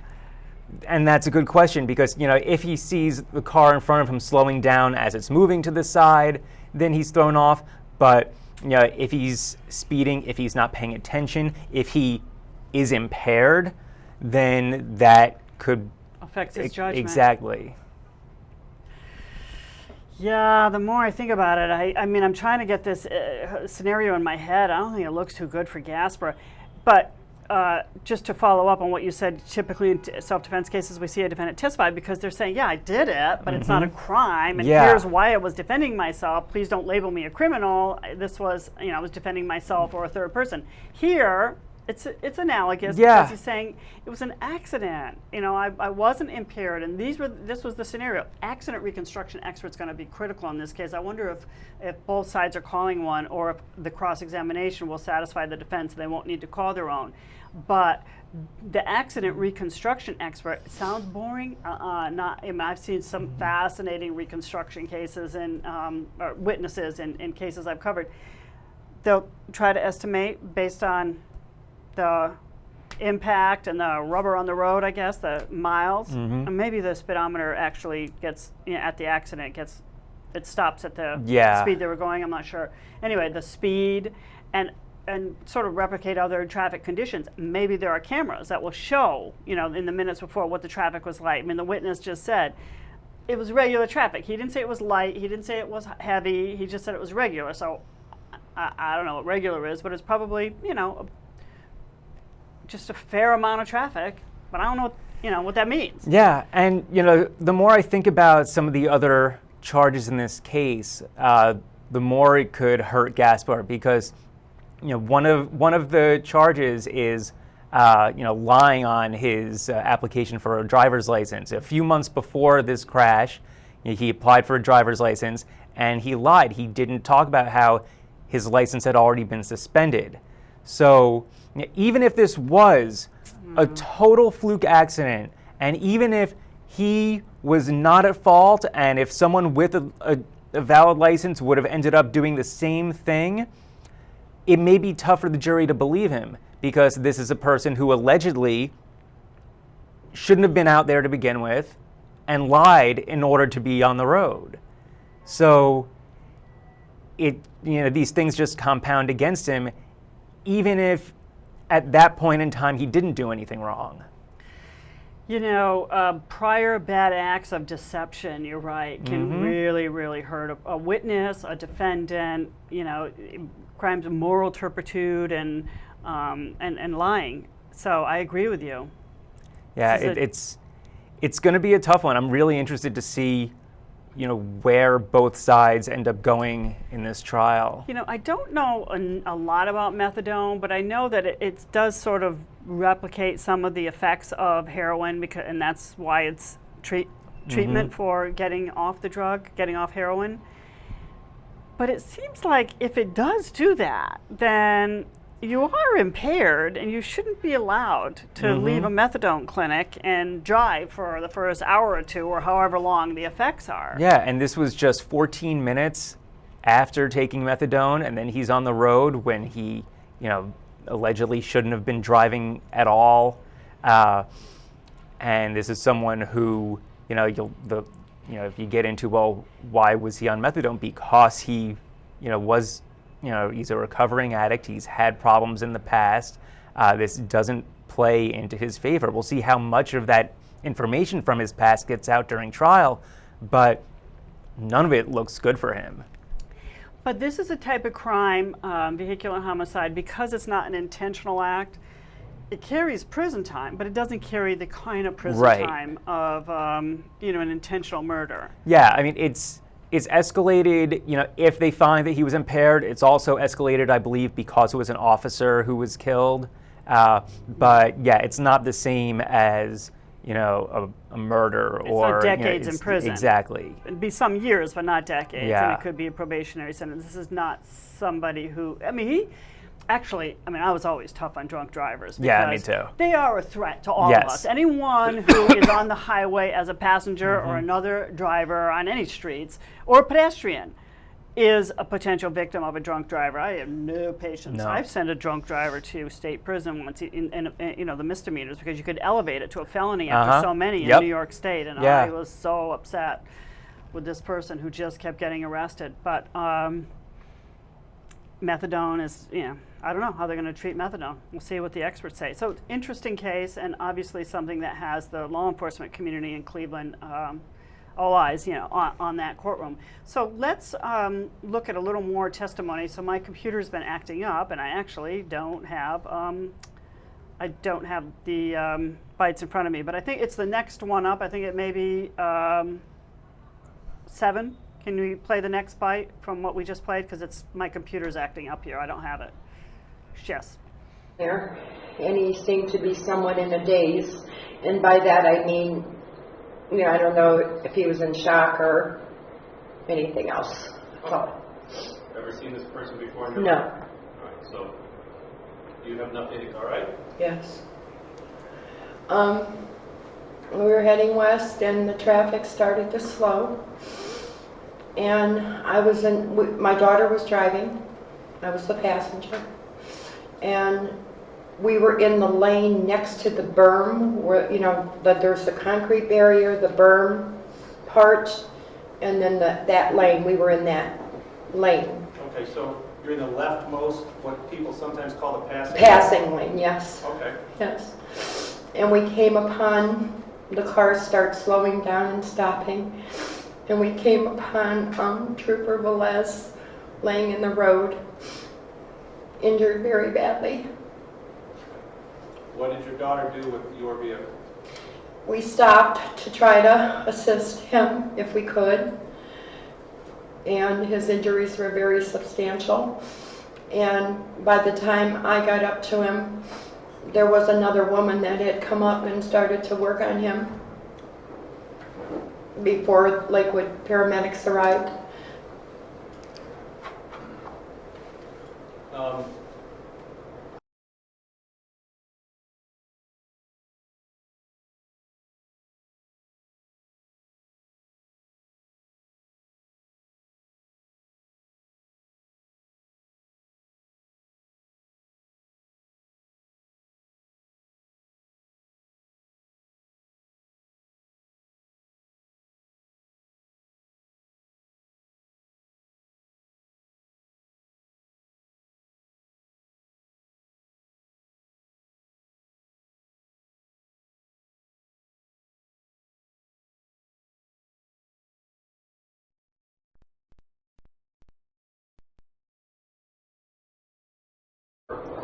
She was stopping traffic in the lanes to the north of where Kenny laid, or Trooper Velez laid, because people were just like rednecking, and they, some of them didn't even slow down. I think the term you mean is rubbernecking. Rubbernecking, yes.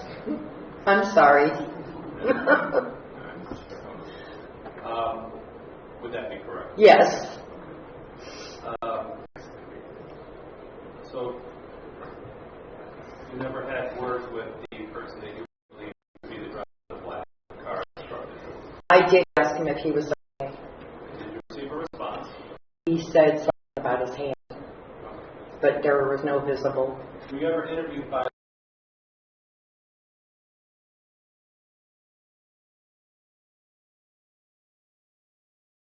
might have been wearing a body cam that you spoke in front of? One gentleman approached me and my daughter near the end of, after they had taken Trooper Velez to the hospital, approached us and asked for our names and phone numbers and addresses, and apologized for us having to see such a astronomical event. Do you know what law enforcement agency that individual was with? I believe the State Highway Patrol, but I'm not sure. He was in street clothes. It wasn't a news reporter. And they just, you know, apologized that we had to come across such a terrible, terrible thing.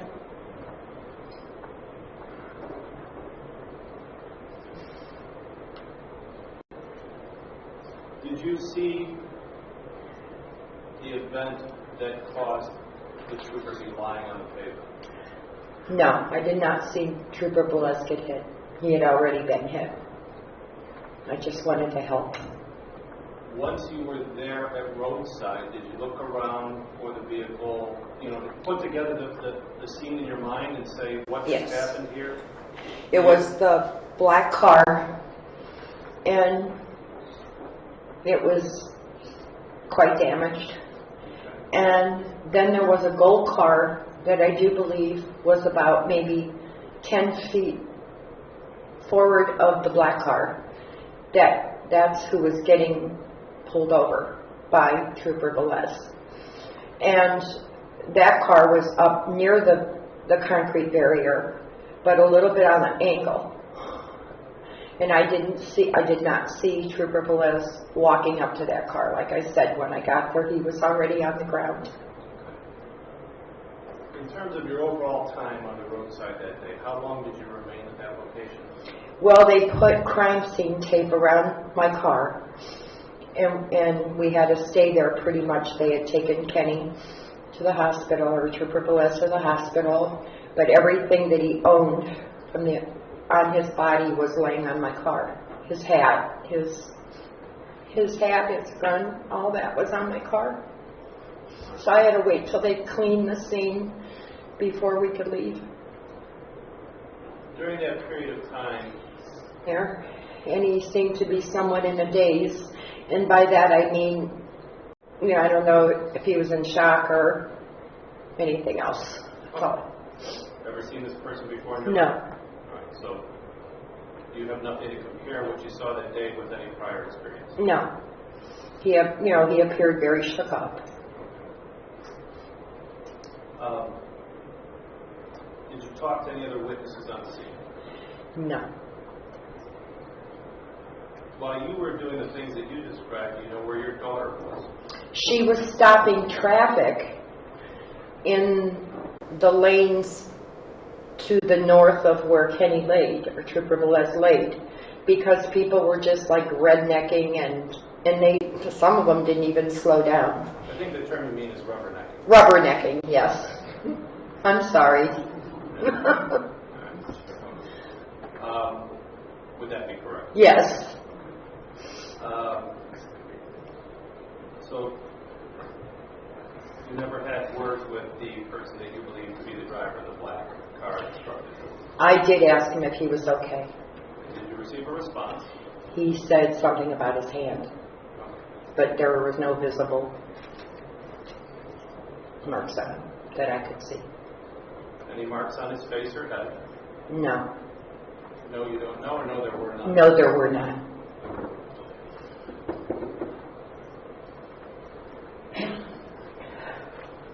Thank you. You're welcome. Here I have no questions. Thank you. Thank you, Mr. Tom. Okay, thank you. Welcome back to the LawNewz Network. I'm Beth Karras.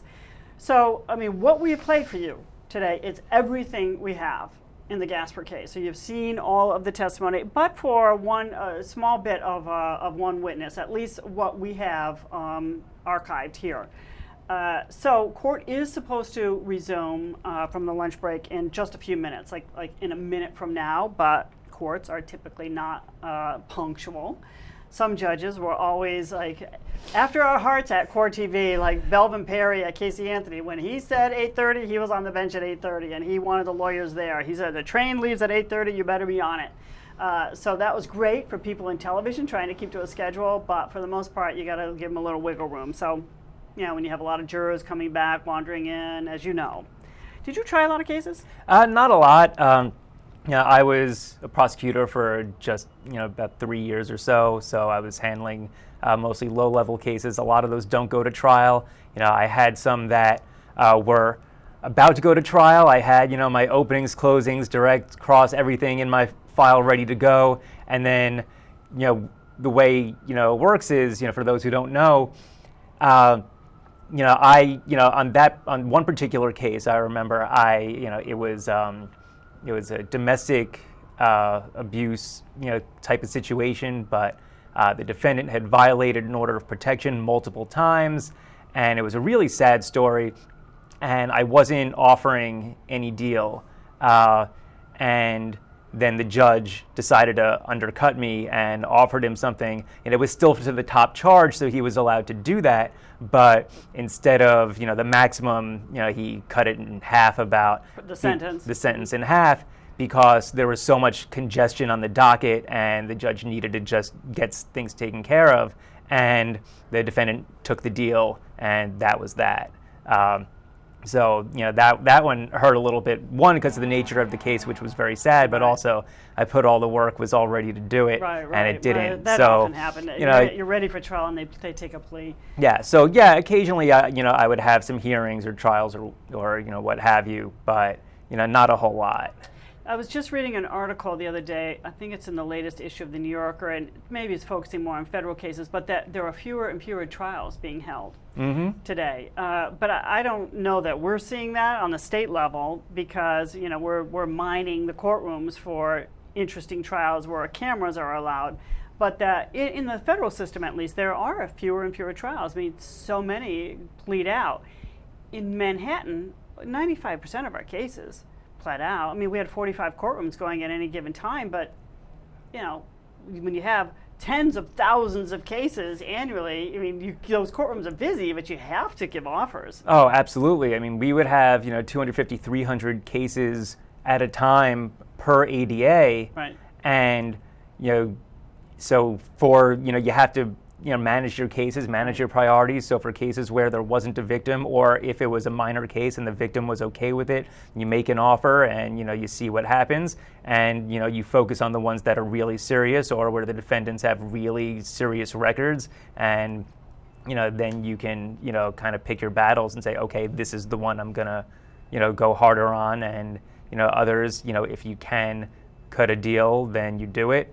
And you focus your efforts accordingly. So while we're waiting for court to begin, I want to ask you about another question. Sure.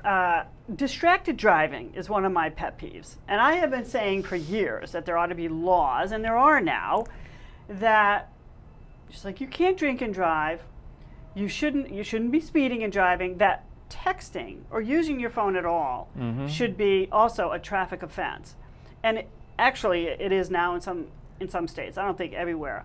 But the idea that people would actually take their attention off the road ahead of them and the mirrors they're monitoring with all the activity around them and look at a little device in their hands and tap out responses. I know there are hands-free ways now, and you can speak to Siri and all that, but still, I know people who've been in accidents because of this. Makes me crazy. Same here. You see it all the time. People think, oh, well, if you're in heavy traffic and you're not going fast, you can peek a little bit, and sometimes you can get away with that if you're not going fast, but you never know what's going to happen, because you may think, oh, everyone's moving at 2 miles an hour, and then suddenly the car in front of you stops short, and then you're looking down. Yeah. Right. So, yeah, it's a pet peeve of mine too. I remember in New Jersey, maybe it was last year or earlier this year, they were trying to propose legislation that was incredibly sweeping. I wrote an article about it at the time for LawNewz.com that just covered all sorts of distracted driving, and people were up in arms about it because it would even make it an offense if you were drinking coffee while driving or talking to your kids while driving. And that, I think, went a little too far. I'm not sure what the status of that proposal was. That? Yeah, well, yeah, how do you monitor it? But to say you can't talk, you can't have coffee, you're stuck in traffic in the morning for 2 hours going to work, that was a little bit much. But yeah, if you're doing something that directly diverts your attention from the road, if you are looking away from your front windshield or your mirrors while you're operating a dangerous piece of machinery, I understand, wanting to have statutes on the books that would penalize that, definitely.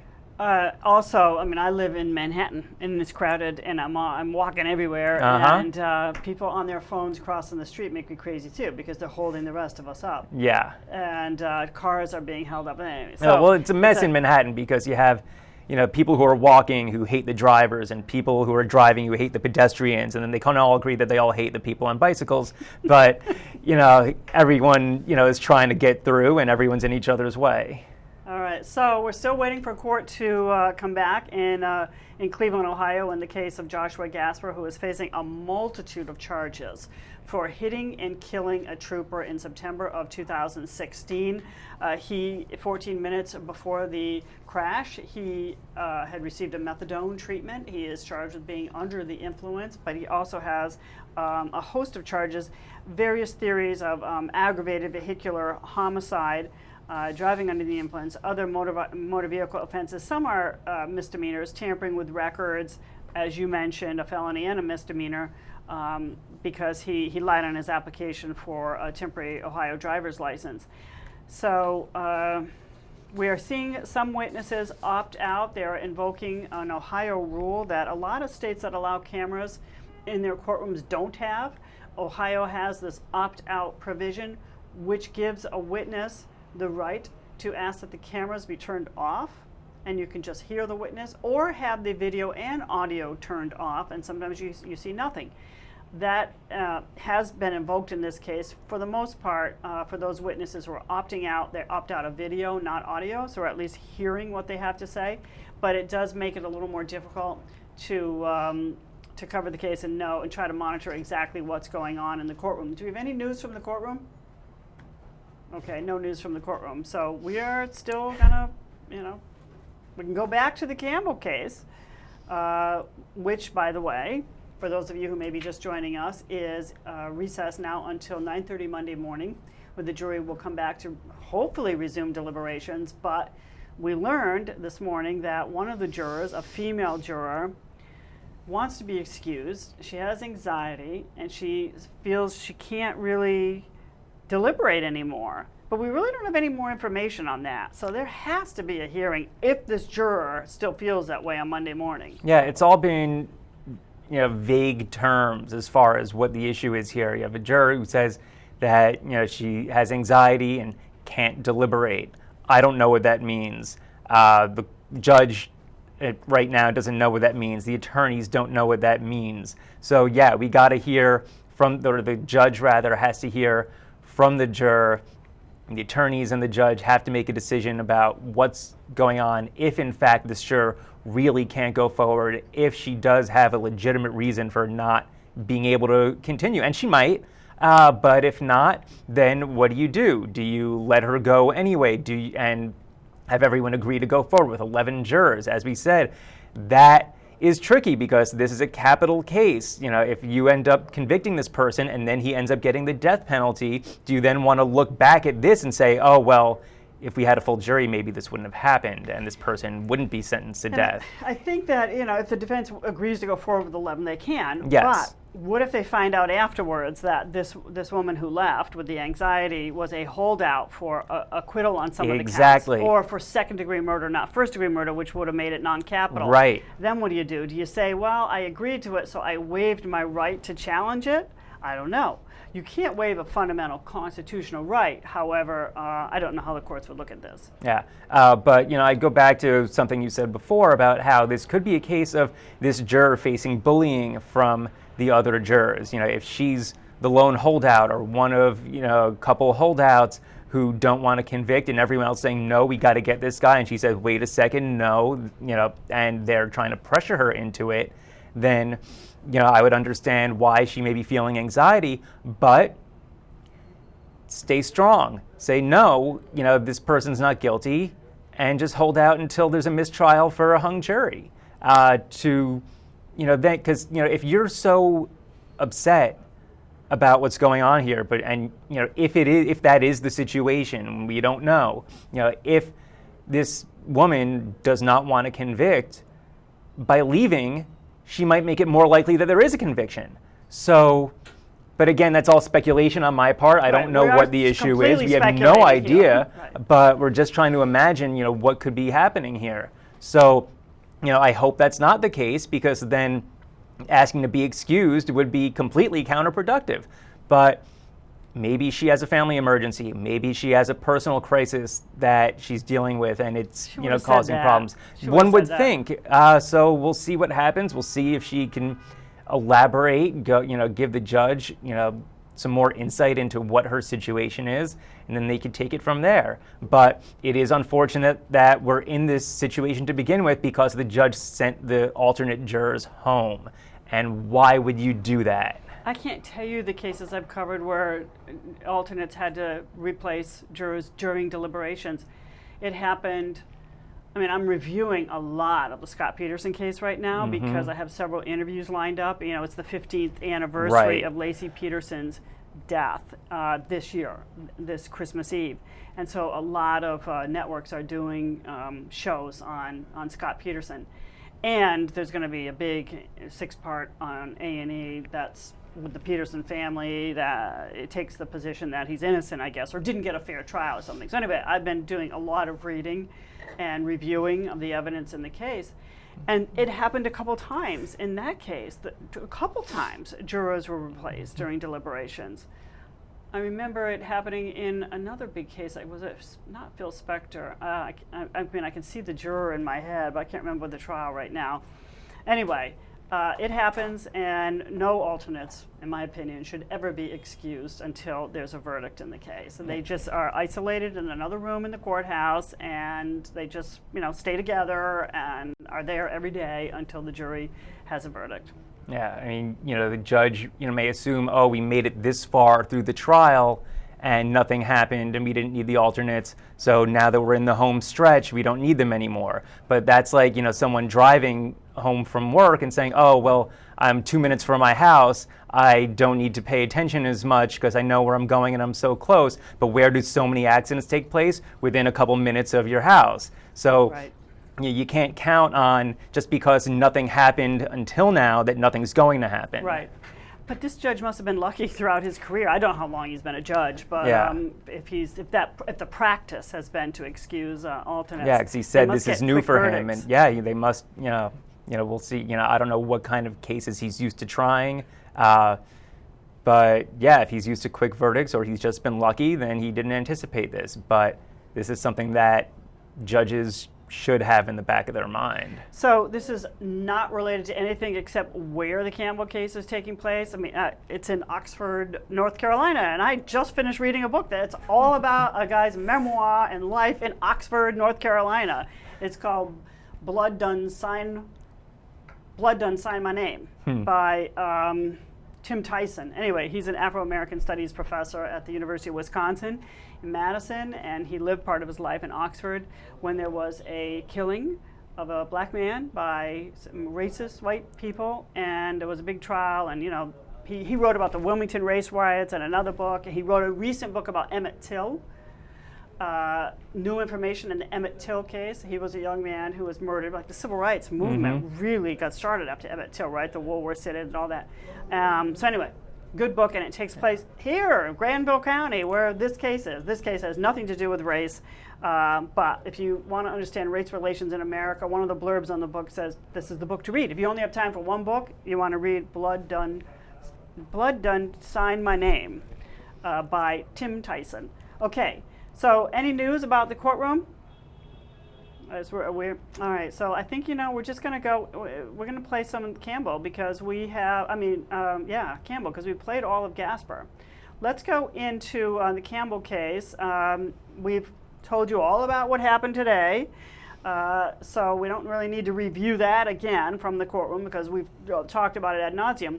So let's look at some of the testimony, and I'm looking at it quickly. That's being allowed that was allowed by the defense to try to mitigate. This isn't the mitigation phase, but it's mitigation evidence, right? It's defense evidence to try to make heads or tails of what this kid did. That he was completely influenced by his father. His father is the real criminal here. This kid was just kind of following his dad. Or is he really the criminal his father was as well? So there's a psychologist that the defense called, and her name is Cindy May. Let's listen to Cindy May. She's a jail psychologist.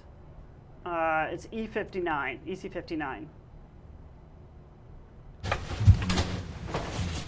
Do you promise for the evidence you should give a court and the jury serve the truth, the whole truth, and nothing but the truth, so help you God? I do.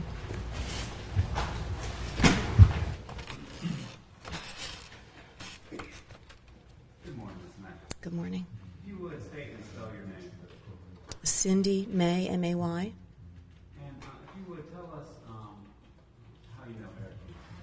I'm a psychologist at Central Prison, and he's been on my unit for the past 2 years, a little over 2 years. And if you would tell us a little bit about your background and training related to your work.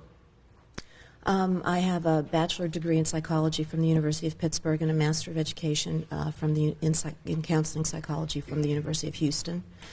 I've been licensed in North Carolina since 1990. And what are you licensed? As a licensed psychological associate. And where are you currently employed? Central Prison in Raleigh. And what unit do you work on? It's Unit 4200. It's the safekeepers who, they're the guys that have been charged but not, haven't gone to trial yet. And what's the, the layout or what goes on in that unit? What's that? There's 24 cells. The inmates are usually out, or this is a mental health unit, so the patients are out on the unit unless they're in seclusion for some suicidal tendencies or in segregation for some consequences of a punishment. They're usually out on the floor during the day from about 7 in the morning until 7 at night with a couple of hours in during count. And we hold groups, we do individual counseling treatment team. There's a rec yard with a basketball court that they're not able to use right now. They have card games they can play. There's tables there where they eat right in the unit. And television. Sorry. A television. Are there ever issues on the unit with violence or misbehavior? Fairly regularly, yes. Ladies, I'll ask you to the jury for just a few moments while they don't discuss the case among yourselves. It should be formal, express an opinion about this case during this time.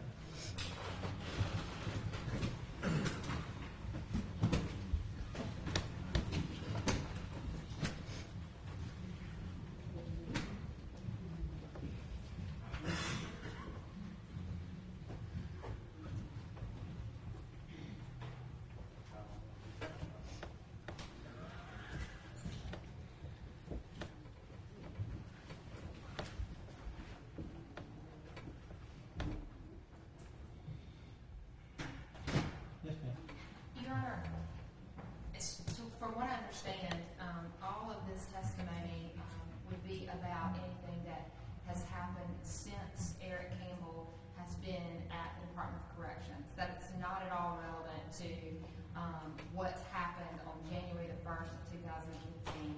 I don't believe she has made any, at least I don't have any report, any expert report, anything that she's based her opinion on as to his state of mind at the time of the offense.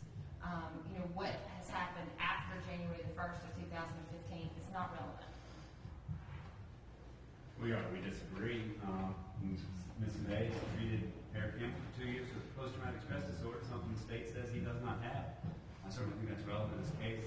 I'm not offering her as a forensic expert. I don't intend to ask her. I don't even know what her answers would be if she has an opinion as far as his mental state at the time of the crime. But what she can testify to is the diagnoses that were given in central prison that have already been testified to by multiple experts, and the things that she saw that are consistent with that, so that the jury can consider that information in making their determination.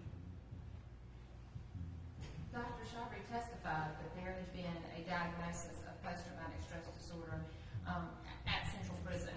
I think that Dr. Wolf would say that there's been a diagnosis of post-traumatic disorder once he got to Central Prison, after he was arrested, after he is charged with 2 counts of first-degree murder, after these murders were committed.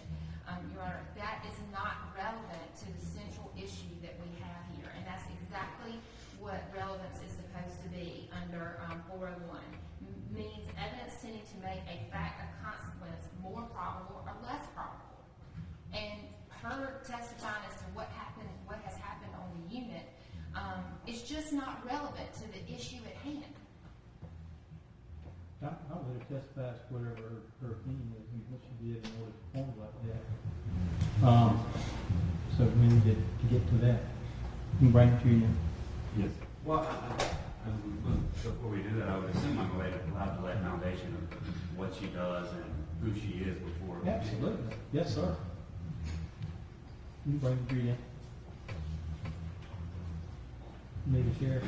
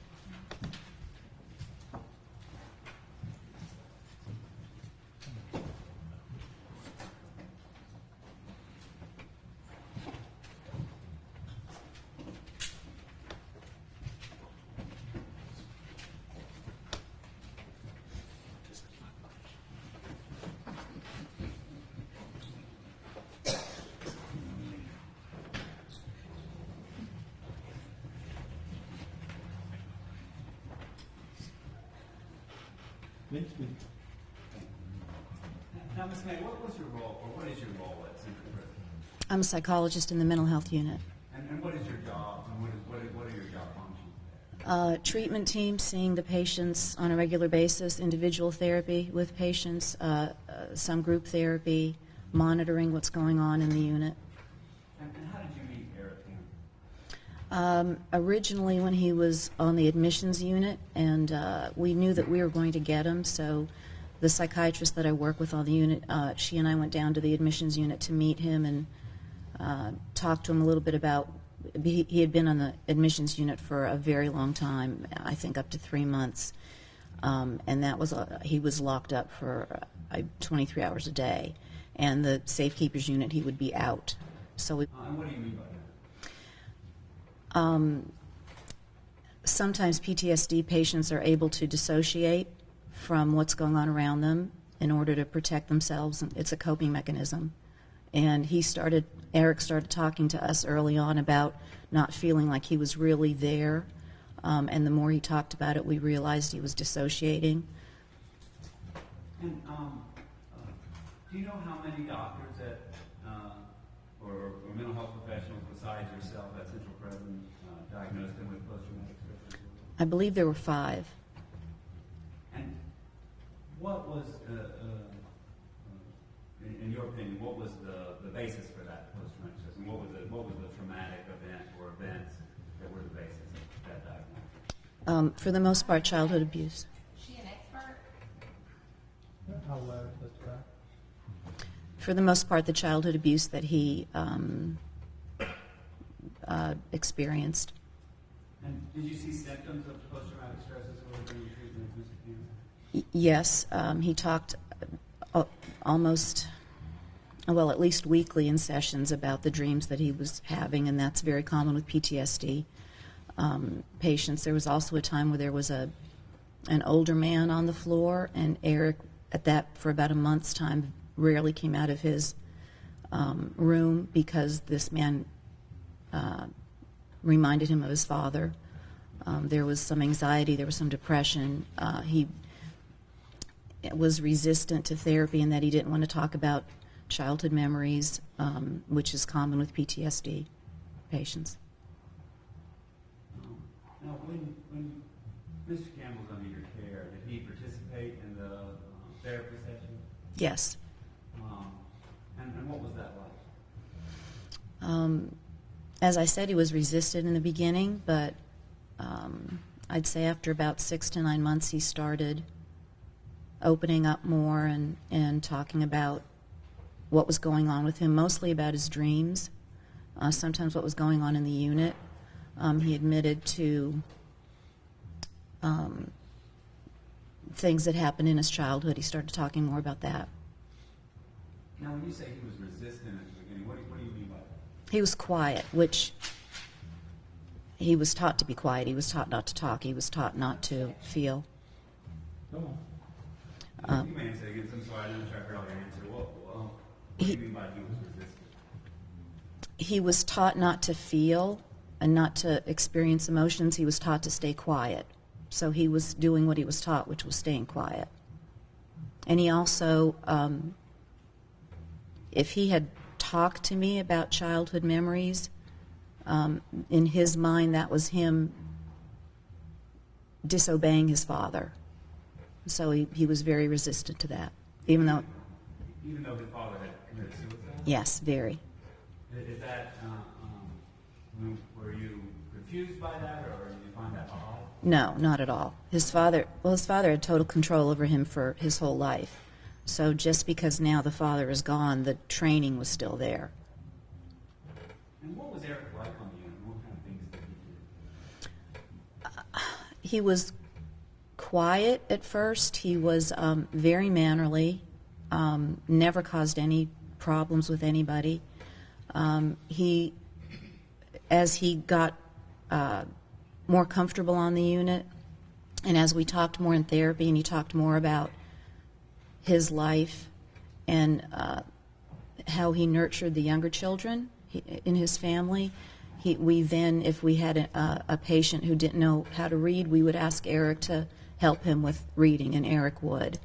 I ran different groups, and one group I did on meditation that Eric ran for me. I was in the group with him, but he liked being able to share his experiences with different things like meditation or origami. He was very good at that, and he would show the other patients on the unit. Now, you said he led a meditation group. Is that common? Is that something other people on the unit have done? No. And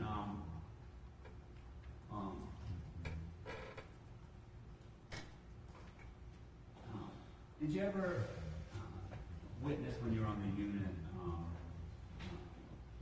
anyone be violent towards Eric? Yes. Objection. You're not asking her. Yes, ladies and gentlemen, I was used to the jury room for a few moments. While you're doing all discussing this case, when you said that you should be formal, expressing opinion. That an issue in this case during this time. Take yours, people.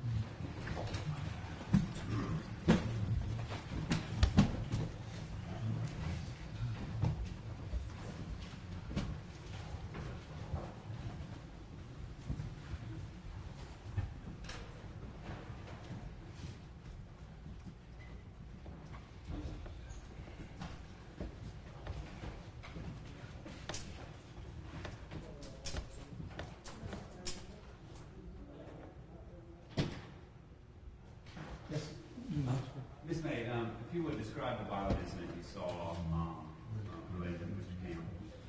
Campbell. There was an incident where the patients were sitting at the tables eating, and I was in the treatment team room, it has a big window facing the unit. The stairs come down facing me.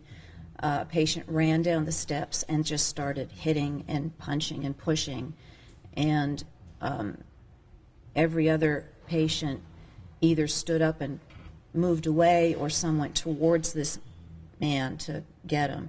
Eric, well, in other words, that would, with PTSD, that reminded him of being abused as a child.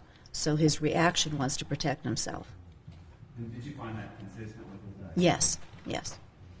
Your Honor, that would be the proffer on this issue. I'd also know that this information has previously come in through our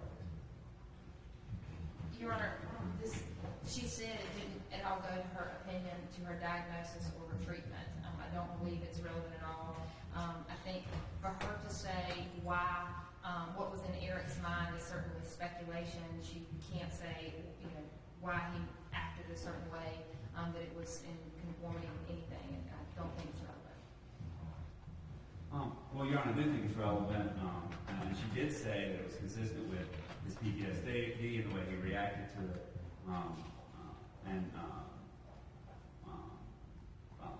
and it's already come in. It's something she personally witnessed. I think it's relevant to both her treatment of him and to the case. And I believe Dr. Hagan, I don't remember if it was Dr. Hagan or Dr. Chaudhry, but they specifically said in their testimony that that was evidence of Eric's post-traumatic stress disorder, and certainly a witness being able to say that that did in fact happen. She saw it, this is what she saw, is relevant to proving that.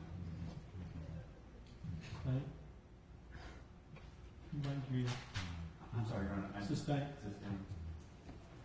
Your Honor, I would note our exception under the 6th and 14th Amendment. No, you bring the jury.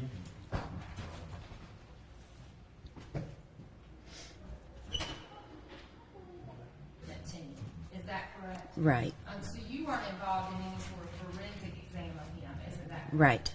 And as such, you did not review any discovery in this case, is that Right. correct? Mm-hmm. And the treatment team only saw him after he had been arrested, is that correct? Right. Charged with 2 murders and other things, is that correct? Yes. That he had, at the very least, witnessed, if not participated in 2 brutal murders, is that correct? Yes. Facing at least life in prison for what he's charged with, isn't that correct? Yes. All of what you based your diagnosis on was self-reporting, isn't that correct? And collaboration with the other professionals. And the professionals who also did not review any of the discovery in this I don't know if they did or not. But that's not anything that you discussed in your treatment No. meetings. Mm-mm. I don't have anything further. Redirect. Thank you. And Mr. Campbell's on your unit all day, every day, is that correct? Yes. Are there always, professionals and staff on that unit? Yes. No further questions. Thank you. I don't have anything. Thank you, Daniel. Welcome back to the LawNewz Network, everybody. I'm Aaron Keller. I'll be with you through the afternoon hours here, along with Ron Blitzer, at least for a few more minutes, who is trying to figure out exactly whether or not a jury can have 11 members and still function in this case in North Carolina, because you probably heard here earlier on the LawNewz Network that due to some issue with one juror, the judge was forced to consider whether or not to allow the jury to continue deliberating with 11 members. And Ron, in the interim here, I did go back and refresh my memory of the convoluted constitutional law on this issue, because in theory, a jury can have 11 members, it just can't have fewer than 6. But the U.S. Supreme Court has sort of been back and forth on the issue a couple times, and we know that 6 is the minimum, and I guess in theory they can do as many as they want above that, but beyond that, some of the other guidance is a little bit more squishy in the precedent. Yeah, it's a really tricky issue here. If all parties involved agree on it, then they can go forward with 11 jurors. If they don't agree on it and the judge allows this juror to leave, then that could be cause for a mistrial. As one of the defense attorneys stated earlier, he's not particularly comfortable with either option. To not have a full jury could compromise the proceedings and the deliberations, but a mistrial would mean that you get a whole new jury, you have to retry this thing all over again, and you don't know what's going to happen. From the defense's perspective, the fact that there hasn't already been a guilty verdict could lead them to believe that they want this current jury to move forward. And we don't know what this particular juror's issue is other than hearing the word anxiety. Now, as Beth Karras and I were talking about earlier, that could be a result of just the deliberations, and maybe she's a holdout who doesn't want to convict and the other jurors do. So if she is in the minority of not wanting to convict, and if the defense is thinking that that could be the case, then they would likely not want to excuse her, and they'd want to see if they can pull this one out. But well, you're ultimately it's tough. You're ultimately raising the issue as to why the data analysts who have attached themselves to some of the arguments about whether or not there needs to be 12 members on a jury have articulated the exact reason for doing 12 members rather than 6 like Florida usually does. And the reason why is because it's more likely that there would be one holdout, which would therefore protect the rights of the defendant more than having 6, because apparently it's easier for one holdout to really stand firm against 12 rather than against 6. Apparently, I've read all sorts of different possibilities, and apparently they have held mock trials to try to figure out whether or not 12 is going to be better than 6. There's a presumption that if there are 12 and then there's a greater possibility that it wouldn't just be one holdout, that it would be 2 holdouts or 3 holdouts who might go onto that side, and then 3 would create a voting block in essence, and then stand firm against some purported tyranny of a majority, and there are all these different possibilities in there. So I would wonder the same thing myself.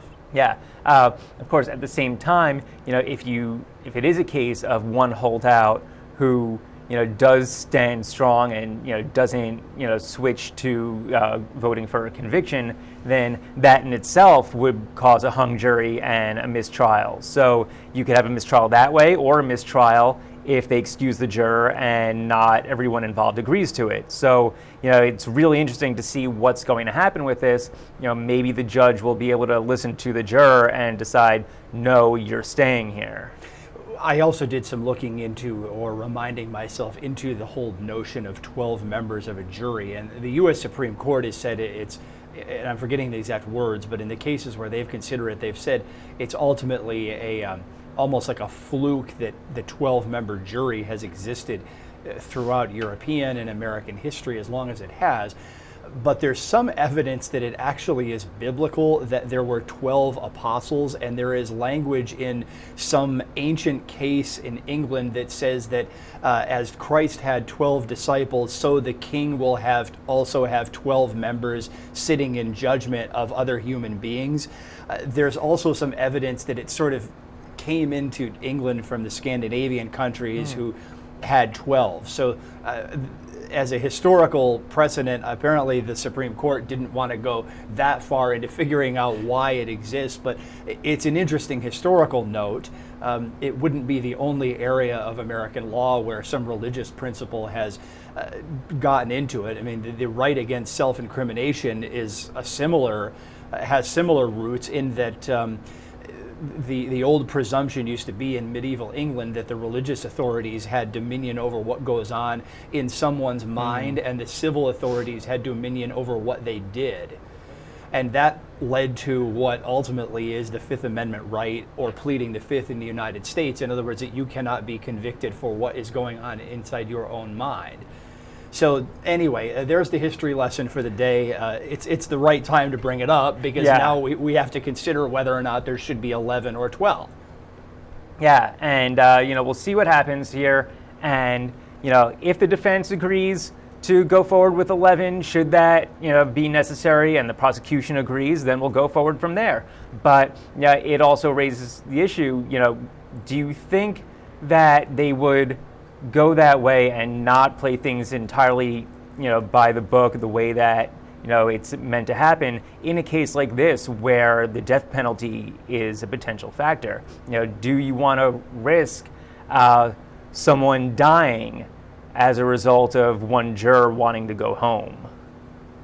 So how does there are a lot of steps in between, so how before does that the happens. judge try to get out of that, though? Does the judge have to sit down and do an individual voir dire with this juror? I mean, what's permissible in trying to figure out what the issue is? Yeah, so the judge said that he wants to bring the jury in, and he suggested maybe telling them if 1 or 2 people need to back out, that could cause a mistrial, and then the attorneys were saying, well, maybe say that but not bringing up the mistrial part, because that could end up forcing a decision that they might not have otherwise reached. But yeah, I think the judge will likely, they're going to need to have some sort of hearing on this, I would imagine, before the judge makes a decision one way or the other. And the judge would likely have to talk to this juror and see what the issue is. And if she says that it's an issue with other jurors, then maybe the judge will talk to those jurors and try to figure out what's going on and get to the bottom of all this.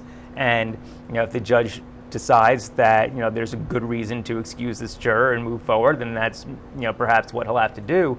But it's unfortunate that we're in this position, because the judge excused the alternates before deliberation started. If he hadn't done that, this would be a non-issue. The juror would get to go home and they'd bring in an alternate. Yeah, I mean, what is up with that? We've seen it in a couple of cases here, and it just boggles my mind when I see it. And then, lo and behold, this is a situation which explains why it boggles my mind.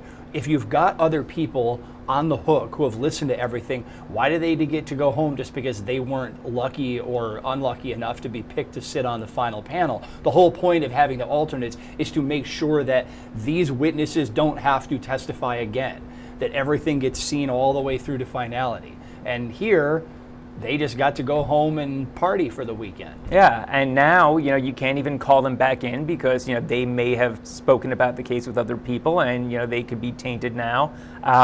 We don't know that for sure, but, you have to assume that's the case. And, now you have a situation that was completely avoidable. This never should have happened. If the judge probably thought, the judge said this is new to him. He's never been in this type of situation, which leads me to believe that he normally excuses alternates before deliberations. Maybe he's used to short deliberations and quick verdicts, but you never know what's going to happen in a case, especially a case like this. So to assume that everything's going to go smoothly is, a huge, critical error on the judge's part, in my opinion. Yeah, I'm wondering if, there's some procedure rule in North Carolina that says that that's when the jurors go home because they don't want to keep paying to keep them if their employer is not covering it, or if there's some policy reason behind not tying up a couple of individuals' lives and making them show up, even if they're not going to be part of the final panel. But again, what's the greater burden to bear? Because if all of these witnesses have to show up again and we have to go through another 3-week trial, that seems less efficient than just keeping one or two other jurors on the hook through the duration. Yeah, but I can't imagine, maybe the local statutes allow the judge to use discretion in deciding when to release the alternates, but I can't imagine anything on the books requiring that he do so. It just seems like you're taking such a big chance here because, in this situation, it's a juror who's claiming to have anxiety, and that may or may not be legitimate in the eyes of the court. We'll see what happens. But what if the juror went home and developed a debilitating illness? What if there was an accident and the juror physically could not make it back to court?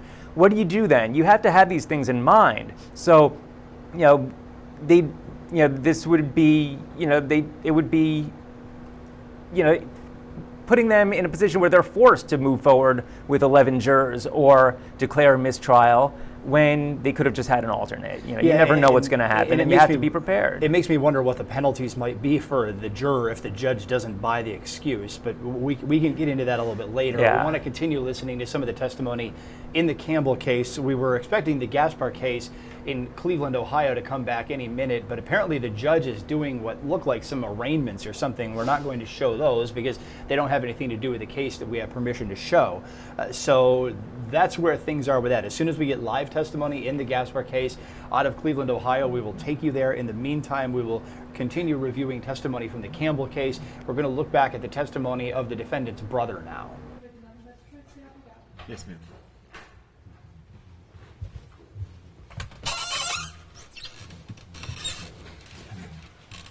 Would you please tell the jury who you are? My name is Nicholas Campbell. I'm the son of Edward Campbell and the brother of Eric Campbell. And do me a favor, pull that microphone just a little bit closer. Better? Yes. And you said that you're Eric's brother, is that right? Yes. How much older are you than Eric? 4 years older. And tell us where you grew up. I grew up in Florida until I was 7, and then we moved to Texas in my later life. Now, where do you live now? I live here in Raleigh, North Carolina. And why did you move to Raleigh? To support Eric and also a change of scenery. What do you do for a living? I'm a general contractor. Well, are you a licensed general contractor? No, sir. I'm sorry? No, sir. You do construction work or? Yes. Just describe what you do. Paint houses, roofing repairs, tile work, anything of the sort. So all kinds of work? Yes, sir. And you stay busy doing that in the Raleigh area? Very. Now, was your mother in the home when you were growing up? Not really. Explain what you mean by that. From about as far back as I can remember, she was disabled, wheelchair bound, and I was taking care of her. And how old were, do you remember how old you were when your mom,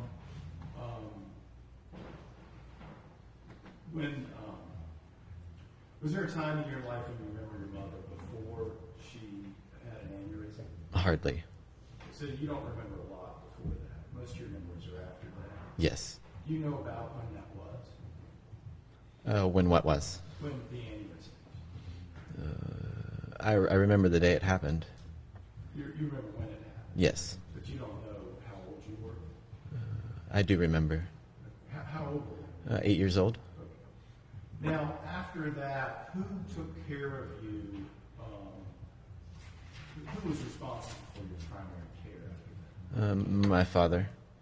How long did your mother live in the home with you all? After she had her? 4 years. And was Eric alive at that time? I'm sorry, Eric. You said you were 8 years old, so he would have been 4 when your mom had the aneurysm, is that right? Yes. And so, was your father was his primary caregiver as well, is that right? Yes. Did you have contact with your grandparents very often? My dad disconnected us from them. And what do you mean by that?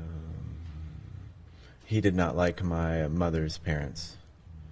And with that, what was the result of that? Excommunication. So was it just you didn't see them very often? No, sir. He did not like us talking to them. And what about aunts and uncles? He would not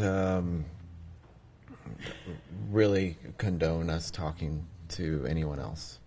And where did you live? Where you lived in Texas, was it close to aunts and uncles and grandparents, or were you far away? Very far.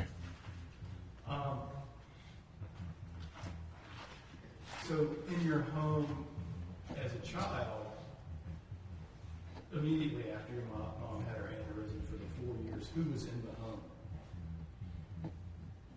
Restate the question, please. Well, who lived in the home with you and Eric? And was it you and Eric and your dad and your mom, just the 4 of you living in the home after she had the aneurysm? Yes. And tell us a little bit about the atmosphere in the home when you were a child. We were required to do whatever our father told us to do. Included doing chores around the house, cooking dinner for the entire family. What was your father's personality like with you? How did he interact with you? Authoritatively, we did exactly what he said, and we were punished severely if we did not obey him. When you say severe punishment, what do you mean by that? It could be followed as lightly as yelling, or we could be hit at any time. When you say hit with what? Either his fist or whichever object he had close to him. And would this come with some warning, or was it predictable? No warning. Was it predictable? No. And what impact did that have on you? I was scared of him. I disconnected myself from him as a protective measure. When did you do that? How old were you? When I disconnected from him, I would always try to avoid him, but as I learned how to avoid his abuse, I would stop talking to him, stop initiating conversation with him, and just did whatever he asked me. So you just sort of stayed away or complied? Yes. And what about Eric? How did he respond? I was made example of, and he followed suit. I was the scapegoat. Now, did you also hear about your father? Yes. And do you remember going into protective custody when you were a child? Yes, I do. Were you in child protective custody for accusations you made, or was it somebody else who made? It was someone else that made them. Did you ever make accusations against your father? I did not. I lied. Why was that? I was afraid he would punish me if I did not say the right things to the social service worker. And were you taught not to say things about your father? Yes.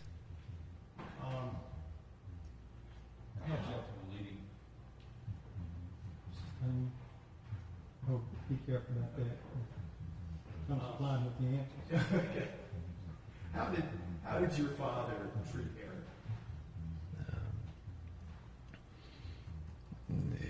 He was rough with them. He had to do exactly what he said. Have you witnessed any acts of violence by your father against Eric? Yes. And how did Eric respond to your father's assault? When my dad attacked us, we would have to pray to his mercy and let him finish. Have you ever seen injuries to Eric after the assault? Yes. And have you seen injuries to the other children, the younger siblings? Yes. Were your father's explosions only physical, or could they be otherwise?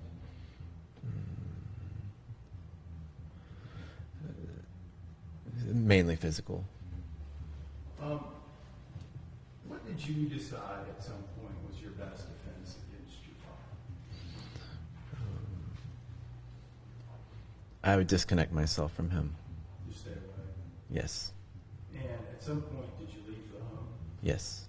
And how did that impact you?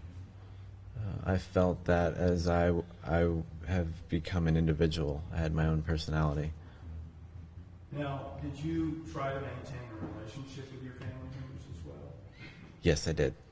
And as you got older, did you ever move back into the home? I had to move back into the home after I had moved out. 8 months later, I had to come back. But did you move out again? Yes.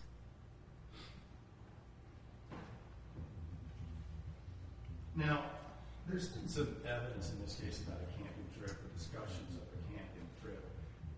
Had you all ever been on a camping trip before? Yes. And was that something that Eric participated in with you and your father? Yes.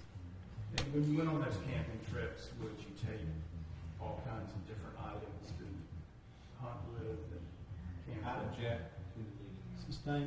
Well, what kinds of items did you take when you went on a camping trip? We took tents. We took fishing poles, spears, makeshift weapons, crossbow, gun. When you went on these camping trips, who decided what you did? My father did. And would he tell you in advance what you were going to do or how you were going to do things? No, he made up the plan as he went. And what would you and Eric do? We just followed whatever he said. Now, tell us a little bit about Eric's relationship with your younger siblings. Eric was wonderful with the children. He was loving and compassionate and enjoyed spending every moment with them. And how often did he care for them? All the time. more full-time job. Was that just during a period of time or just when he was at home? When he was just at home? Rephrase. Now, were you aware at some point that did you find out that your father got arrested in Missouri County? Yes. And how did you find out about that? I found out a week later when I didn't hear or know where he was, and I looked it up. And when you found out about that, at some point, did you go visit him? Yes. And did you realize that was it related to any events you heard about or knew about? I had no idea what had conspired. Well, and did you have any contact with Holly, your stepmother, immediately after you learned about your father being in jail? No. So you had discussions with her. Who did you talk to about what had happened? After you found out your father was in jail? I talked to my brother. Okay. Did you talk to your father? I had talked to him. At some point, did you talk to your father about that? Yes, in jail. Now, there's been some testimony about your going to the house on the night that he and Holly Campbell were having this argument, this fight. Mm-hmm. And do you remember that? Yes. Okay. And what happened? I had pre-set a date to go to the house prior. It might have been a day before. And I had walked in the house. My dad yelled out my name. And what did you hear? There was commotion upstairs. And he had... How did you... What impact did that have on you? I mean, what was your response to that?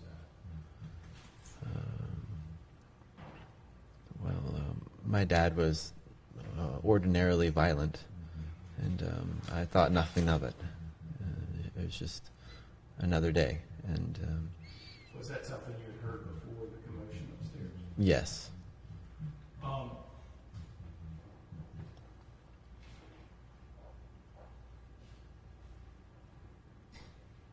When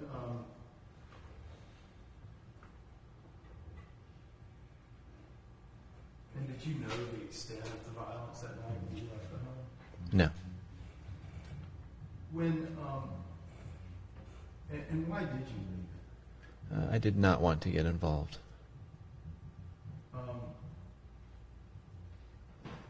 When your father was arrested, when you visited him,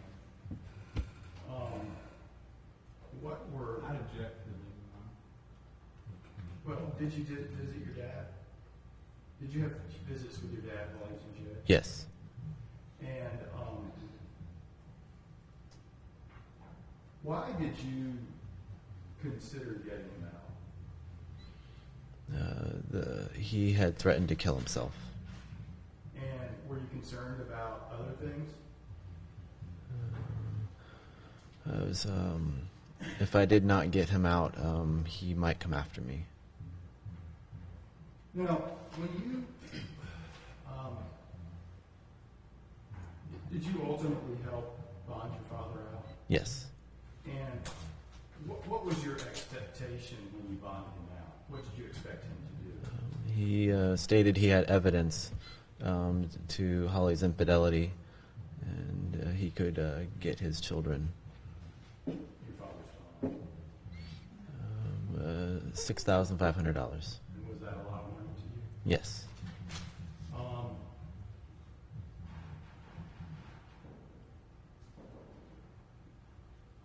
What did you find out ultimately that your father's plans were? I never found out what his plans were. Well,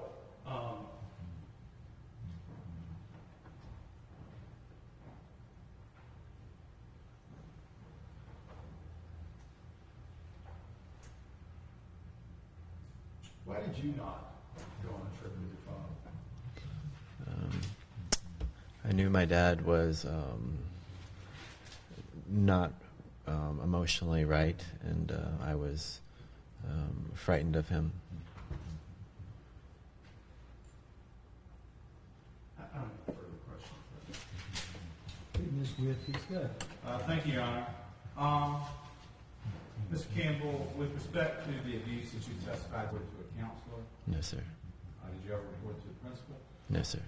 And as a matter of fact, the first time that you reported any such abuse was after your brother was arrested and charged with first-degree murder. Yes. Okay. And as a matter of fact, your dad loved you very much. Didn't he? Yes. And he told you that. He called himself Daddy, and you called him Daddy, didn't he? Yes. And you went and saw him at the jail frequently in the time when he was incarcerated after his arrest for assault on Holly. Is that right? Yes. And during many of those conversations, you laughed and joked. Is that correct? No, we try to keep the conversation light. Okay. And with respect to the, you've been here all week, right? This week. Yes. And with respect to these conversations at the jail, he was frustrated with you because at first he didn't think that you were really working that hard at getting him out, right? Correct. Basically, he thought that you had other priorities and not him. Is that right? Yes. And that as things kind of started to, look like he was going to get out of jail, the conversations got really light from him, didn't they? Did you talk to him the day before Thanksgiving? I don't recall. Okay. With respect to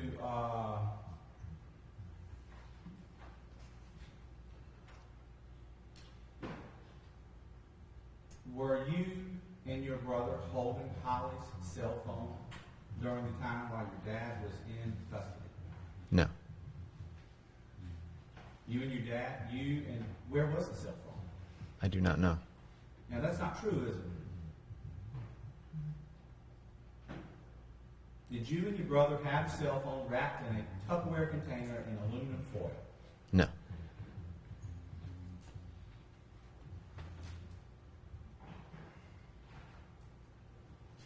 And you never expected your dad to go to court, did you? I hoped he would. You hoped he would, but you were a participant in a plan to help him avoid going to court. Is that right? No. Did you switch cars with your father? No. Did you start driving the Toyota Tundra? Yes. And you allowed Eric to drive the Nissan? Yes. And Eric drove it to an apartment complex? Didn't he? Yes. Where your father met him with a Suburban that had been stolen from the New Waverly School District. Is that right? Yes. And you went back afterwards and got the Nissan, didn't you? Yes. Because that was the plan all along, wasn't it? There was no plan. Well, with respect to the plan, you were part of the support network for your father, weren't you? As far as him hiding out in Huntsville. Is that right? No. Did you go up there with your brother and meet him and have margaritas? No. So when your brother testified about that earlier in the week, he was not telling the truth?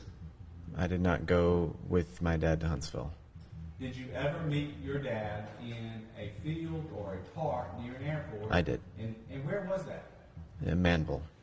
And how far is Manville from Huntsville? Approximately an hour. Okay. And he got there because either you or your brother drove him there. Is that right? I do not know. Well, you don't know because you don't want to say. Is that correct? That's not true. Okay. But your dad didn't have a car. Did he? I do not know. Your dad was entirely dependent upon you and your brother for his support during that time. Is that right? I'm not quite sure. And with respect to a camping trip, you and your dad, did you normally pack alginate on a camping trip? Alginate? Alginate. What is that? It's used for making molds, isn't it? I do not know. Okay. Do you normally pack plaster of Paris on a camping trip? No. And this was in the cold of the winter, is that right?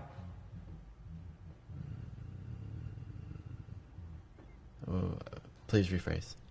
Was this around Christmas time of December of 2014? Yes. And your father was packing a scuba suit, a dry suit, a cold weather dry suit, is that correct? Yes.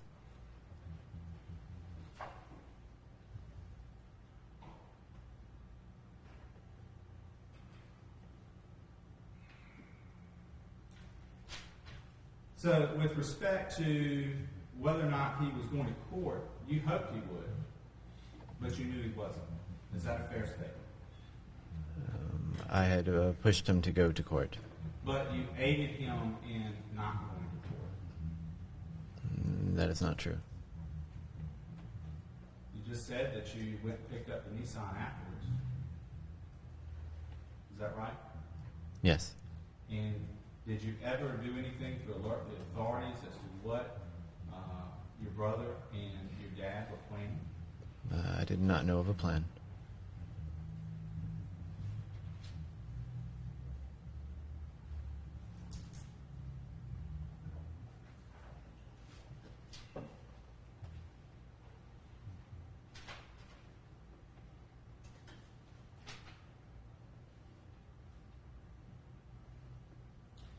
During your direct examination, you said he stated he had evidence of Holly's infidelity. Is that Yes. right? Hmm?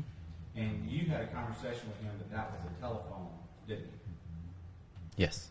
And that he gave you specific advice about not to hand the phone over to the wrong person. Is that correct? I did not know where the phone was. Because with respect to the case against Holly, you had clearly taken your dad's side. Is that right? No. You were concerned that Holly was going to get the house. Is that right?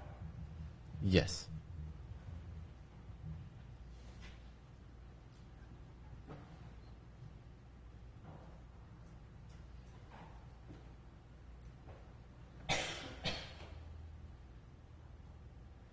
You were looking for Holly while your dad was in jail. Is that right?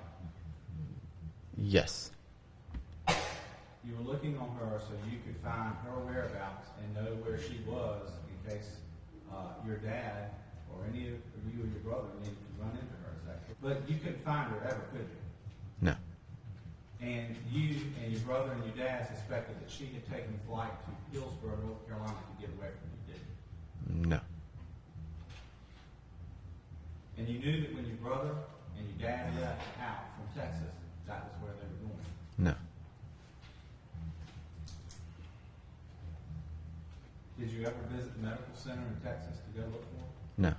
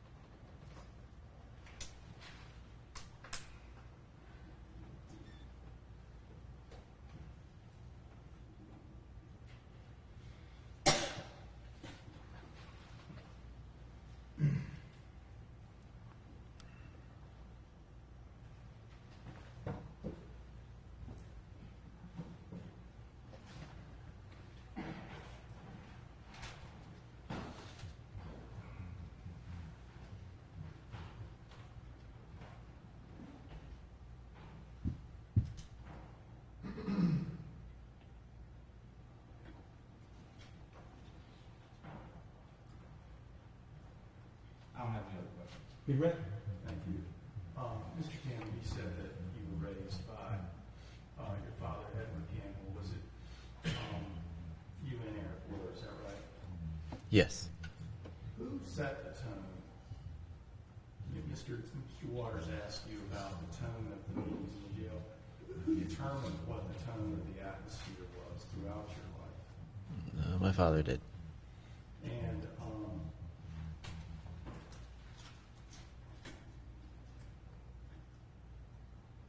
how old are you? 28. And what do you do every day? What do I do every day? Yeah, do you go to work every day? Yes. Were you, after you met with your father at that field, did you ever see him again? No. Did you hear from him again No. when he was arrested? No.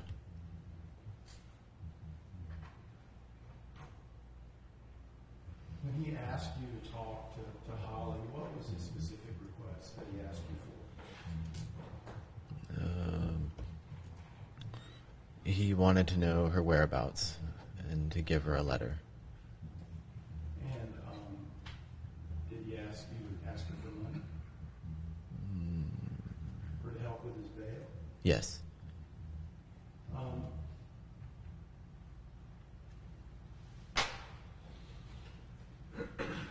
You mentioned that you were afraid of your father. Yes, very. Was Eric afraid of your father? Yes. And how was Eric when he was around your father? Submissive. Have you ever seen Eric commit an act of violence against anyone? No. Objection. Go on. Have you ever seen him commit an act of violence No. against anyone? Nothing further. Yes, briefly, Your Honor. You said you didn't ever hear from your father again after you saw him here in Texas. Is that correct? Yes. And that's because both he and Eric got rid of their cell phones that day, didn't they? Yes. And they were exclusively going to use walkie-talkies. Is that right? I don't know. And they had no plans to contact you until afterwards. Is that correct? I don't know. You said during your direct testimony that you disconnected yourself. Mm-hmm. But you came back frequently, didn't you? You came back and did laundry. Is that right? On my prerogative, yes. All right. On your prerogative, is that what you said? Yes. Because your prerogative, you could make a decision. Is that right? I can make a decision, yes. Just like Eric can make a decision.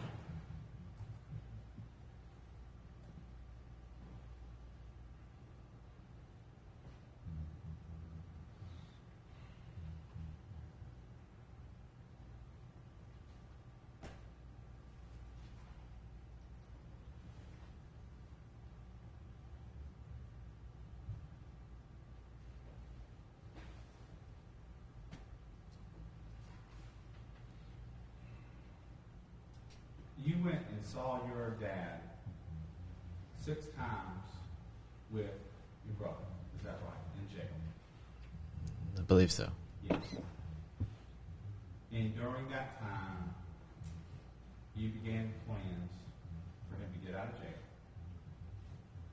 Is that correct? Yes.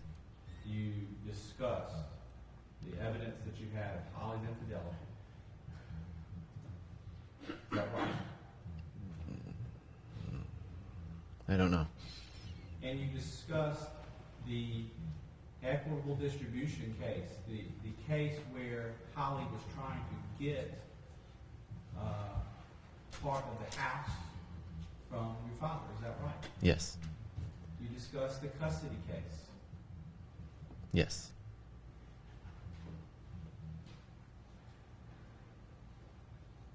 And you discussed the fact that the civil complaint had incorporated the criminal allegations. Is that right?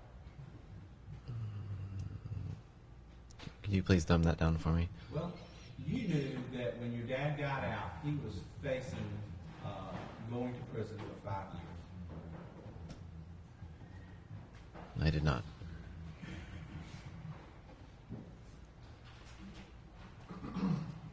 You didn't think that because you knew your dad was never going to stand trial, right? That's not true. You knew that he was never coming back. No.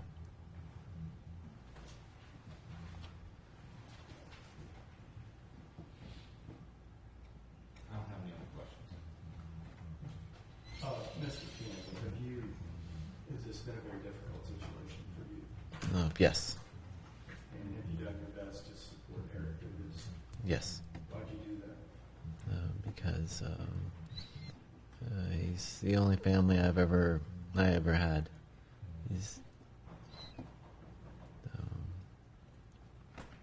He's the person I knew my whole life, and supported me through. We supported each other through my dad's violence. And, we leaned on each other and kept our heads up. And you, whatever the evidence is, you never left Texas during that period, did you? No. When was the first time you heard about this case? Charles Adams had called me on the phone and told me the next day. Nothing further. No. Thanks, sir. You can stand there. Hi. You will state and spell your name for the court. Sherry Barnes, SHERRI-BARNES. And who are you, Ms. Barnes? I am Eric Campbell's aunt. Edward Campbell was my brother. Now, I want to start in 2011, when Eric was 18 years old. Do you remember going to the Ed Campbell and Eric and Dick's home in 2011? I do. If you could tell us what were the circumstances of you going? Occasionally I would pass through Texas because of work. It depended on what I was doing, but I would always try to make some time, even if it was just a day or two, to visit. And during that time, did you have any arguments with your brother? My brother and I historically had quite a lot of arguments. Was there an incident related to ducks that you recall? Was there an incident relating to the ducks that you recall? My brother and I had been talking, and he got up all of a sudden, and because he heard something, and he went to the back door of the house, and he got really irritated, and went and got a gun, and I asked him what he was doing. He said he was going out to get the ducks because he was sick and tired of them going to the bathroom in the pool. So he was going to make sure they didn't do that anymore. And what happened next? He went out the door, and I went to go after him, and the boys were, I think, just in the other room, but I heard one of them say, "Just let him go."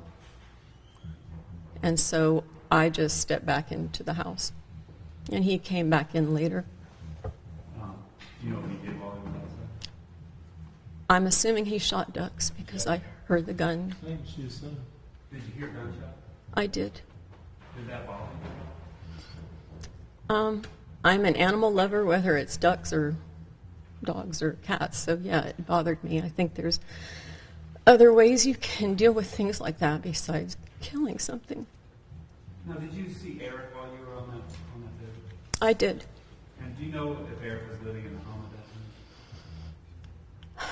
I am not 100% certain, but I think he was. I know that when I arrived there, I knocked on the door. I hadn't told them I was coming.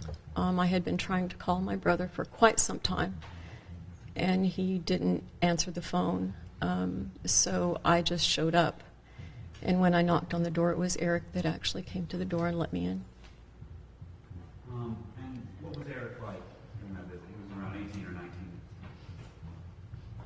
19. I have 4 kids, 2 boys and 2 girls. They're all grown now. But one of the things that stood out to me was Eric was very childlike, which surprised me for his age. He was amazing with the kids, and I think of siblings not wanting to take care of younger siblings all the time, and he was the opposite. He was very nurturing with the kids. But I think one of the things that stood out to me the most on that trip was when something happened with one of the kids or they wanted something, it wasn't Holly or my brother that they went to. They always went to Eric. And I had actually said something to my brother about the fact that those were his children, not Eric's children. And I gave Eric the opportunity. I felt bad, so I said, I'm going to be here all day. Why don't you go do something with your friends, and I will stay here with the younger kids. And they had these big chalks, and we were going to just go out and do art on the sidewalk in front of the house. And Eric said, no, I'll just stay here with you guys. I don't get to see you that much. So we stayed and we watched a Disney movie. I don't remember what it was, but it was a kids' movie. And then went out front with the chalks, and we spent, I think, several hours out there just drawing chalks. And Eric wanted to show me how well he could kick the soccer ball and what he could do with the soccer ball. And at one point he said, watch how far I can kick it. And it just kind of, I guess I would have expected a younger kid to be acting like that, but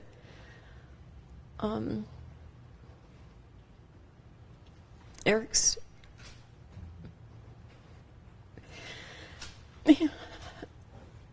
who people want him to see him as is not who I have ever seen him as, so I don't know what else to say.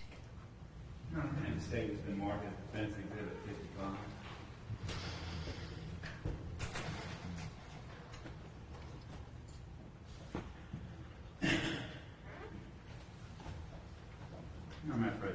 Yes. Now, Ms. Barnes, I'm handing you what's been marked as Defense Exhibit 55. Is that a picture you took that day? It is.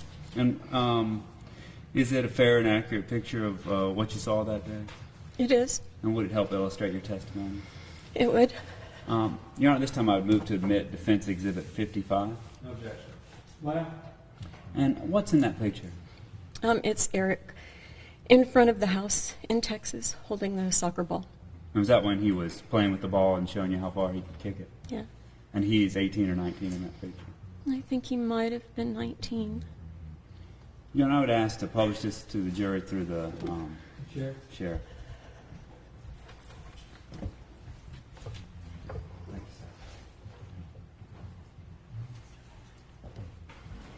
I think it was a signal from one of the jury members.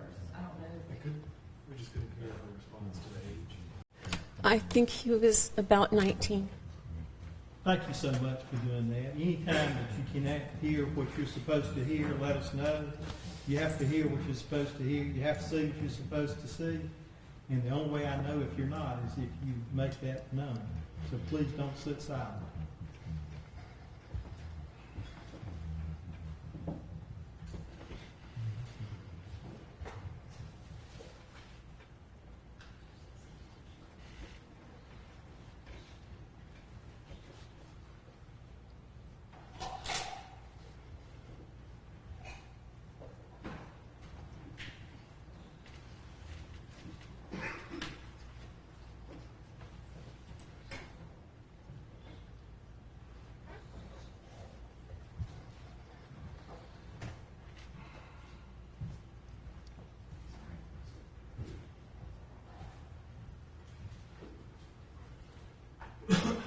Now, was the next time you visited Eric and the rest of the family in April of 2014?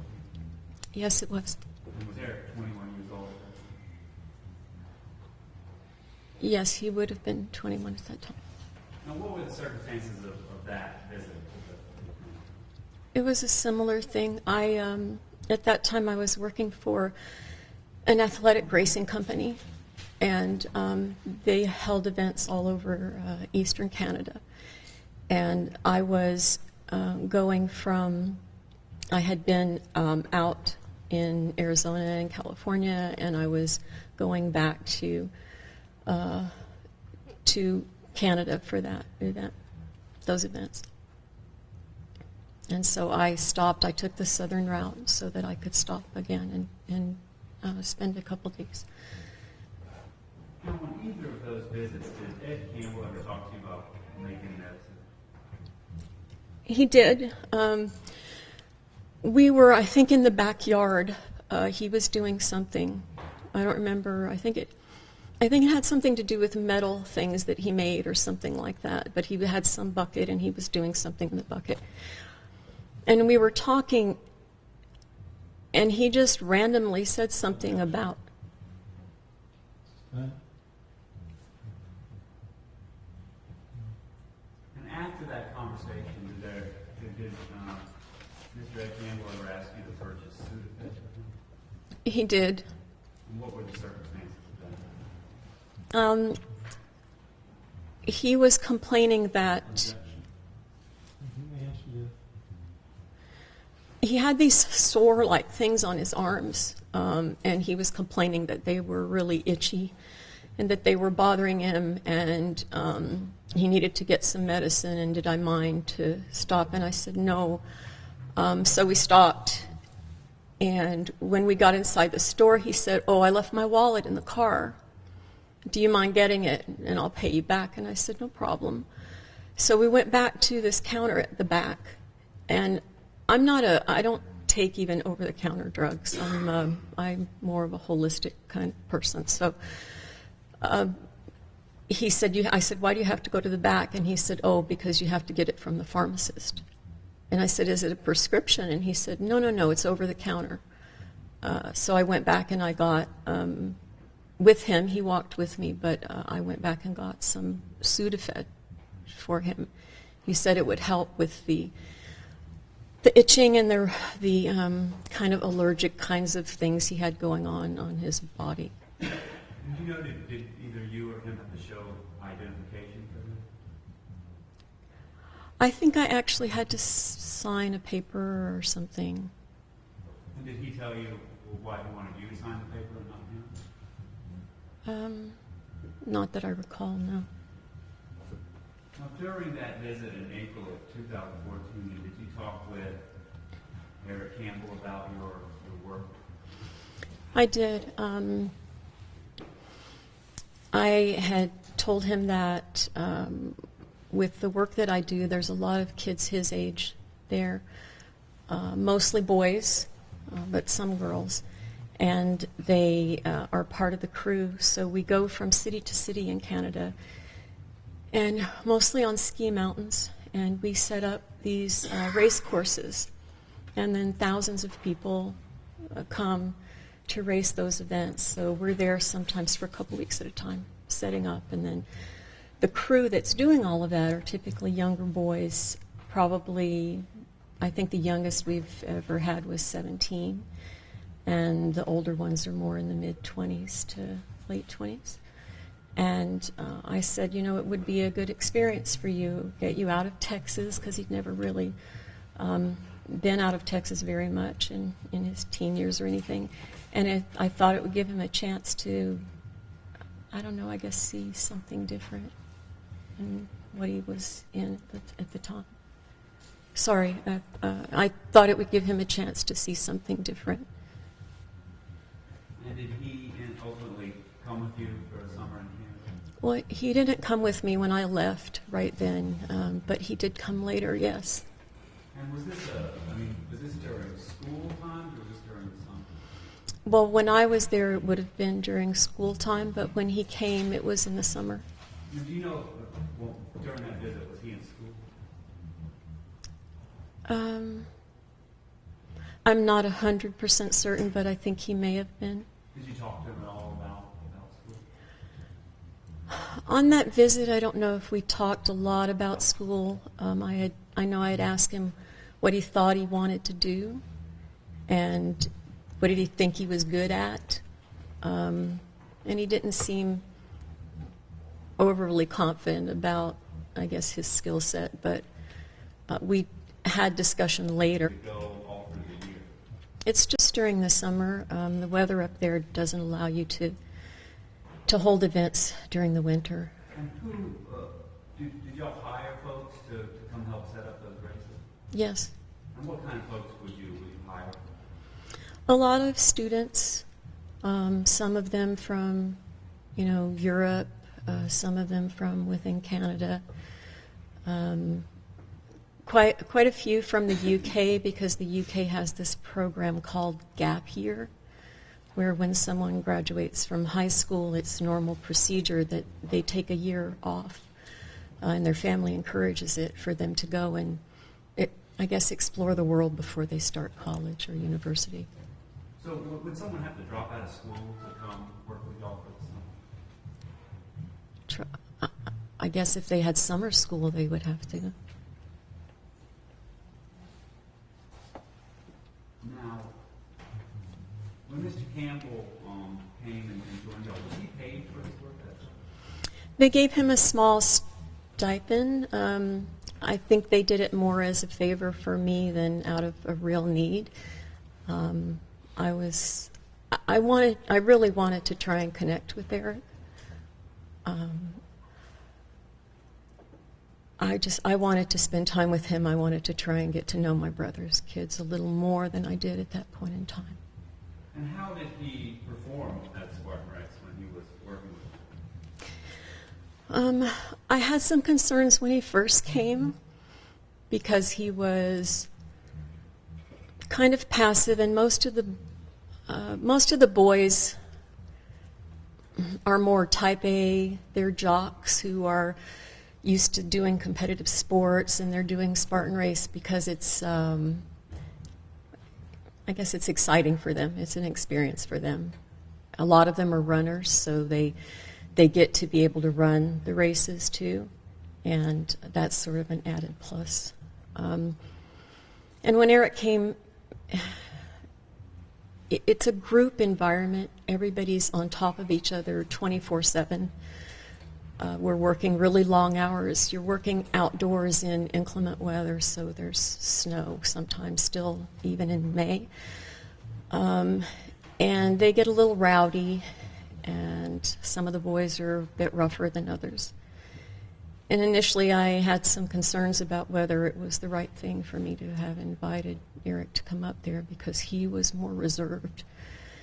And he sort of stood on the periphery and watched, kind of the goings-on of the other boys. But, sorry. Hey, question. You could tell us some more. Over the course of the summer, Eric became much more social, and there was a young man who was with us who I had been told had some type of a psychological problem. I think maybe it was Asperger's, but I don't know. And he was struggling very hard to fit in with the other boys. Boys can be kind of hard on each other sometimes, especially at that age. And I was really proud to see Eric sort of step up and befriend the boy that the other boys were making fun of. And so I asked permission to have that boy put onto my crew, so that and have Eric on my crew, so that that boy could have someone. Okay, folks, we have activity in the Gasper courtroom out of Cleveland, Ohio, so let's go there and listen in. It looks like Attorney Sin on the defense is addressing the judge. There's also some AA meeting list, and then there's a information sheet. It looks like something that the clinic gives out, talking about the myths and beliefs of methadone. A couple different pages on that. Some things about personal boundaries that look like they're relevant to treatment. And then ultimately, an order of probation from the court in Alabama. I know the state probably wishes to treat those as one exhibit. whereas if one comes in, they all come in, but I would disagree filling exhibit as one because that's how they were collected. How did they come in? What's their relevance?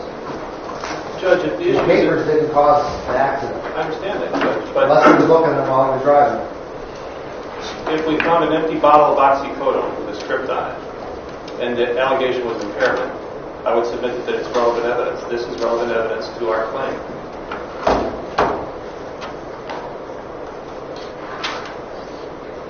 Have you not established in your mind that he was under doctor's care for methadone? I'm sorry? Have you not established in your mind through the testimony that he was under doctor's care?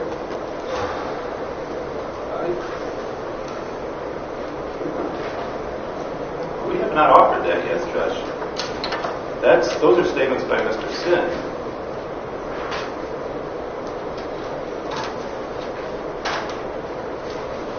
You have the doctor on your witness list, correct? From the clinic? We do.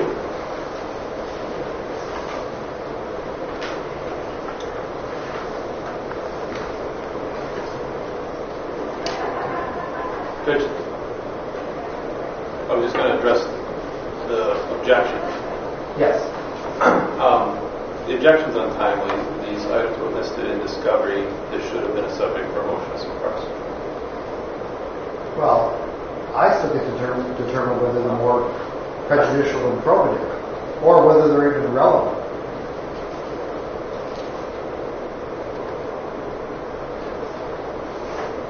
Certainly, an order of probation is not likely to come in given our prior discussion, correct?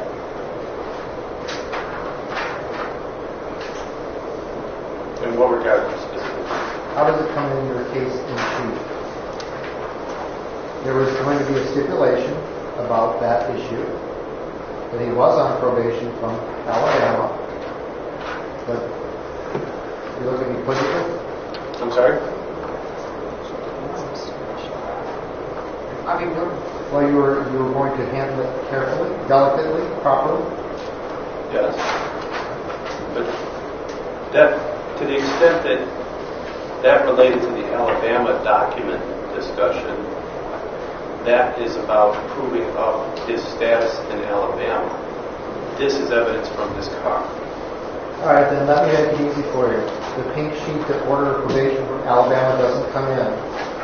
The sheet's personal boundaries, breaking through barriers, helping with stigma and addiction recovery, methadone myths and benefits. The Narcotic Anonymous sheets don't come in. The meeting lists don't come in. Nor do the CA group schedules come in. And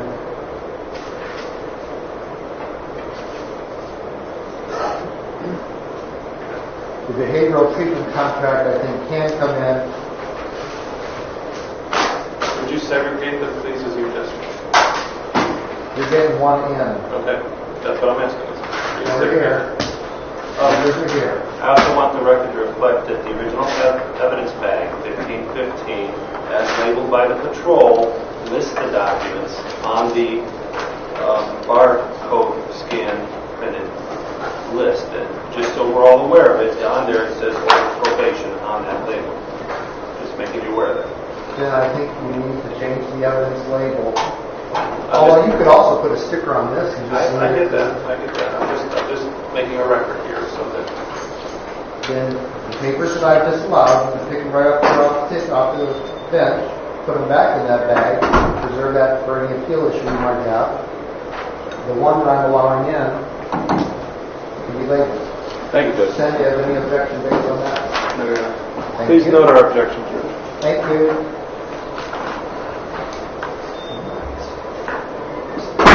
There is another issue that I don't know whether that's coming up this time or not. The recording at the hospital that was made during the blood draw. There's a recording, Your Honor, that was made at the hospital, Fairview Hospital, of my client during the blood draw where he consented to the blood draw. In that period of time that he's asking questions about his rights of consent, there are some discussions about where he asked whether or not he had taken a substance 2 weeks prior, whether that would have an effect on the results that day. And I believe the only reason the state would try to introduce that is to somehow demonstrate that he did take a substance 2 weeks prior, which is really not relevant to the day in question. But I don't know when that's coming in, so I'm addressing it now. The recording does exist. It has been played for the defense. It was previously provided to them in discovery. The statements are those of Mr. Gaspar, and they're relevant as to his state of mind at the time of the consensual blood draw that he provided. Is it your contention he was doing all this voluntarily, or had he been transported there by the police? He was at the... It's not like he walked into their clinic and said, "It's my appointment for a blood draw." He was only there because the state was seeking to obtain evidence against him. Judge, they're his voluntary statements. Even if you want to say he's seized and in custody, they're still his voluntary statements. I will disallow any statement about drug use 2 weeks prior, because that is not the issue here. The issue is, was he under the influence on this particular day at the time when he struck and killed the trooper? So, just so I'm clear on the ruling, you're disallowing it in the state's case in chief, if it should be raised or the door open to it by cross-examination or evidence or witness put forward by the defense, the state is reserving the right to use it. Yes, for instance, if he would take the stand and say that his drug use was of a certain nature and we would have evidence that contradicted that from his own statement, that's legitimate impeachment. Do you agree with that? Yes. All right. Anything else? No. I believe that covers it for now. Who do we have coming in? Trooper Coscarella, who was part of the collection team. We're going to be describing the collection effort.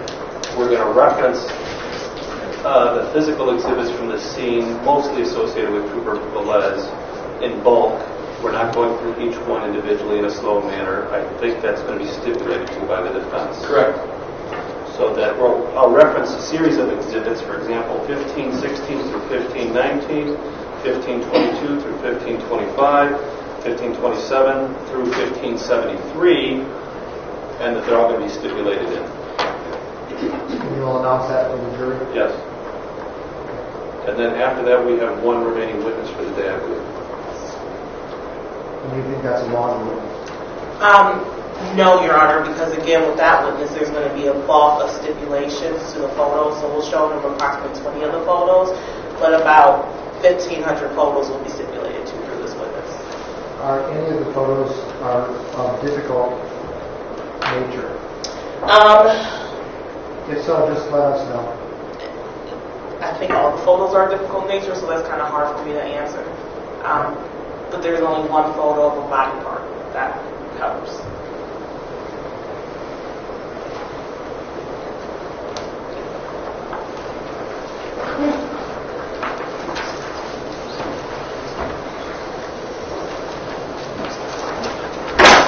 Yeah.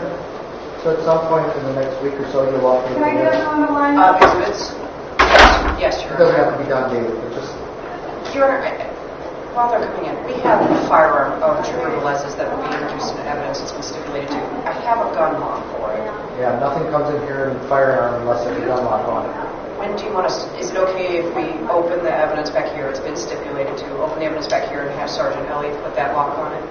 Thank you. And if anybody questions it, you can put that in the record. But yeah, it should be nothing in here without a gun lock. Defense agrees, Your Honor. Yeah, this is the sheriff's office, so it won't have to be returned. It's my belief that any magazines were unloaded.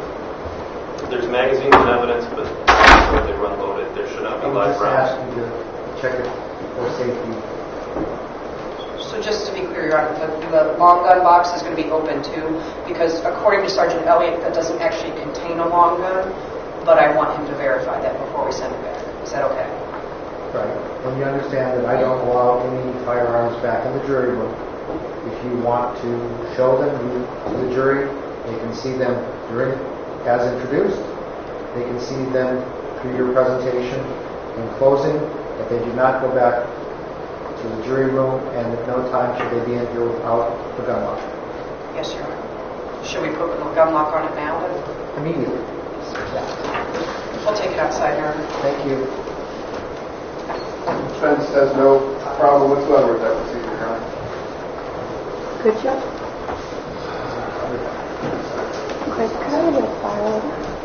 Jackson's file on the edge there. It's on the bench.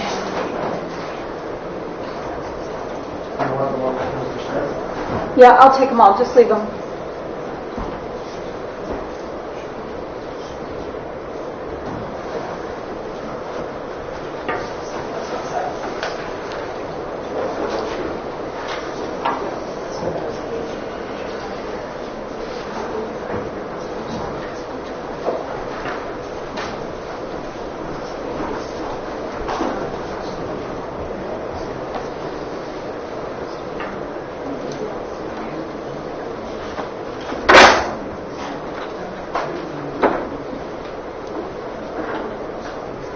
All rise for the jury.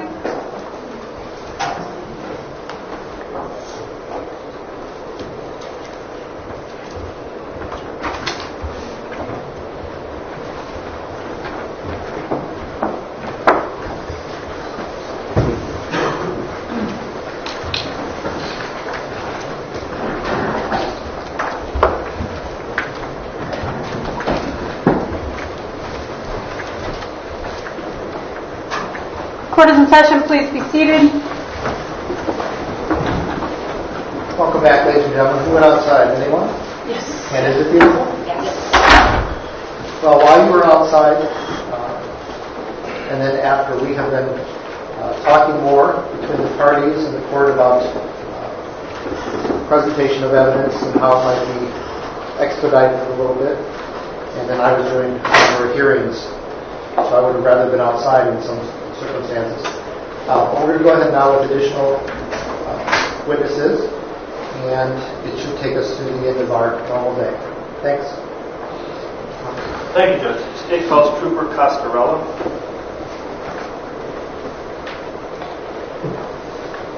Sir, if you can raise your right hand.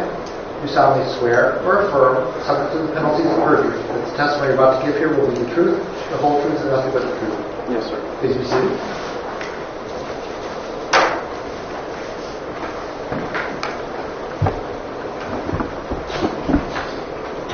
Good afternoon.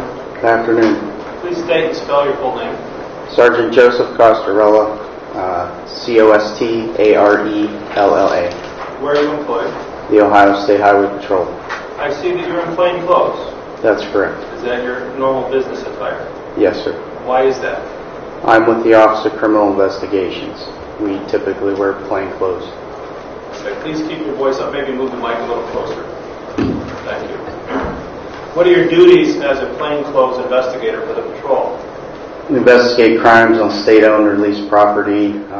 If the road units would get into something that would require extensive follow-up, we would usually take some of that over and conduct in-depth investigations. State institutions. All right. I want to direct your attention to September 15th, 2016. Where were you assigned at that time? I was assigned to Cleveland District Office of Criminal Investigations. Were you brought into the investigation and collection of evidence from the scene of the fatality of Trooper Kenneth Velez? Yes. Were you working in conjunction with others in the investigators division, or did you have a partner? How does that work? We worked as a team to collect the evidence. Describe the members of the team, please. There was Trooper Daly, myself, Trooper Abshire or Gonzalez at the time, and Trooper McGill. Who was leading this effort? Trooper Daly would primarily he collected all the evidence, physically collected all the evidence. What was your function in that team? I would assist him by basically writing the information of the item we were going to collect on a bag and had it ready. I would then hand the bag to Trooper Daly. He would collect the evidence and put it in the bag. So I want to set some broad areas for discussion here, 2 different topics. The first topic is the roadway and any articles on the roadway that were collected or things associated with Trooper Velez. Do you understand? Yes. And the other topic would be either the operator of the black Hyundai Veloster, Mr. Gaspar, his person, or the contents of his vehicle. Do you understand? Yes. Okay. Now, as it pertains to the first topic, the evidence on the roadway, things and articles belonging to Trooper Velez and or his vehicle. Can you just give us an overview of the type of things that were collected? Pieces of his uniform were collected. I remember a few bone fragments. The 2 vehicles were physically collected from the scene. Pieces and parts of the vehicles. Okay. And I'm going to reference a series of exhibits, ladies and gentlemen. There's a stipulation that they're going to be admitted as a group. We're not going to belabor the identification and description of each bagged item in the interest of time. I agree with that. Okay. Ladies and gentlemen, the parties have examined all the evidence. They have been working on this case for a considerable amount of time, so they're in agreement as to what certain items are and how they may have been maintained. Okay. So, ladies and gentlemen, for your later understanding, we're going to be offering by stipulation with the foundation of this witness a series of exhibits. They're not continuous, but they're grouped. The first series would be 1516 through 1519, then 1522 through 1525, then 1527 through 1573. The last set being primarily photographs. And are you familiar with the things that I've just referenced, Trooper? Yes. Okay.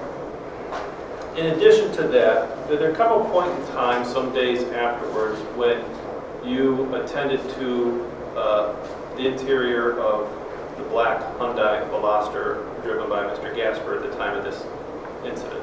Yes. In connection with that, did you retrieve any items from that vehicle? There were several papers from Community Action Against Addiction. Okay, well, I'm just going to show you an exhibit here. States 1515A. Have you seen this page before? Yes, sir. What is it? This is a document from Community Action Against Addiction. It's a behavioral treatment contract. It has the name Joshua Gaspar printed on it and a client ID of 1901. The contract is made on July 25th of 2016. It says attend 8 group counseling sessions per month, 4 individual counseling sessions per month. We'll submit to urine samples 1 per week. We'll submit urine screens that are positive for methadone. We'll submit urine screens that are positive for methadone only by 15th August 2016. Agree to participate in the following activities: CAAA, Community Action Against Addiction groups, 2 per week, 12-step AA/NA, 1 per week.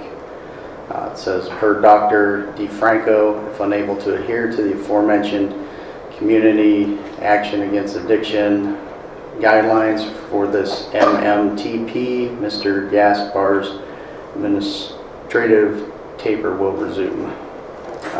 If Mr. Gaspar does not satisfy 6 out of 6 of these requirements in 60 days, she will be scheduled to be seen by a multidisciplinary treatment team.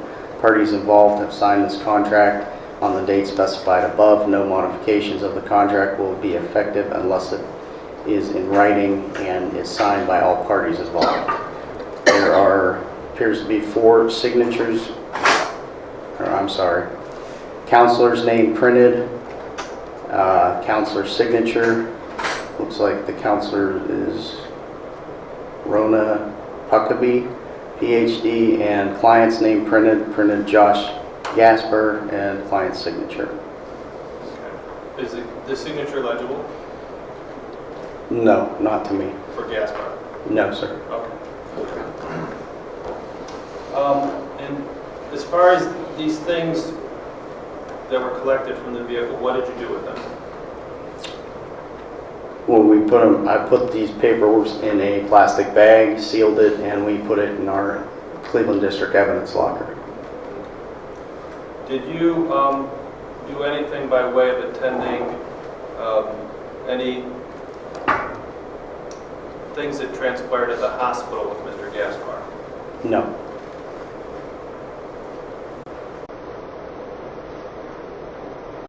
So the involvement of yourself is for the scene collection of that items that we've just described, and this issue of the inventory of this vehicle. Is that correct? Yes, sir. Okay. Thank you, sir. Good afternoon, sir. How are you? I'm good. I'm going to ask you a few brief questions, okay? Did you personally search my client's vehicle? Yes. Okay. Did you find any evidence indicative of illegal drug use in my client's vehicle? Objection. There was a vape pen in there, and that was the only thing that could have been related to a drug use in the car. Okay. A vape pen meaning one of those pens that you either put tobacco in. I see people smoking them, but I think they also have them out there for weed too. Is that true? I believe so. I'm not all that familiar with vape pens. Sent that off for testing? I did not personally know. What about any type of other items in there that would draw your concern or your curiosity as an investigator? None that I collected, sir. Okay. Any alcoholic containers or alcoholic beverage? None that I recall. Okay. You took some photographs, correct? No, I did not. You had someone take some photographs. Yes, there was a photographer.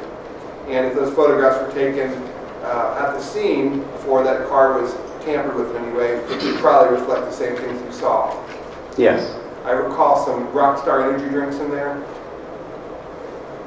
I would have to see the photos. Okay. Maybe some Snickers bar wrappers.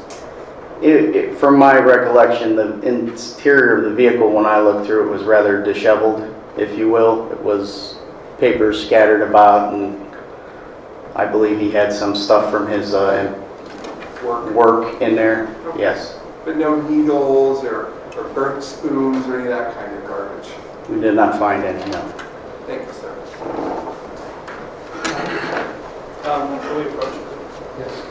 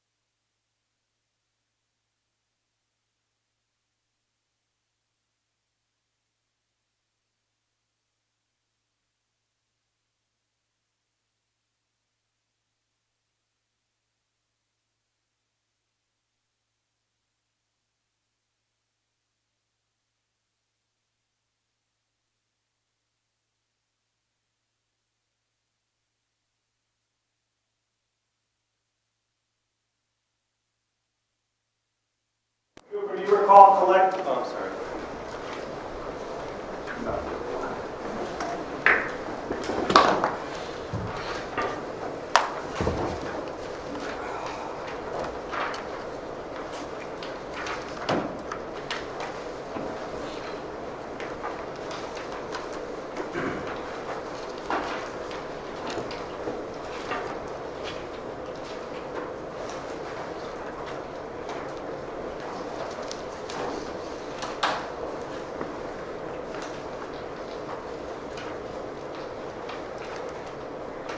Trooper, do you recall collecting a cigarette butt?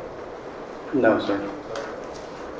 I'm going to show you a series of photographs touching on what Mr. Sin was just talking about. Bear with me 1 second.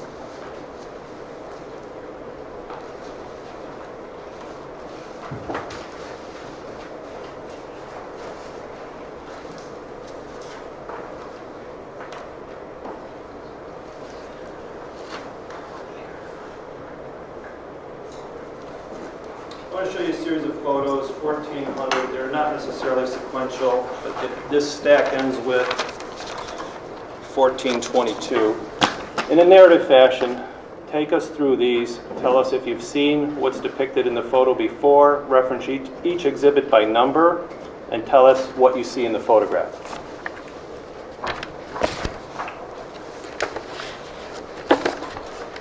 Okay, this is States Exhibit 1400. It appears to be a photograph of the glove box of Mr. Gaspar's vehicle. There is a king-size Reese's peanut butter cups wrapper and a Snickers wrapper on the floor. The glove box is opened. Appears to be miscellaneous paperwork folded up within it. States Exhibit 1401. Officer, Yes, sir. when you're done describing it, can you just show them briefly so they'll have some idea of what you're... Thank you.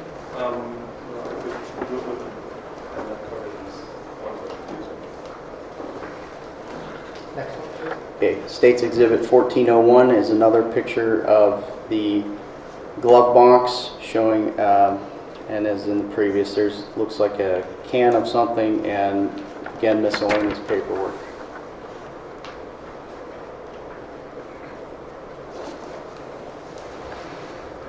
Okay. States Exhibit 1405 is a photograph of the, I believe, the passenger side rear of the vehicle. There's a box in there saying Timberlake vinyl siding, a plain white box, some glass fragments on the seat, and the center console appears to be open with a gray plastic bag in it and a folder with some miscellaneous papers on it.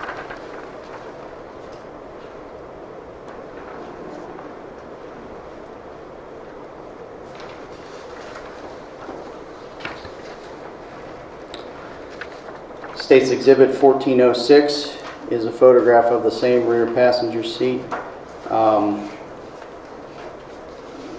There appears to be a black rectangular elongated object lying next to the aforementioned boxes.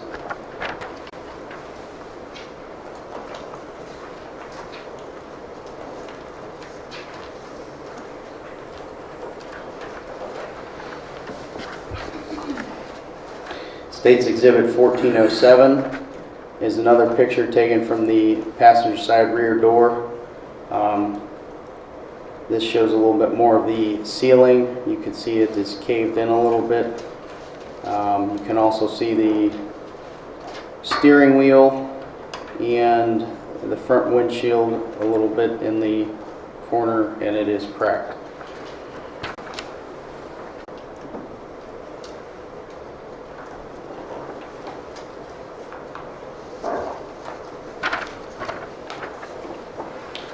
States Exhibit 1408 is another picture taken from the right rear passenger door.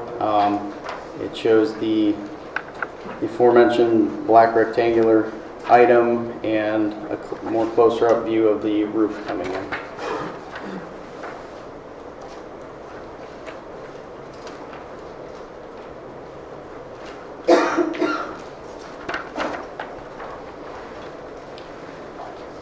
States Exhibit 1409 is another picture of the rear passenger seat showing the Timberlake vinyl siding, white box, and the black rectangular object.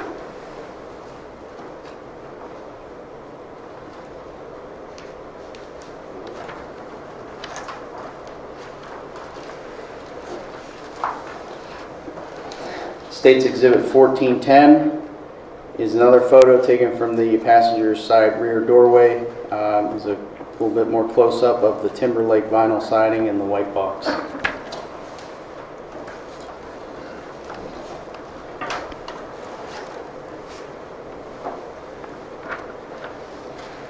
State's Exhibit 1411 is a close-up picture of, looks like a window with a scan code above full installation details.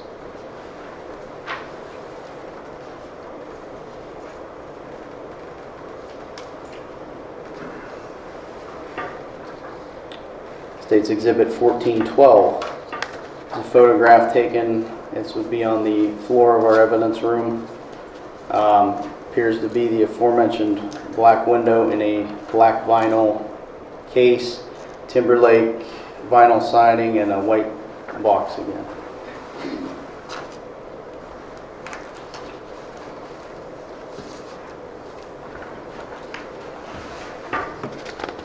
State's Exhibit 1413 is a picture of the rear hatch of Mr. Gaspar's vehicle with it opened up. There's several clothing items in there. Looks like a white laundry bag and some clear plastic cups, looks like.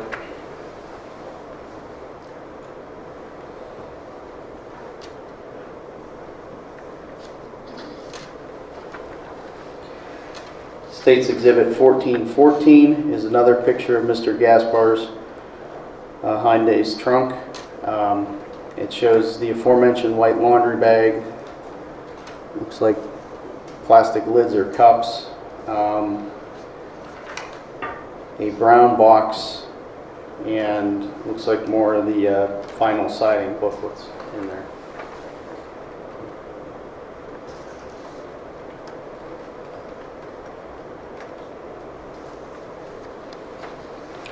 State's Exhibit 1415 is another photograph of the hatch open of Mr. Gaspar's vehicle. The same aforementioned items, only it appears to be kind of a power tool or a saw.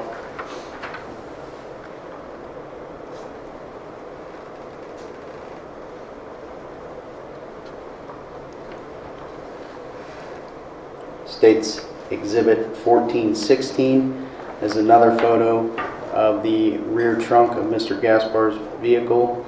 And again shows the same items. There's a little bit clearer picture of the, looks like a steel saw and some papers.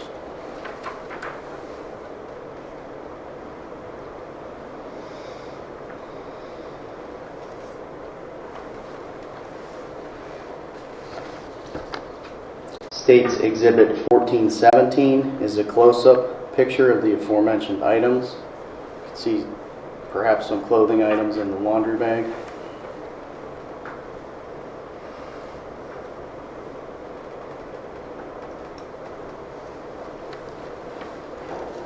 State's Exhibit 1418 is a picture of the floor of our evidence room again, with 2016 Cleveland Cavaliers t-shirts, championship t-shirts. Appear to have come from the white laundry bag.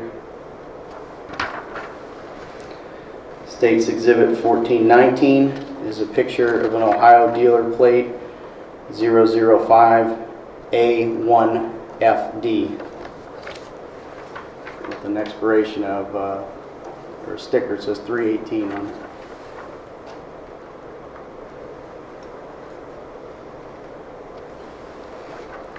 State's Exhibit 420 is another picture of the aforementioned dealer plate.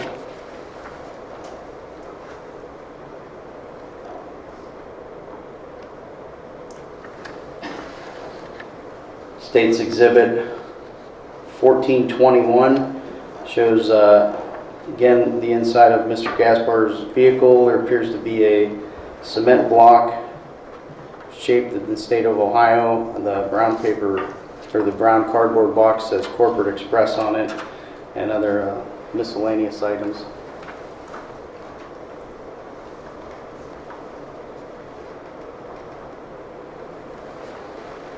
State's Exhibit 1422 shows an Alabama license plate, 47 Mary Frank 488. Is there any tag on that as to when it was last validated, or? It says Alabama April, and there's a 16 sticker on it as well, right up there.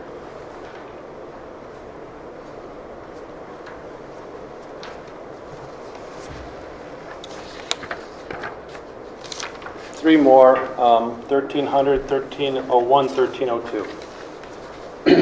State's Exhibit 1300 is a photograph, appears to be taken from the front passenger side doorway, looking into the front passenger and front driver's seat. There's a pack of Camel cigarettes on the ground, a Monster energy drink pack, the king-size Reese's peanut butter cups, glass fragments all about the vehicle, some air fresheners hanging from the mirror. Looks like a power cord coming out of the cigarette lighter.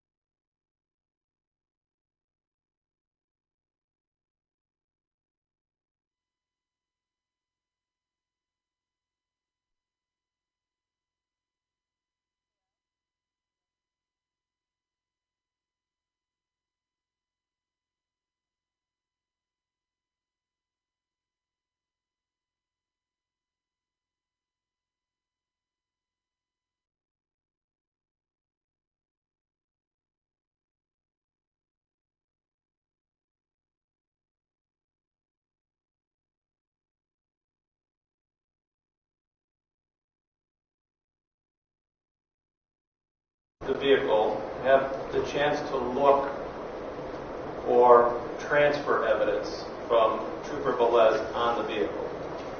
Yes. Tell us about that.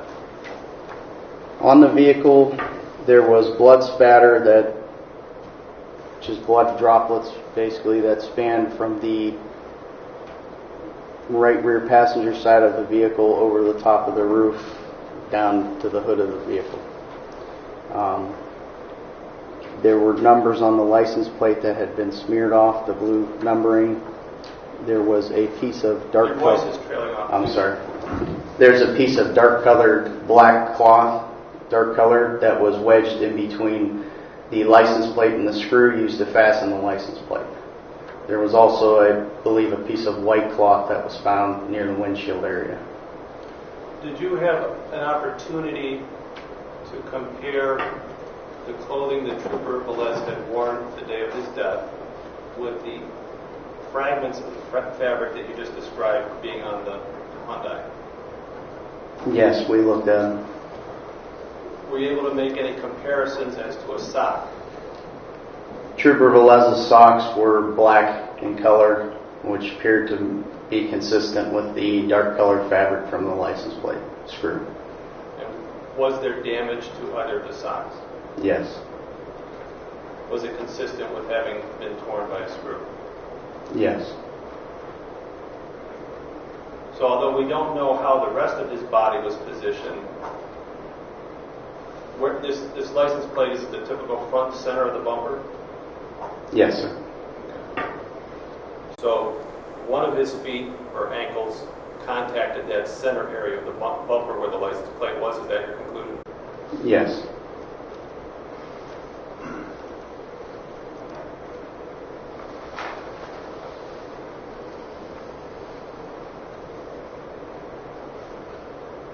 And were blood stains collected for comparison by way of DNA if necessary?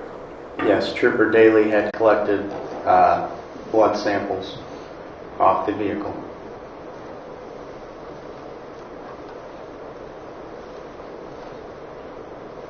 Thank you, Trooper.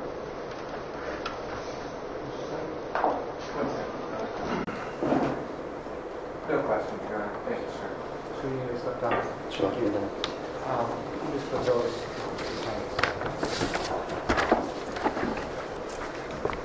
Those are all over. There was one. Oh, well then, what was it? 1302, okay.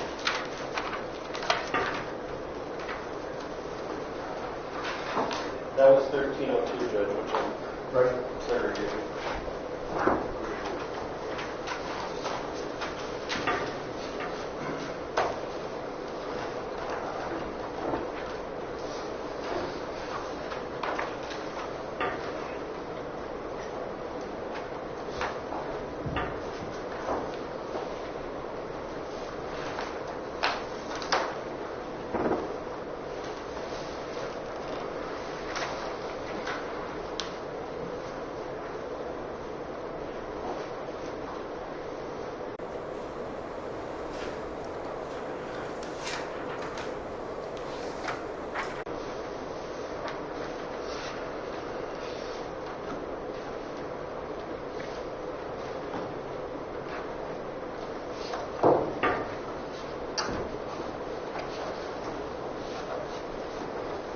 At this time, the state will call Trooper Beal.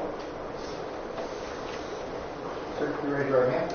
You solemnly swear or something to the penalty of perjury. The testimony you're about to give here will be the truth, the whole truth, and nothing but the truth. You can see. Thank you.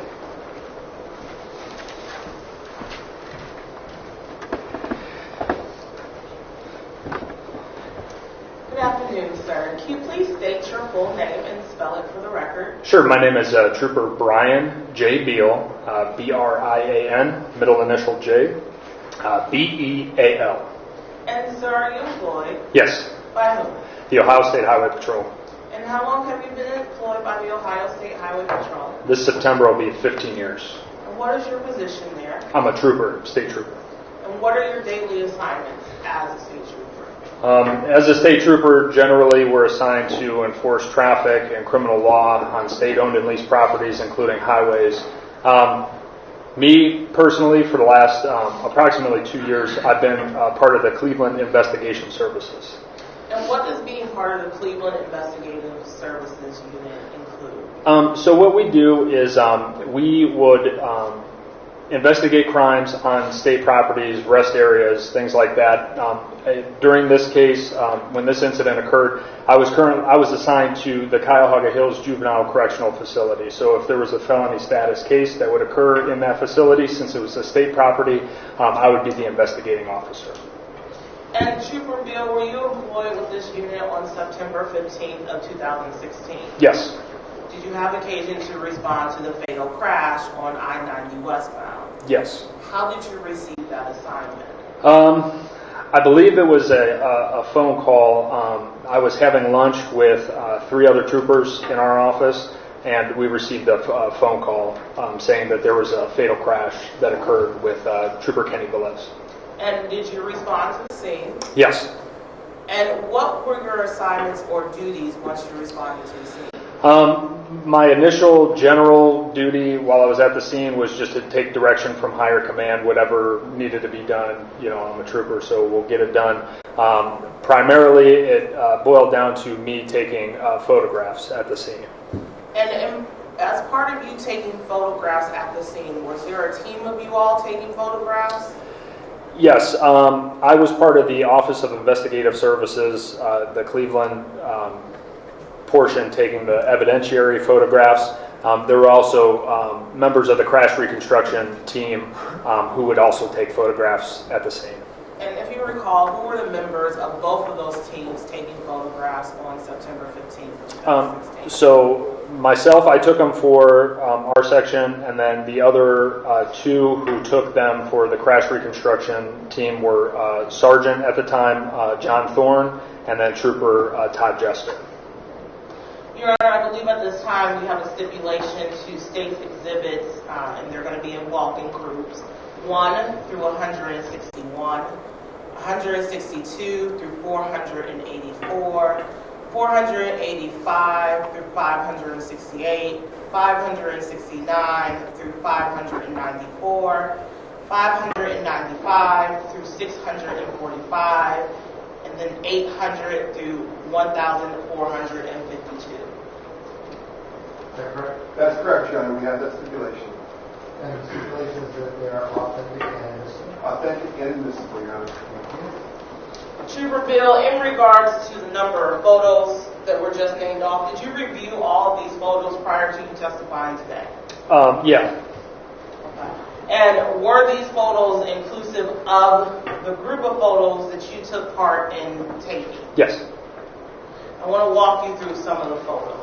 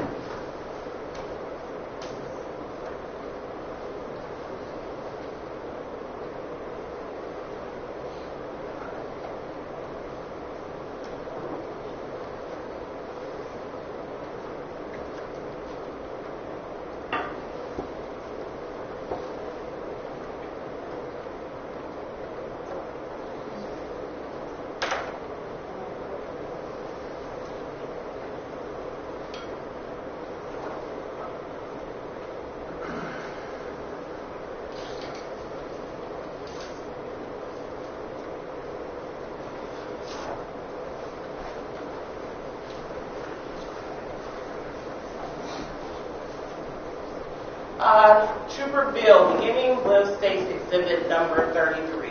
Can you explain what this is we see on the screen? Sure. That's a photograph that was taken of Kenny's car at the scene. That is the passenger side of the vehicle, and it's the outside rear view mirror. And, sir, why was this photograph taken? That photograph was taken to document any damage that we saw out there, in which we saw you can make some cracks out on the rear view mirror. Aside from the cracks in the rear view mirror that is illustrated in State's Exhibit number 33, based on your photographs and observations of the victim's car, was there any other damage to Trooper Velez's vehicle? Not that I noticed at the scene. Turning your attention to State's Exhibit number 40, can you explain to us what this is a photograph of? Sure. This is a photograph of me standing in a general area in front of Kenny's car. It is facing in a general direction of west, and shows the defendant's vehicle, the black vehicle with the driver's side door open. And sir, why was this photo taken? Just to show final rest of the defendant's vehicle and just a west directional picture of the scene.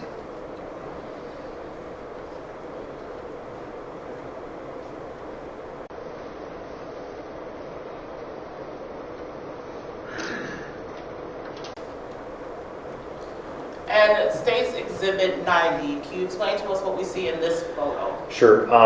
This is a photograph of the defendant's vehicle. This photograph documents the damage that is caused by the defendant's vehicle striking Trooper Velez. And why was this photograph taken? Just to document the damage that the defendant's vehicle incurred while hitting Kenny.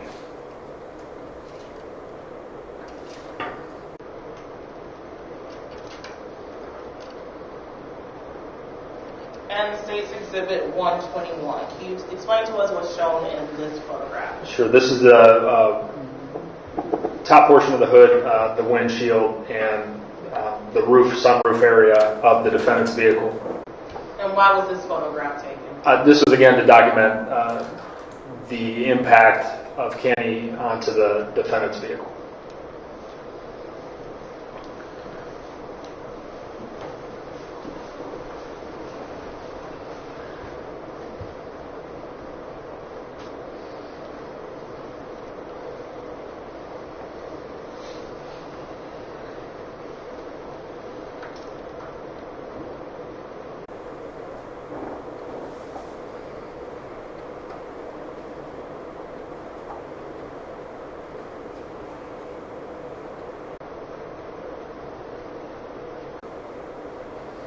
And State's Exhibit number 230, can you explain to us what it is we see in this photograph?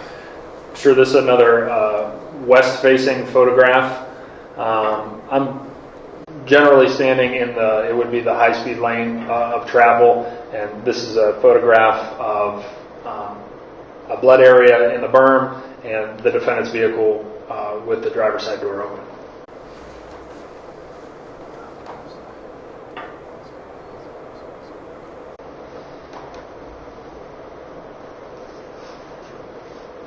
Now, on the left side of State's Exhibit number 230, do you see any skid marks? On the left side in the berm, I do not see any skid marks. What we did believe that was documented at the scene was in the rumble strip area, the part to the left of the yellow fog line, that there were some blood remnants that we believed were from Kenny.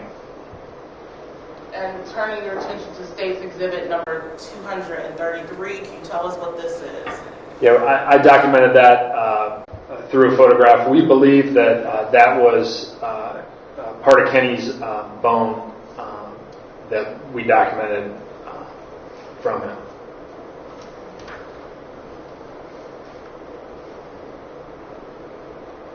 State's Exhibit number 254, can you tell us what we see in this photo? Sure, this is a photograph of the interior of the defendant's vehicle. It was taken from the open driver's side door. And what is pictured on the seat of the driver's side of the vehicle? It appears that the black particles towards the more rear of the bottom of the seat are glass and like a safety glass, and the cord coming out an iPhone charger.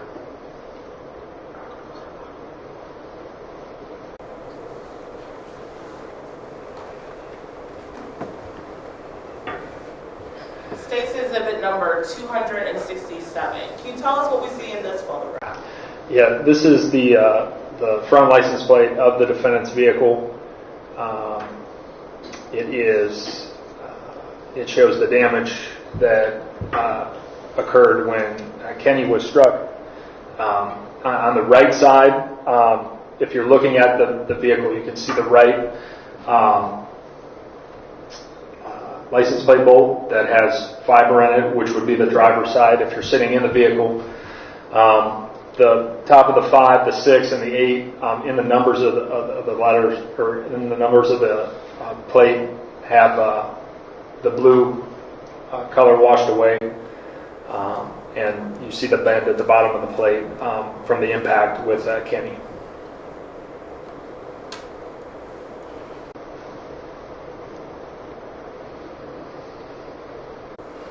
State's Exhibit 296. Can you explain to us what's depicted in this photograph? Yeah, this is the top of the defendant's vehicle.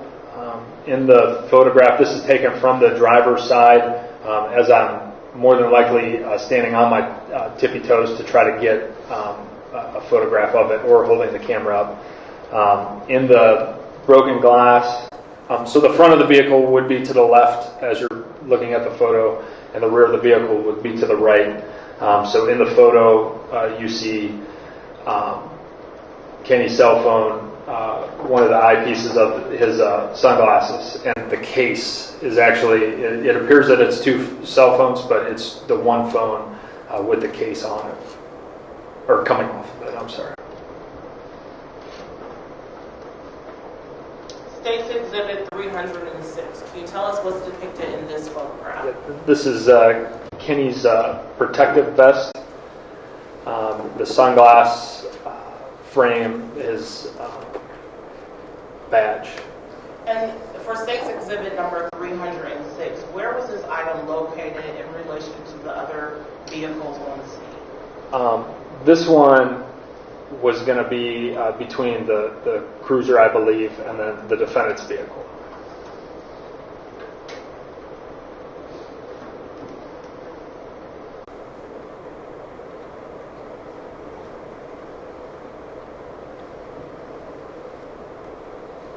State's Exhibit number 348. Can you tell us what's depicted in this photograph? So, excuse me. This is a a photograph of me standing at the median wall. I am still in the westbound lane. So I'm in the berm area where the incident actually occurred. So I'm leaning over, and that gentleman pictured there is the lieutenant of the Office of Investigative Services, my boss, Darren Huggins, his patrol vehicle. And in the middle, on that opposite side, on the south side of the eastbound lanes, you can see what we recovered as Kenny's boot, work boot that he was wearing that day. And this boot is located where? That is on the south side of the road. So it is actually on the complete opposite side, the eastbound lanes. So the opposite lanes of where we were at, if that makes sense.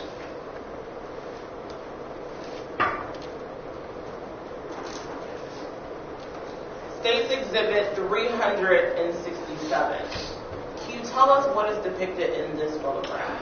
Sure, this is me standing over an overpass, attempting to shoot the total scene, short of being in an aircraft or having a drone to take a photograph.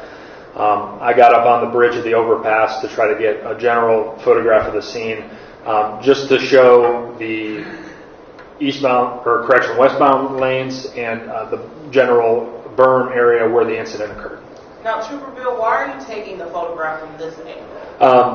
I took this photograph to document, to actually show how the berm is depicted in real life and how it would collapse down at the end and open up to that big general area where Kenny's patrol car was.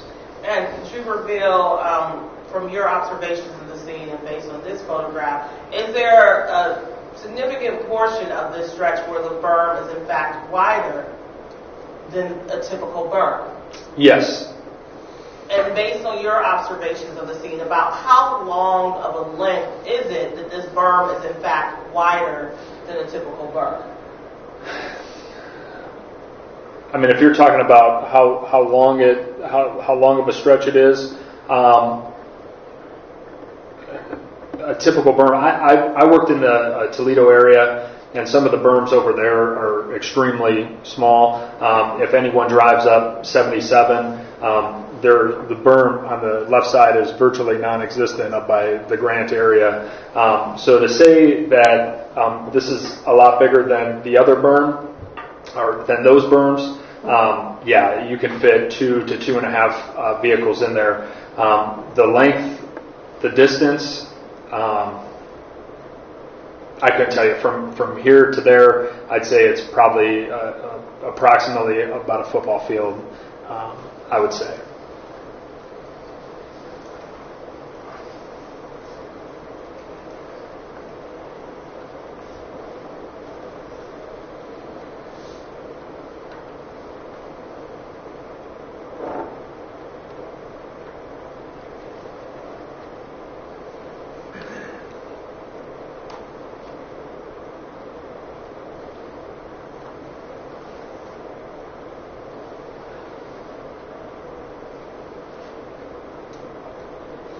And Trooper Bill, State's Exhibit 478. Can you tell us what's depicted in this photograph?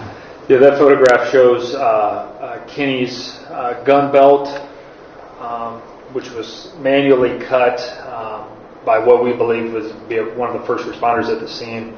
And at the top of the photograph, his straw Stetson hat. And why was this photograph taken, sir? The photograph was just to document the items as they sat at the scene before they were initially collected and secured.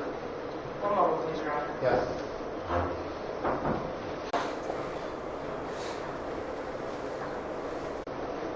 Nothing further at this time, Your Honor. No questions.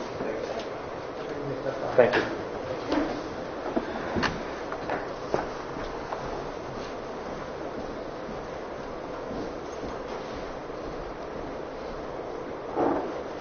House, do you have any additional witnesses today?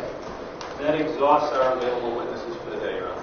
All right, so the party's going to remain. You'll talk with me about witnesses and scheduling for next week, correct? Yes. Ladies and gentlemen, that means that because the attorneys had talked, speeded up this afternoon, so you won't hear any more evidence today. I'm going to send you home, and I hope you have a great weekend. Keep in mind you may not discuss this case among yourselves or with anyone else. It's crucially important now. Don't let anyone discuss the case with you or in your presence. So if you're at the store, if you're at a ball game, if you're at church, we cannot talk about this at all. In fact, I urge you not to think about it, because we are not anywhere close to the end yet, and that is the proper time to think about the case, all right? Don't form or express any opinion. No independent investigation. Don't go out to I-90. Don't consult any books. None of that, as you understand well. And no media accounts. You have the best position of all of us to make a decision on this case, all right?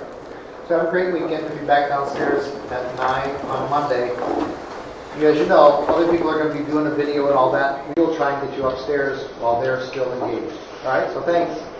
All rise. I'll take it out. Thank you. Have a nice weekend. Good night. Have a nice weekend. Thank you. Have a nice weekend. You too. Thank you. My hand-eye coordination. Thank you. Thank you. Have a good weekend. Good night. Have a nice weekend. Thank you, ladies. Good night. Thank you.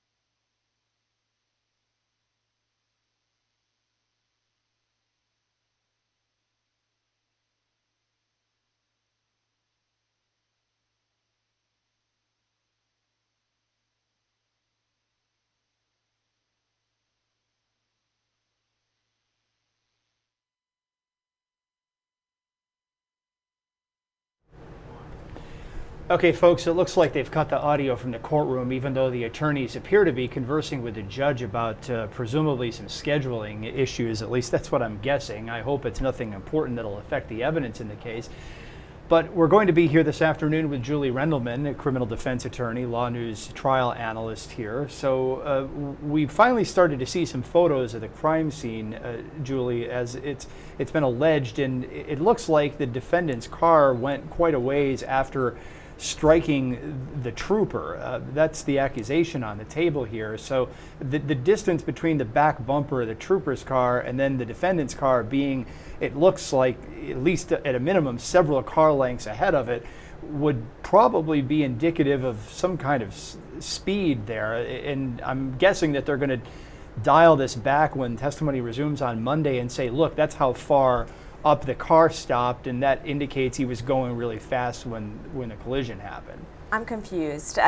We were talking about this before because I'm still confused. My understanding was that one of the things he said was that the reason he swerved was because there was a vehicle stopped in front of him.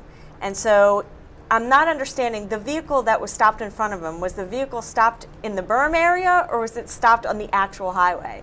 Because if it stopped on the actual highway, then one would understand why it would be that he would feel the need to go to the left to avoid hitting that car and not realizing potentially that an officer was there. But if the vehicle that was stopped was already off the berm, then who was he avoiding? And maybe I missed something. I heard the opening statement and I still didn't fully understand if that vehicle was already over beyond the berm or not. And so do you know the answer to that? Because I do not. I don't. So I'm assuming that and again, this is an assumption, I'm assuming that the trooper pulled over someone on the side and that the car that was pulled over was up in front of the trooper's car. At least that's the way it almost always goes every time I see somebody pulled over on the highway.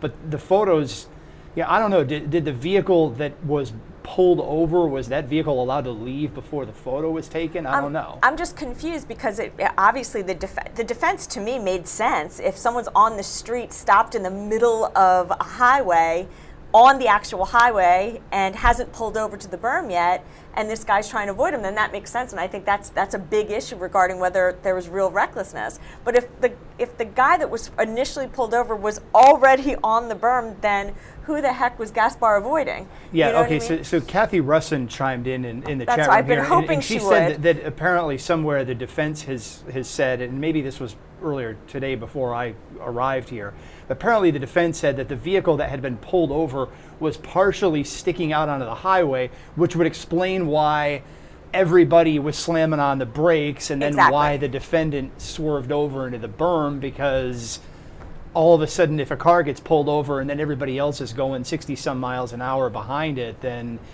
Right, okay, which now makes sense and feeds into what my understanding is of the defense's arguments, or at least their eventual arguments about what transpired.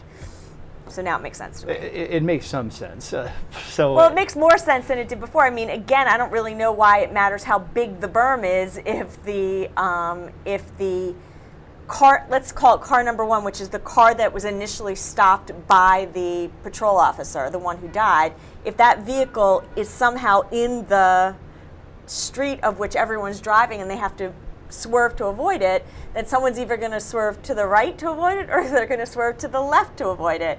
And it's not shocking that they might not notice someone standing to the left, in order to avoid a vehicle that's in their way. That doesn't necessarily excuse methadone in his system, but at least it kind of explains some of the potential recklessness. Well, the excuse for the methadone in the system is that it was doctor prescribed and doctor administered. That doesn't mean you're allowed to take methadone before you get into a vehicle. Where's the law in Ohio that says you can't? Well, simply because you are driving with a prescription, you still potentially are aware that when you're driving a prescription that you are still under a substance that's going to impact your ability to drive. And so, I mean, look, I've seen people use methadone millions of times, and I don't know how much he's accused of taking and how much was in his system. I know supposedly he took a short period of time before this, but methadone has a big impact on your ability to function.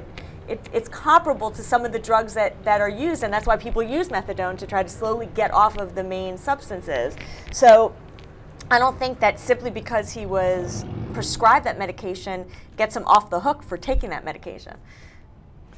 Yeah, I'm waiting for the pharmaceutical expert who gets on the stand, because I cannot recall ever covering a case that involves an accusation that methadone has caused an impairment of some sort. So I don't know what the pharmaceutical standard is for whether it does or it doesn't, or how much would result in an impairment or how much wouldn't. I don't know exactly what the blood draw is going to show. So Methadone's a strong drug. It's strong. So, I mean, people get addicted to methadone. You hear that all the time. In fact, there used to be common drug cases in which the sale was not of crack cocaine or heroin, it was of methadone. And so it's a real drug that we're talking about. I think the prescription aspect is certainly a mitigation, but I don't know that takes him off the hook of being responsible if he had a great deal of methadone in his system, and certainly if he took it such a short period of time and was potentially driving at a high rate of speed. Yeah, I'm waiting for more of that evidence to come out, because right now, as it sits in this trial, we have had the following things. We have had eyewitnesses, and now we have law enforcement experts who took photos on the scene, but we don't have a lot beyond that. I want to switch back to what we heard yesterday afternoon, because we had one of the eyewitnesses on the stand named Michael Stamford. This is clip 4 from yesterday, and he talks a little bit about what he saw when he was driving down the interstate in Cleveland, and then this trooper was struck and killed. Well, this clearly was me writing fast, but I put I want driving in the far left lane, I'm assuming was.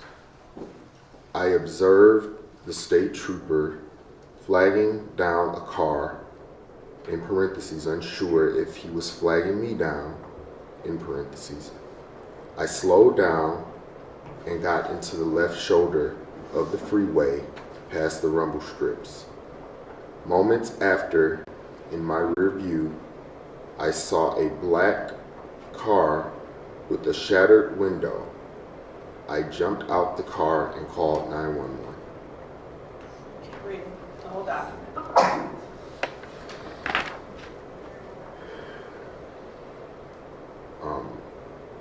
Do I need to? I, Michael T. Sanford, hereby make voluntary statement to Trooper D. Gonzalez, Trooper R. Cantors at Panera Bread, Westlake, on Thursday, 9/15/16 at 12:45 p.m. I called 911 from my cell phone after witnessing a state trooper being hit on the shoulder of I-90 highway. Prior to hearing the accident, I was in the far left lane of I-90.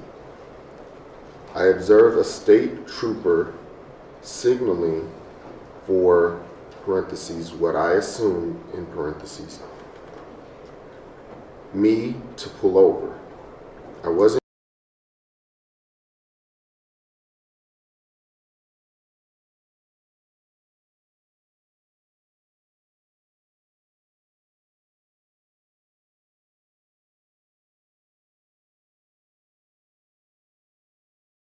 So that was one of the witnesses who was driving, he said, in the left-hand side of the road, and he got some kind of a signal to pull over. I was a little bit confused based on his testimony, Julie, as to whether or not he was the original driver who was pulled over by Trooper Velez, who was killed, or whether he was being signaled to pull over by somebody else further down the road after having witnessed the accident. And then witnessed the accident. Yeah, I'm not sure. I mean, there may have been a couple of different troopers there and asking different people to pull over. He may have been signaled to pull over after people responded to the first accident. Some of the timeline got a little bit confusing with some of these witnesses as to who did what, who ordered them to do what, who asked them to do what, et cetera, et cetera.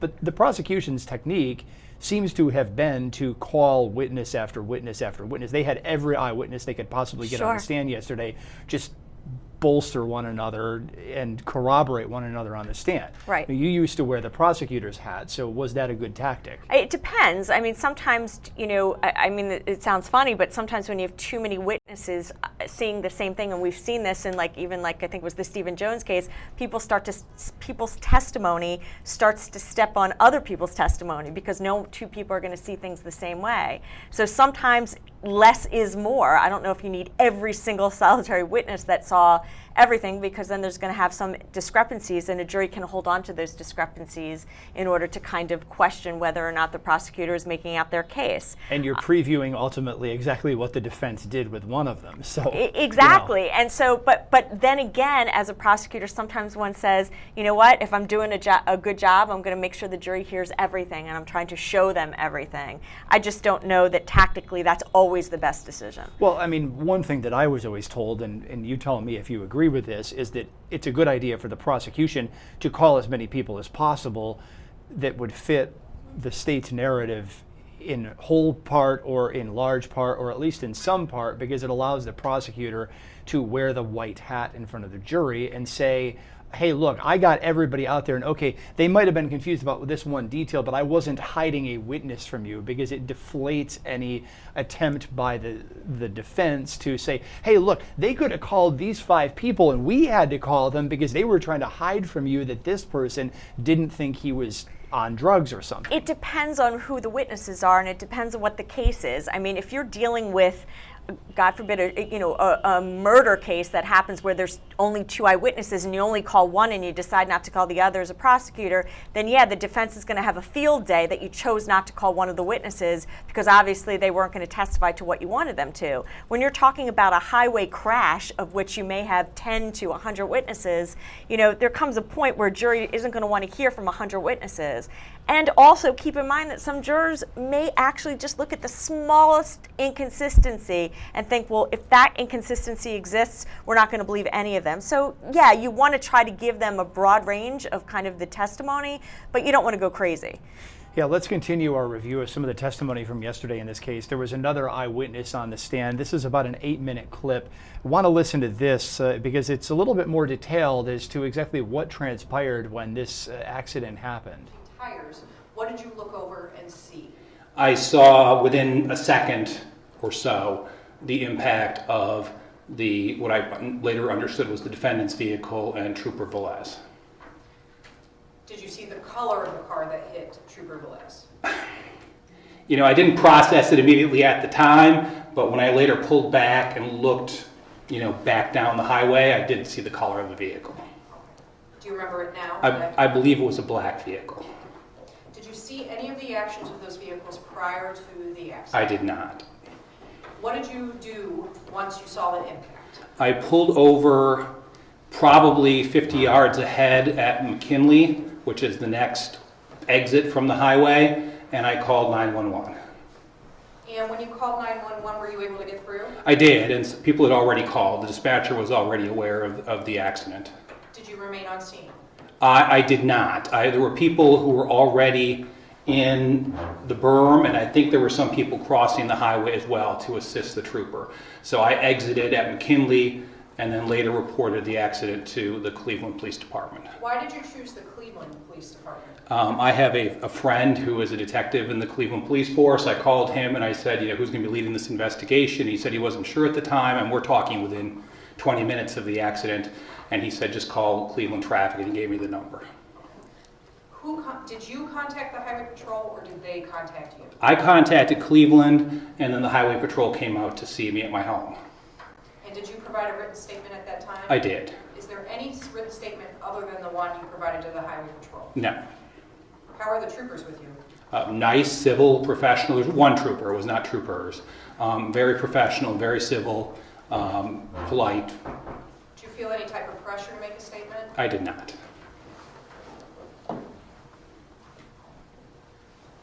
Nothing further, Your Honor. Thank you. Good afternoon, sir. Good afternoon. Sir, I'm John Sin. I'm the defense attorney in this case. How are you today? I'm doing well, Mr. Sen. Okay, I'm going to ask you some questions. Sound fair? Sounds fair to me. Okay, sir.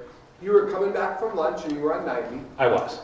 And you heard a commotion. Yes, I believe it was a screeching of tires, but there was something in the traffic caused me to look to my left. Okay. Now, today, sir, you're using the term screeching of tires. And I've noticed that you use that and the prosecutor use that, and you've had some time to reflect on this case. But do you remember making a statement that, well, to the troopers, remember the statement you gave to them? I do. Okay. I'm going to show you that, sir, and ask, well, let me ask you before, is that the term you used with them, that you heard a screeching of tires? In all honesty, I don't remember. Okay. Maybe this will refresh your memory for you. John.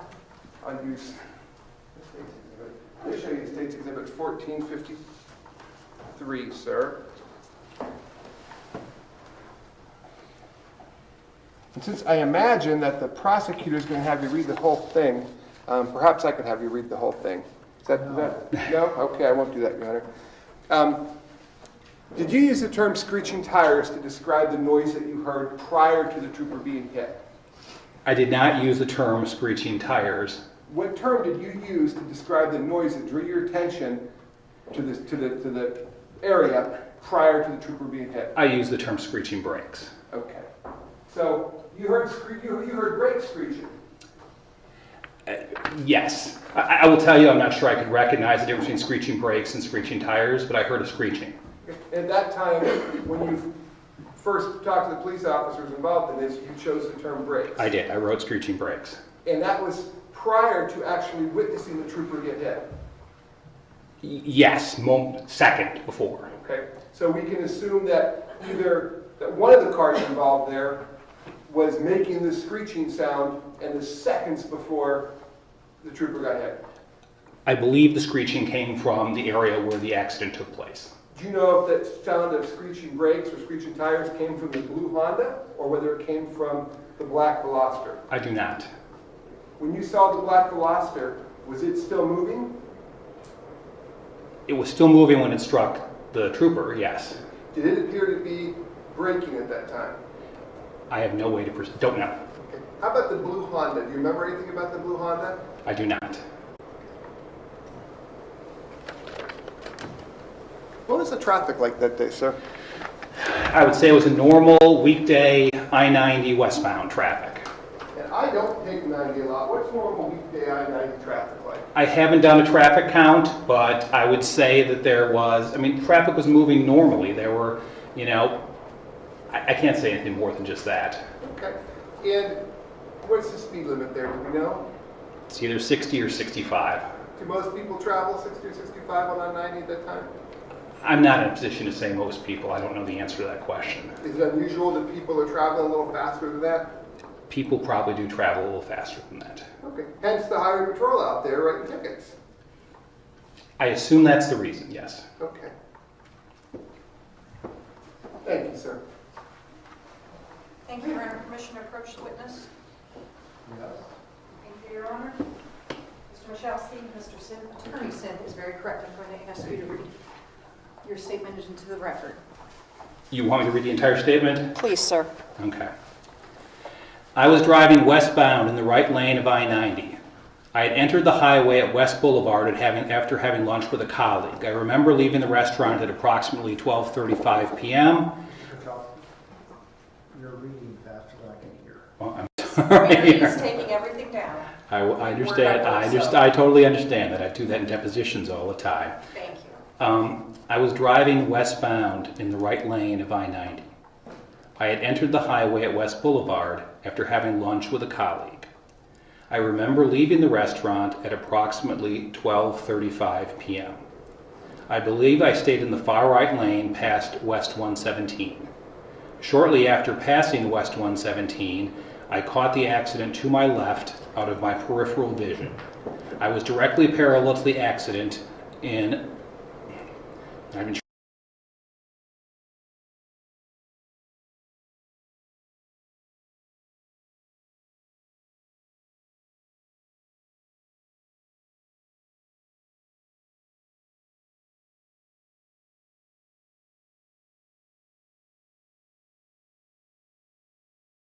witnessed a black car veer toward the median and strike what I now know to have been the trooper.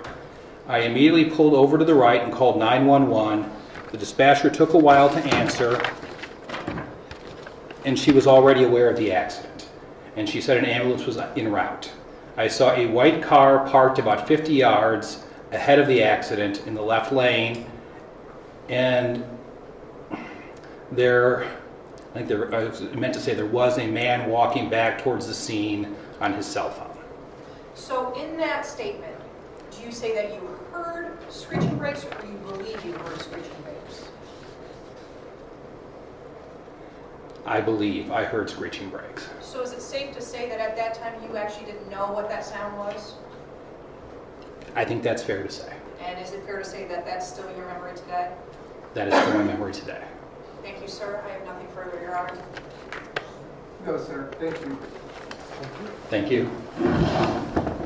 Okay, so that's one of the several witnesses that the prosecution paraded across the witness stand yesterday who were driving on the highway when this impact happened. Some of the witnesses were really shocked by it and really bristled back at the prosecutor's requirement that they watch a dash cam video from a police car that just showed what happened. They didn't want to see it again because they said it traumatized them so much, but they had to see it again in order to verify that it matched up with their own memories. That video we are not able to show because apparently the district attorney or the judge or someone involved in the case asked the local pool photographer not to show it. So we here at the LawNewz Network haven't even been able to see it, nor do we have access to it. Julie, did anything stand out at you in that exchange that you just watched? A couple things. One is, again, I go back to where the original vehicle was that was stopped by the trooper, because one of the things the defense attorney asked him, was kind of the speed of the individuals that drive, because he was saying, aren't there people that drive there at excessive rate of speed? And the guy goes, this witness says, I assume there are people that do. And the defense attorney says, that's the very reason he's out there, because people are driving fast. Which kind of, like, if you think about what the jury now is hearing, they're hearing that not the defendant, but the person in front of the defendant was driving at a high rate of speed. And the officer was now focused on the person in front of him because he's the person he stopped driving at the high rate of speed. The fact that there's an argument to be made that part of the reason that this all happened, of which the trooper was killed, was partially due to the fact that the person in front of him was driving fast, because the person in front of him is stopped and hasn't moved over to the side of the road yet. And so now you have the defendant arguably behind him having to move out of that way. So it seems as though it was kind of arguably an accident waiting to happen unless that person was off the road. The other thing this witness testified to was that, and again, maybe I'm missing something, but he specifically said he saw the vehicle in the left lane.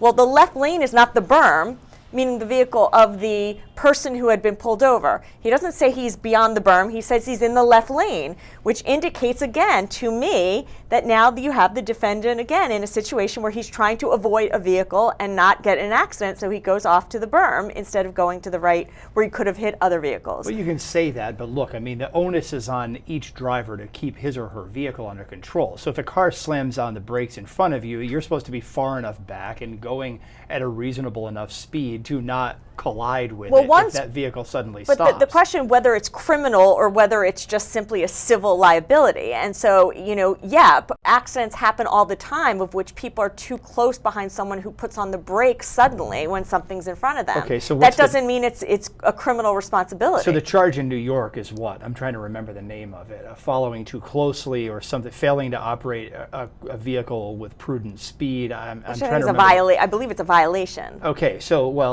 but if you prove that, does it get you somewhere into the recklessness standard that is one of the standards that they would need to get a conviction to stick in this case? I think the issue comes really down to the methadone and whether a methadone impaired. Look, with someone who had been driving behind this person at a normal rate of speed and the person had stopped suddenly and they veered off the road without methadone, would that have been a reckless act to the level of rising to a criminal act?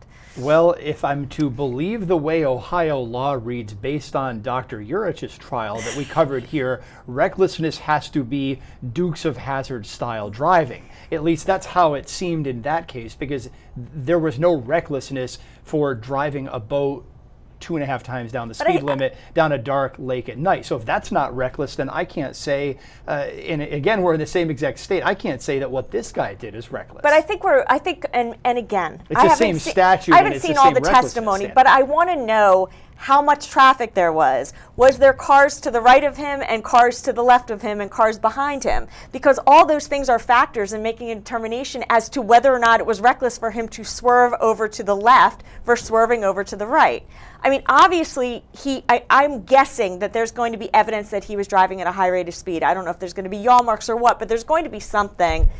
And by the way, I'm giving maybe the prosecutor too much credit, but I assume there's going to be something that indicates he was driving at a high rate of speed. Well, I mean, look at the impact photos. The photos of the impact alone, this isn't just somebody who bumped into a shopping car. Look at the hood of the car. That looks like a high rate of speed to me. I know, but you're not an accident reconstructionist, and the truth is that. Look, by the way, he didn't slam into a fly on the highway. I understand, but if you remember, look, I always laugh about. Do you remember those old commercials they used to have with the dummies in the front seat, and they said, you can be driving at 20 miles an hour and look at the impact, and they used to show how damaged a vehicle was driving at 20 miles per hour. So I don't know, simply because a car is more damaged than another one, immediately defines that he was driving at a high rate of speed. It may be some evidence of it, but until I hear more, I don't know that that means he was driving at a high rate of speed.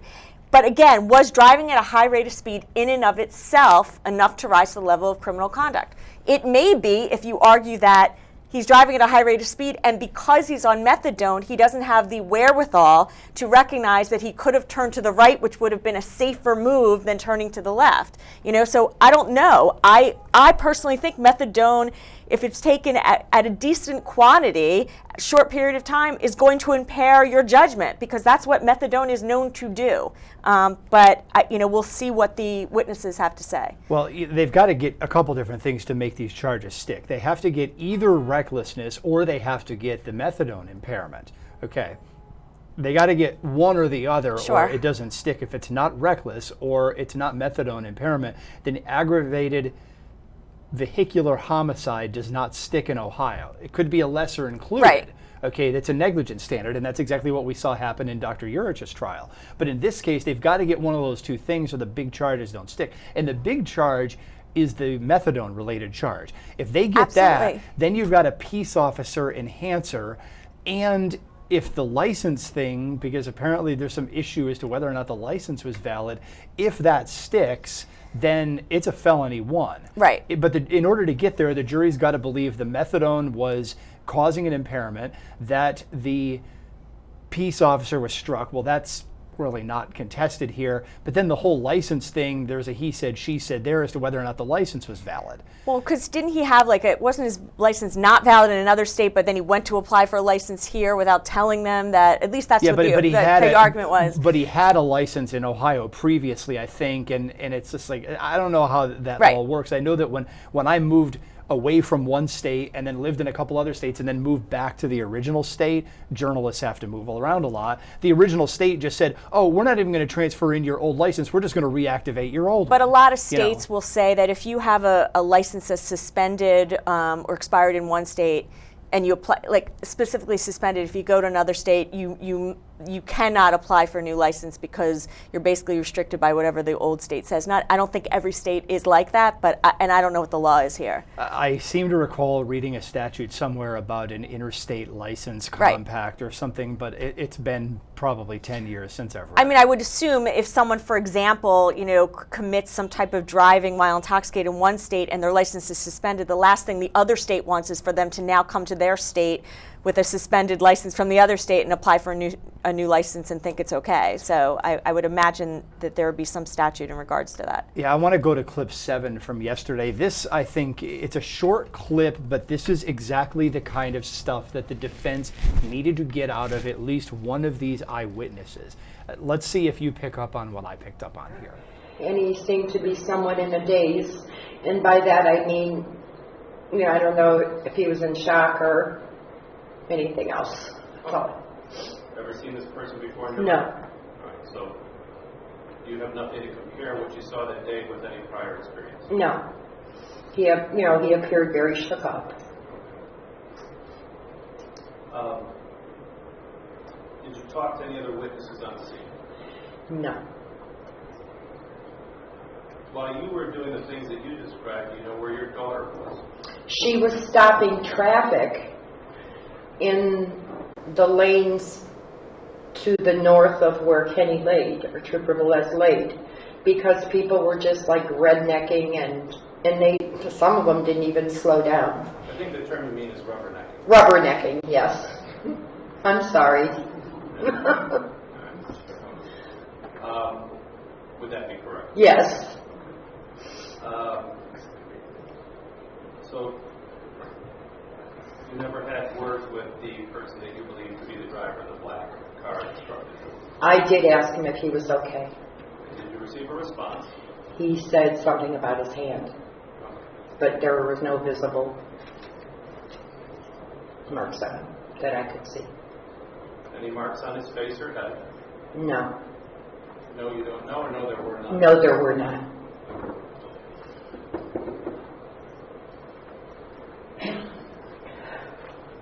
Thank you. You're welcome. Here I have no questions. Thank you. Okay, thank you.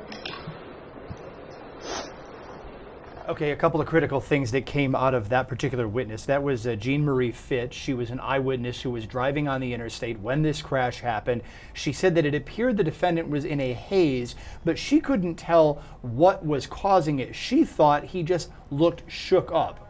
Direct quote, "He appeared very shook up."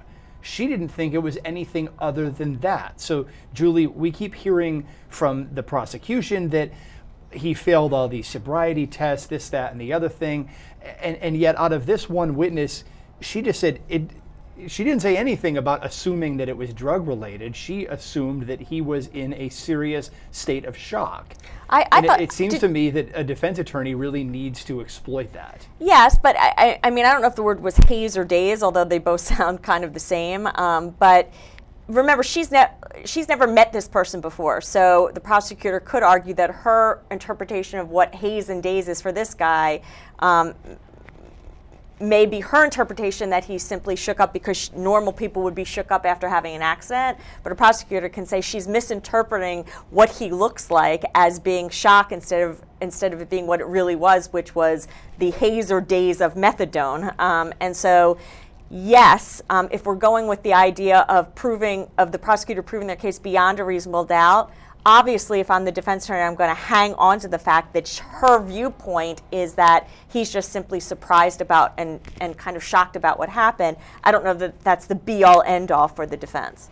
Well, we had another eyewitness on the stand yesterday who just happened to be driving along and who's in the nursing profession, and she leapt to the drug conclusion very, very quickly, but the defense really shot back at her on that and said, why did you assume that when, and then, why didn't you assume that the issue was something different? How could you tell the difference between a drug issue and just being in utter shock for thinking that you're going to swerve to avoid colliding with a car that suddenly slams on the brakes in front of you, and then realizing that you've struck and severely injured a state trooper? I mean, I think that anybody who was involved in that, accidental or not, would be in a state of shock. Absolutely, and I think that that is an issue for the prosecution. I think that it's going to come down to how much methadone was in his system and an explanation by an expert as to how that much methadone will impact the average person with his height, with his weight, who's taken it for either a lengthy period of time or a short period of time. And I think that's going to make the difference. I mean, keep in mind, when you think of alcohol, when someone's, has an accident and they're intoxicated, you're going to smell, there's standard kind of things you expect. You expect to smell alcohol in their breath. You expect to potentially see alcohol in the vehicle, watery eyes, all those things. Methadone is not quite the same, and so it may be harder for a layperson to be able to look at someone and know if what they're looking at are the effects of methadone or the effect of the shock of having hit someone, especially having hit a patrol officer in such a way. So I think at the end of the day, it's going to come down to the experts kind of explaining the impact of methadone, on a person in this situation. Well, let's skip ahead to clip 9 here. This is another witness describing the ambulance responding to the scene. Warren Road. And did you ultimately create a run report regarding this transport? I did. And does that run report document, either automatically or by your input, the time of dispatch, time on scene, time of departure from scene, time of arrival at hospital, etc.? It did. Okay. In Lakewood, is that automatic by way of computer, or do you have to manually enter those times? Dispatch enters the times as they receive the call, the time it's dispatched, and when we get there, when we leave to transport to the hospital. And your fire station was located where? Warren Avenue in Madison, 14601 Madison Avenue. Okay. Describe the road path you would take to get from your fire station to this scene. We would head out onto Madison Avenue, turn left, and a quick left onto Warren Road, which is maybe 2 buildings over. And then we left on Warren Road up to Alger, and then Alger is the entrance to the highway right there, which is less than a quarter mile away.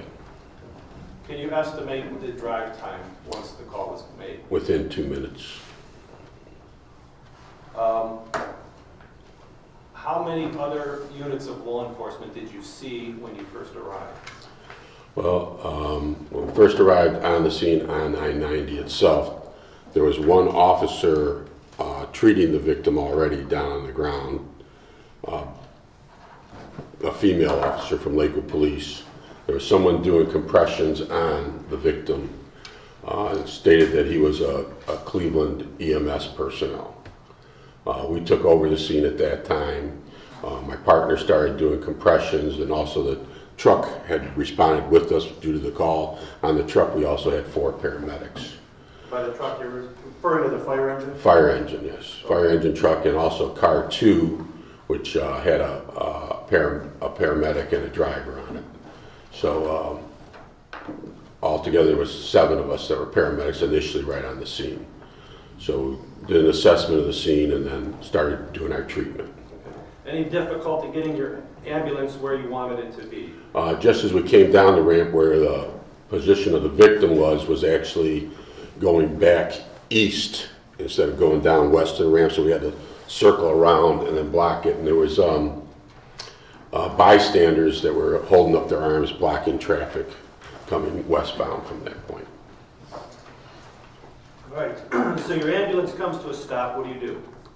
We get out, car 2 was the first one on scene, so car 2 is the assistant chief's car and his driver, and they called for all the equipment, which is, you know, our jump kit with the drugs and bandages, tourniquets, all the equipment in it.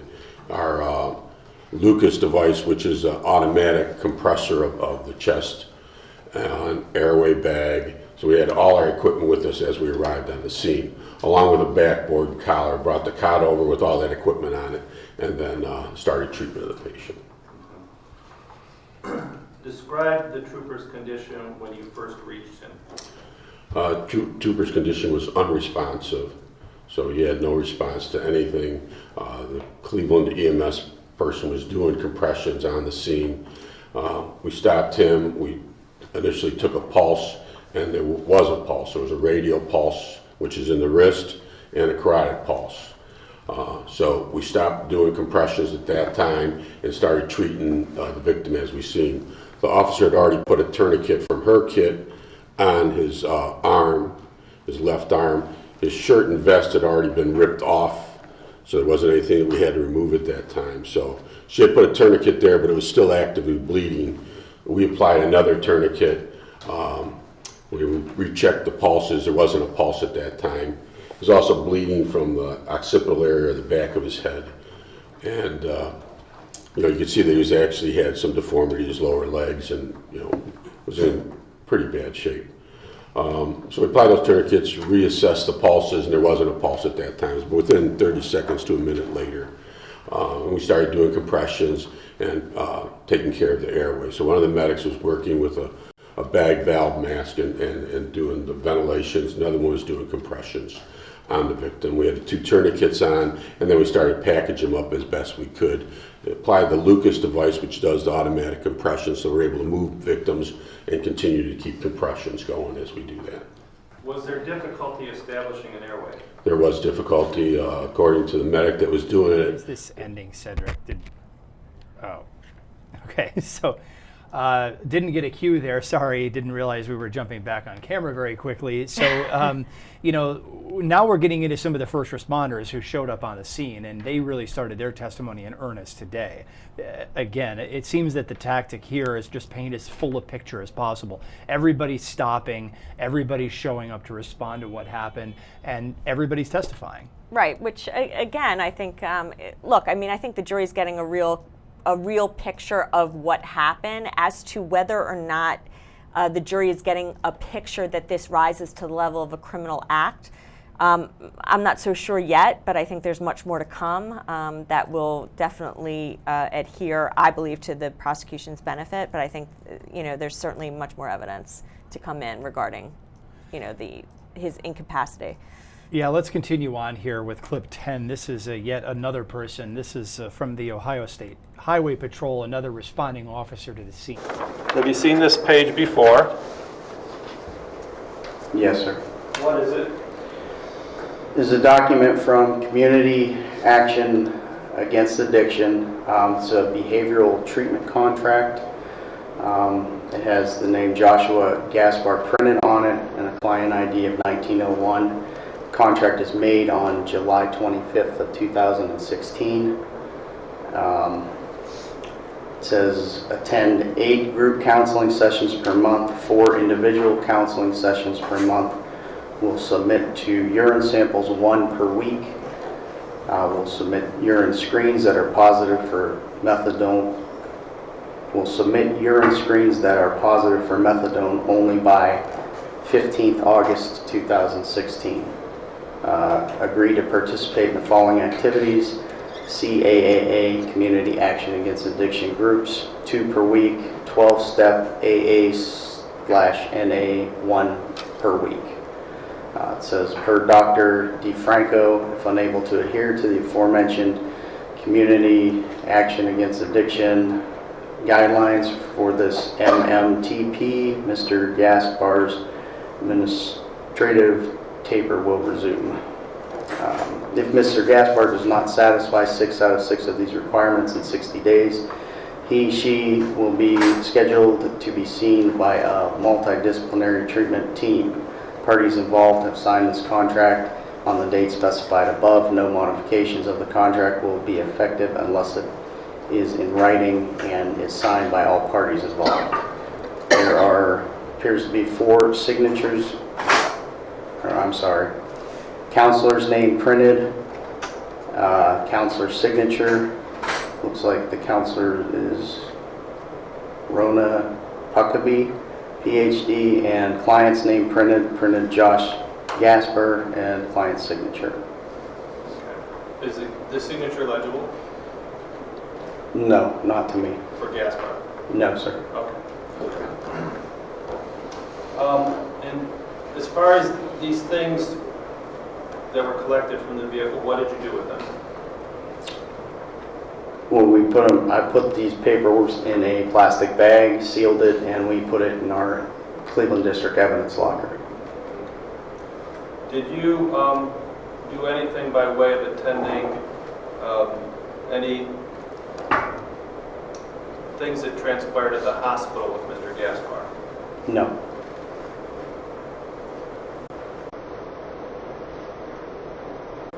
So the involvement of yourself is for the scene collection of that items that we've just described, and this issue of the inventory of this vehicle, is that correct?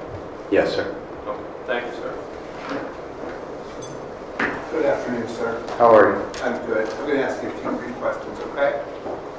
Did you personally search my client's vehicle? Yes. Okay. Did you find any evidence indicative of illegal drug use in my client's vehicle? Objection.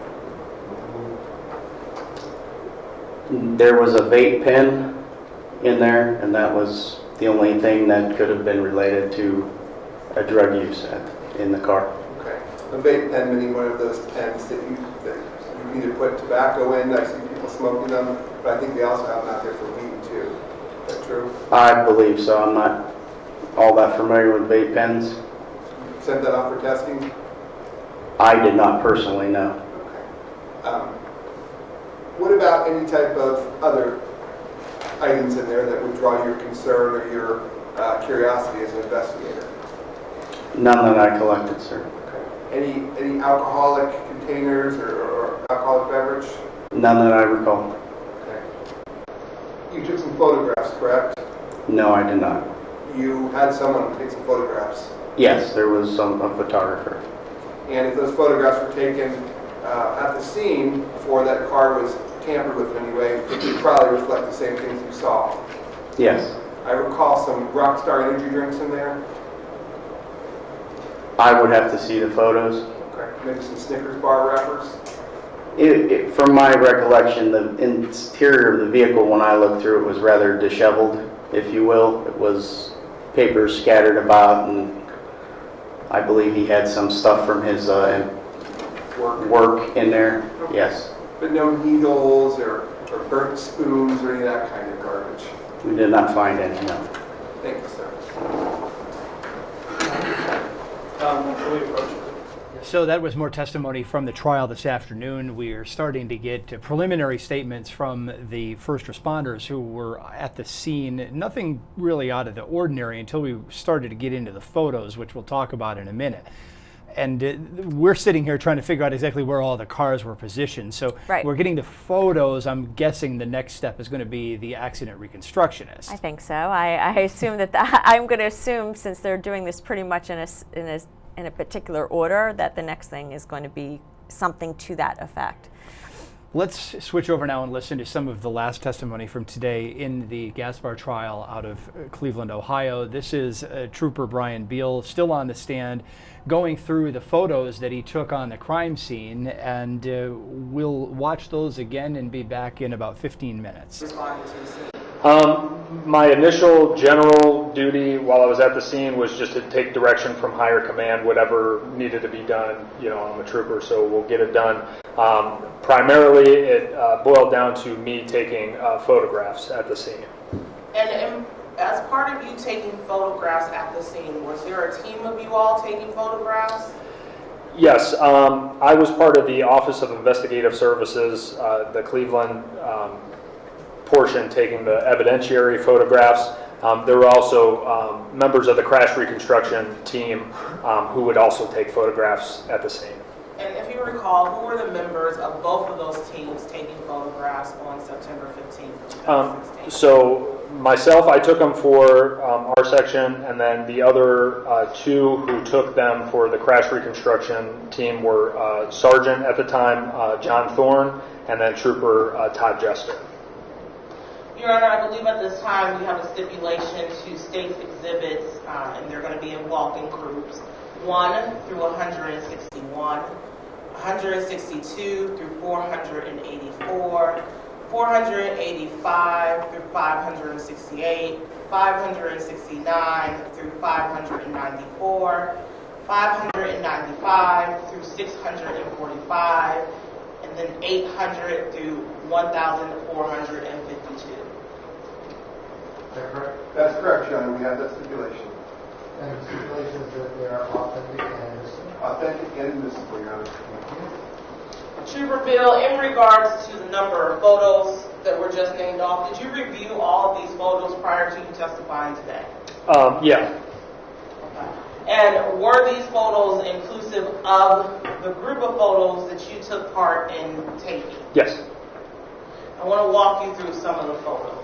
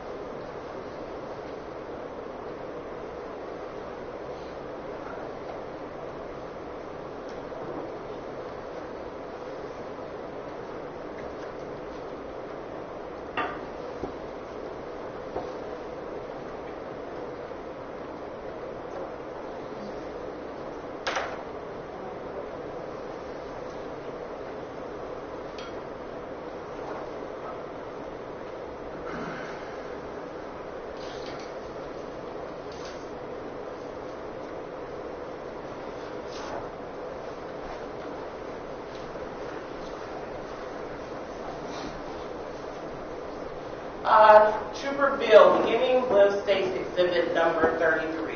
Can you explain what this is we see on the screen? Sure. That's a photograph that was taken of Kenny's car at the scene. That is the passenger side of the vehicle, and it's the outside rear view mirror.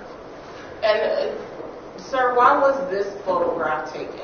That photograph was taken to document any damage that we saw out there, in which we saw, you can make some cracks out on the rear view mirror. Aside from the cracks in the rear view mirror that is illustrated in State's Exhibit number 33, based on your photographs and observations of the victim's car, was there any other damage to Trooper Velez's vehicle? Not that I noticed at the scene.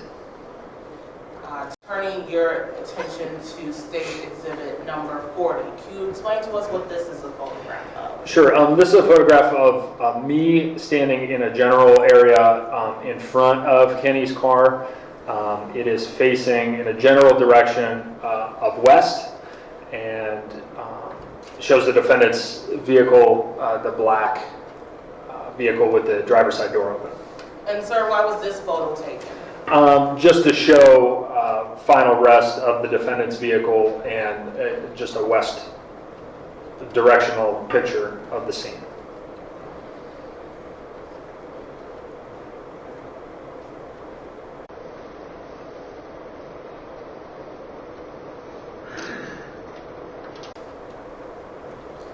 And State's Exhibit 90. Can you explain to us what we see in this photo? Sure. This is a photograph of the defendant's vehicle.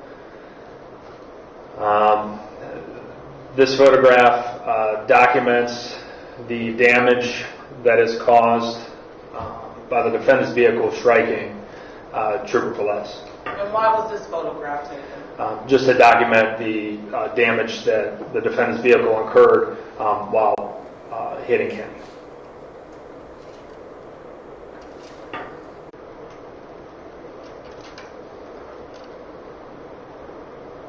And State's Exhibit 121. Can you explain to us what's shown in this photograph? Sure. This is the top portion of the hood, the windshield, and the sunroof area of the defendant's vehicle.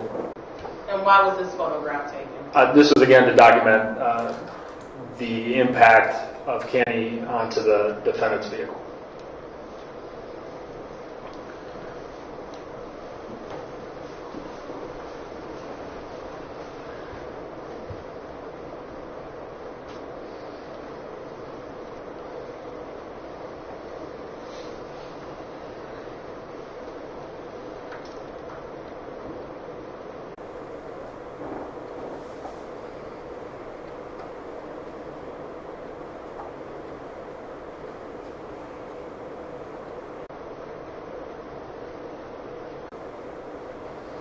And State's Exhibit number 230. Can you explain to us what it is we see in this photograph? Sure, this is another west-facing photograph. I'm generally standing in it would be the high-speed lane of travel, and this is a photograph of a blood area in the berm and the defendant's vehicle with the driver's side door open.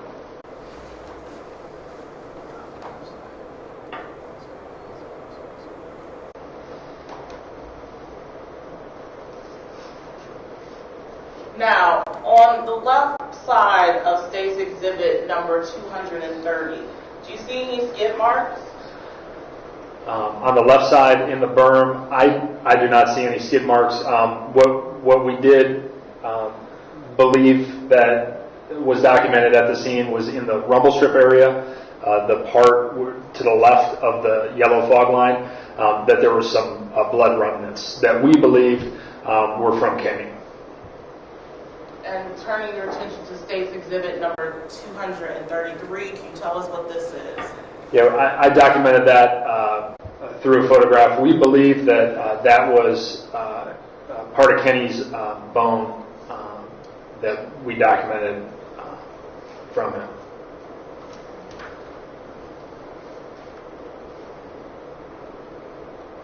State's Exhibit number 254, can you tell us what we see in this photo? Sure. This is a photograph of the interior of the defendant's vehicle. It was taken from the open driver's side door. And what is pictured on the seat of the driver's side of the vehicle? It appears that the black particles towards the more rear of the bottom of the seat are glass and like a safety glass, and the cord coming out an iPhone charger.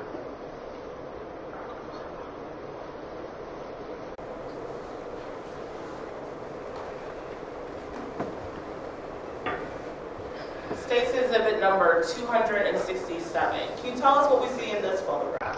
Yeah, this is the front license plate of the defendant's vehicle. It shows the damage that occurred when Kenny was struck on the right side, if you're looking at the vehicle, you can see the right license plate bolt that has fiber in it, which would be the driver's side if you're sitting in the vehicle. The top of the 5, the 6, and the 8 in the numbers of the letters, or in the numbers of the plate, have the blue color washed away, and you see the bend at the bottom of the plate from the impact with Kenny.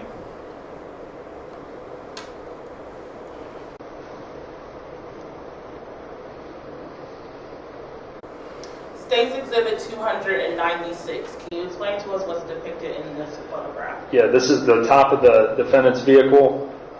In the photograph, this is taken from the driver's side, as I'm more than likely standing on my tippy toes to try to get a photograph of it, or holding the camera up. In the broken glass, so the front of the vehicle would be to the left as you're looking at the photo, and the rear of the vehicle would be to the right. So in the photo, you see Kenny's cell phone, one of the eyepieces of his sunglasses, and the case is actually, it appears that it's 2 cell phones, but it's the one phone with the case on it, or coming off of it, I'm sorry. State's Exhibit 306. Can you tell us what's depicted in this photograph? This is Kenny's protective vest, the sunglass frame, his badge. And for State's Exhibit number 306, where was this item located in relation to the other vehicles on the scene?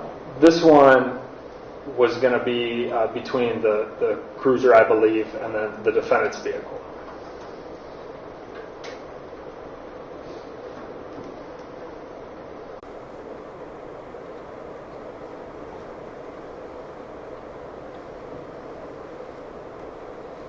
State's Exhibit number 348. Can you tell us what's depicted in this photograph? So, excuse me. This is a photograph of me standing at the median wall. I am still in the westbound lane. So I'm in the berm area where the incident actually occurred. So I'm leaning over, and that gentleman pictured there is Lieutenant, the lieutenant of the Office of Investigative Services, my boss, Darren Huggins, his patrol vehicle, and in the middle, on that opposite side, on the south side of the eastbound lanes, you can see what we recovered as Kenny's boot, work boot that he was wearing that day. And this boot is located where? That is on the south side of the road. So it is actually on the complete opposite side, the eastbound lane. So the opposite lanes of where we were at, if that makes sense.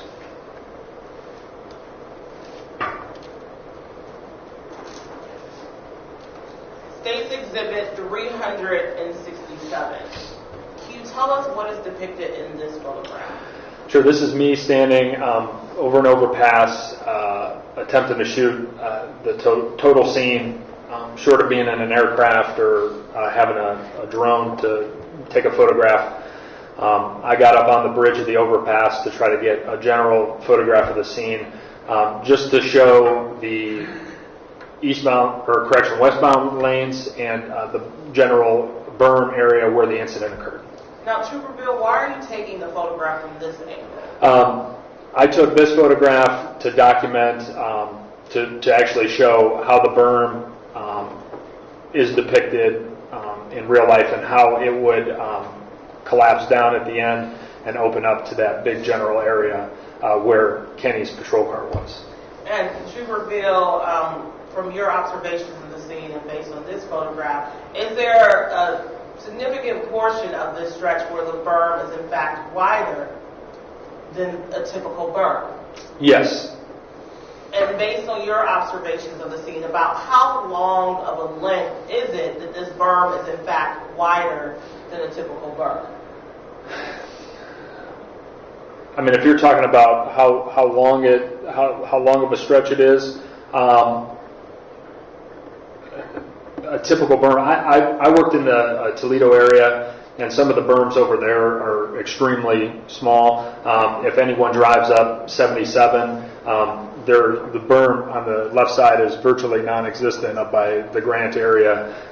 So to say that this is a lot bigger than the other berm, or than those berms, yeah, you can fit 2 to 2.5 vehicles in there. The length, the distance, I couldn't tell you. From here to there, I'd say it's probably approximately about a football field, I would say.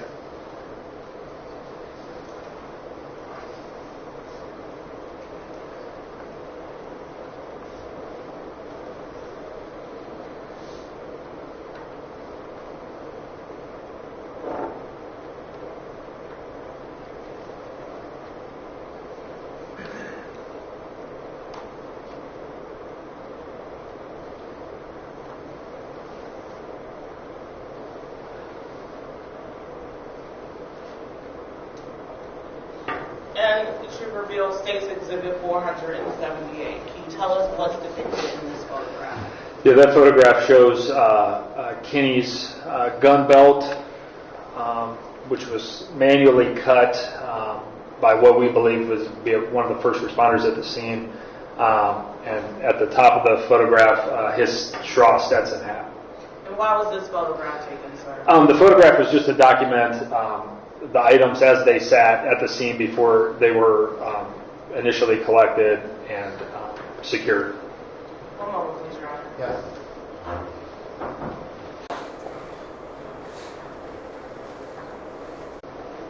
Nothing further at this time, Your Honor. No questions. Thank you. That's going to wrap up our review of testimony today in the Joshua Gaspar case out of Cleveland, Ohio. He's accused of 13 different charges, including a slew of felonies that were charged on 2 different indictments related to the death of a state trooper who was struck in a traffic accident. But I want to switch over and talk about the other case that we've been talking about here at the LawNewz Network, and that's the Eric Campbell trial out of North Carolina, because we do not have a clue at this point where that case is going to go. A juror decided to step out of deliberations, figuratively, I don't mean literally, but a juror wants to be excused claiming that there's anxiety, okay, or that he or she has anxiety and wants to be excused from participating in the trial. Well, the problem with that is it would leave a jury of 11 people, which constitutionally is permissible. Theoretically, it can happen, but a lot of judges don't like to toe the line on it. So we don't know where that's going to go. The judge could declare a mistrial on Monday. The bottom line is the judge took the tactic to give the jury the weekend off and then hope that this particular juror's anxiety goes away, I guess. Where should the judge go in this, Julie? Well, the defense must be happy as clams going home over the weekend, because this is, to me, this is a win for them. Because I believe that the judge, in order to keep going with 11 jurors, is going to have to get consent from both sides. And if I'm the defense attorney and we're talking about a case that there's potential death penalty, I am not agreeing to 11 jurors, especially where one of the jurors is too anxious to go forward. I'm going to sit and think perhaps that all the jurors are voting yes and this is the one juror voting no. So there's no way I would agree to it as a defense attorney. So I think we're looking at a hung jury. Well, it also begs the question as to what the cause of the anxiety is. Is this sort of a subtle tip that juror might be a lone holdout, or is that just reading too far? By the way, I think it's like reading the tea leaves, but again, as a defense attorney, you kind of have to guess, and I keep in mind that it's always better for a defense attorney to get a second shot, because now you have the witnesses testifying again and you have a second shot at potentially cross-examining them, especially with all the things you know from the first trial. So if I'm the defense attorney, I'm thrilled right now at the possibility of there being a hung jury. Well, we will find out a little bit more on Monday when we come back in that case. It could be a hung jury. It could be that things have simmered down and that deliberations can continue. If it is a hung jury, then the state of North Carolina has to brace for another 3-week trial in this matter. Right. No, and I know you're not a fan of that, but I mean I'm is a fan the way of the efficiency system. and finality. But, I understand that, but you're talking about a defendant's life, because this is not the typical case. I mean, you have two individuals that were killed that were completely innocent. On the other hand, you have a defendant who has a fairly lengthy mental history with a father that was incredibly abusive. And so, if it requires another trial or another trial after that, then so be it. I mean, that's what justice is about, Mr. Keller.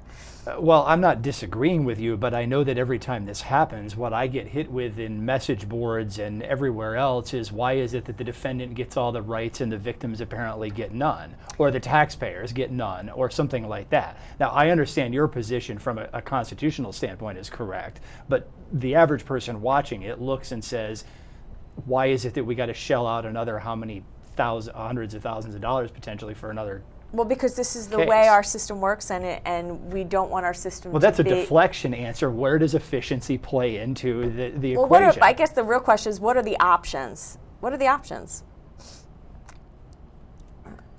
Is there going to be an answer? My job is to ask the question. No, it's not, but it's not. It's, well, the option would be for the first option should have been for the judge to not send the alternates home until there was a final verdict. Well, we talked about this before, Okay. and I don't know what happened, okay, because a couple things could happen. One is that if the defense does not agree to have these, the alternates come onto the case after the jury has begun deliberating, then the judge usually must let them go. So I don't know if that happened. Also, a lot of judges, once a jury starts deliberating, does not want to bring in the alternates at a later period of time to kind of start it over.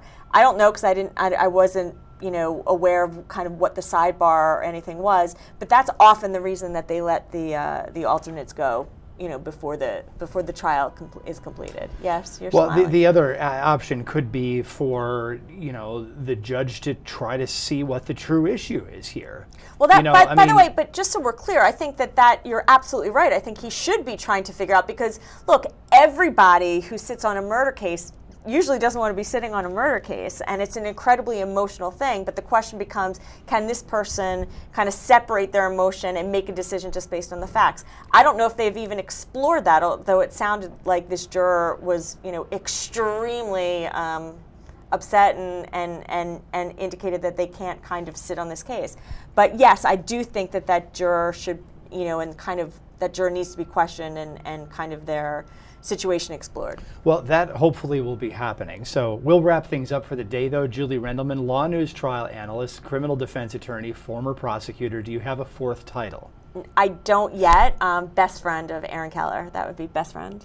Now my other friends will be mad Yeah, at you. yeah. She said it, not me. Yes. So we'll see you again, Julie. Thanks. And we'll wrap things up here for the LawNewz Network for this week. We'll be back next week at 9 a.m. on Monday. A reminder that we're here from 9 until at least 5 o'clock, and if testimony runs late, we certainly stay late as well. So for now, this is Aaron Keller at the LawNewz Network. Have a good weekend.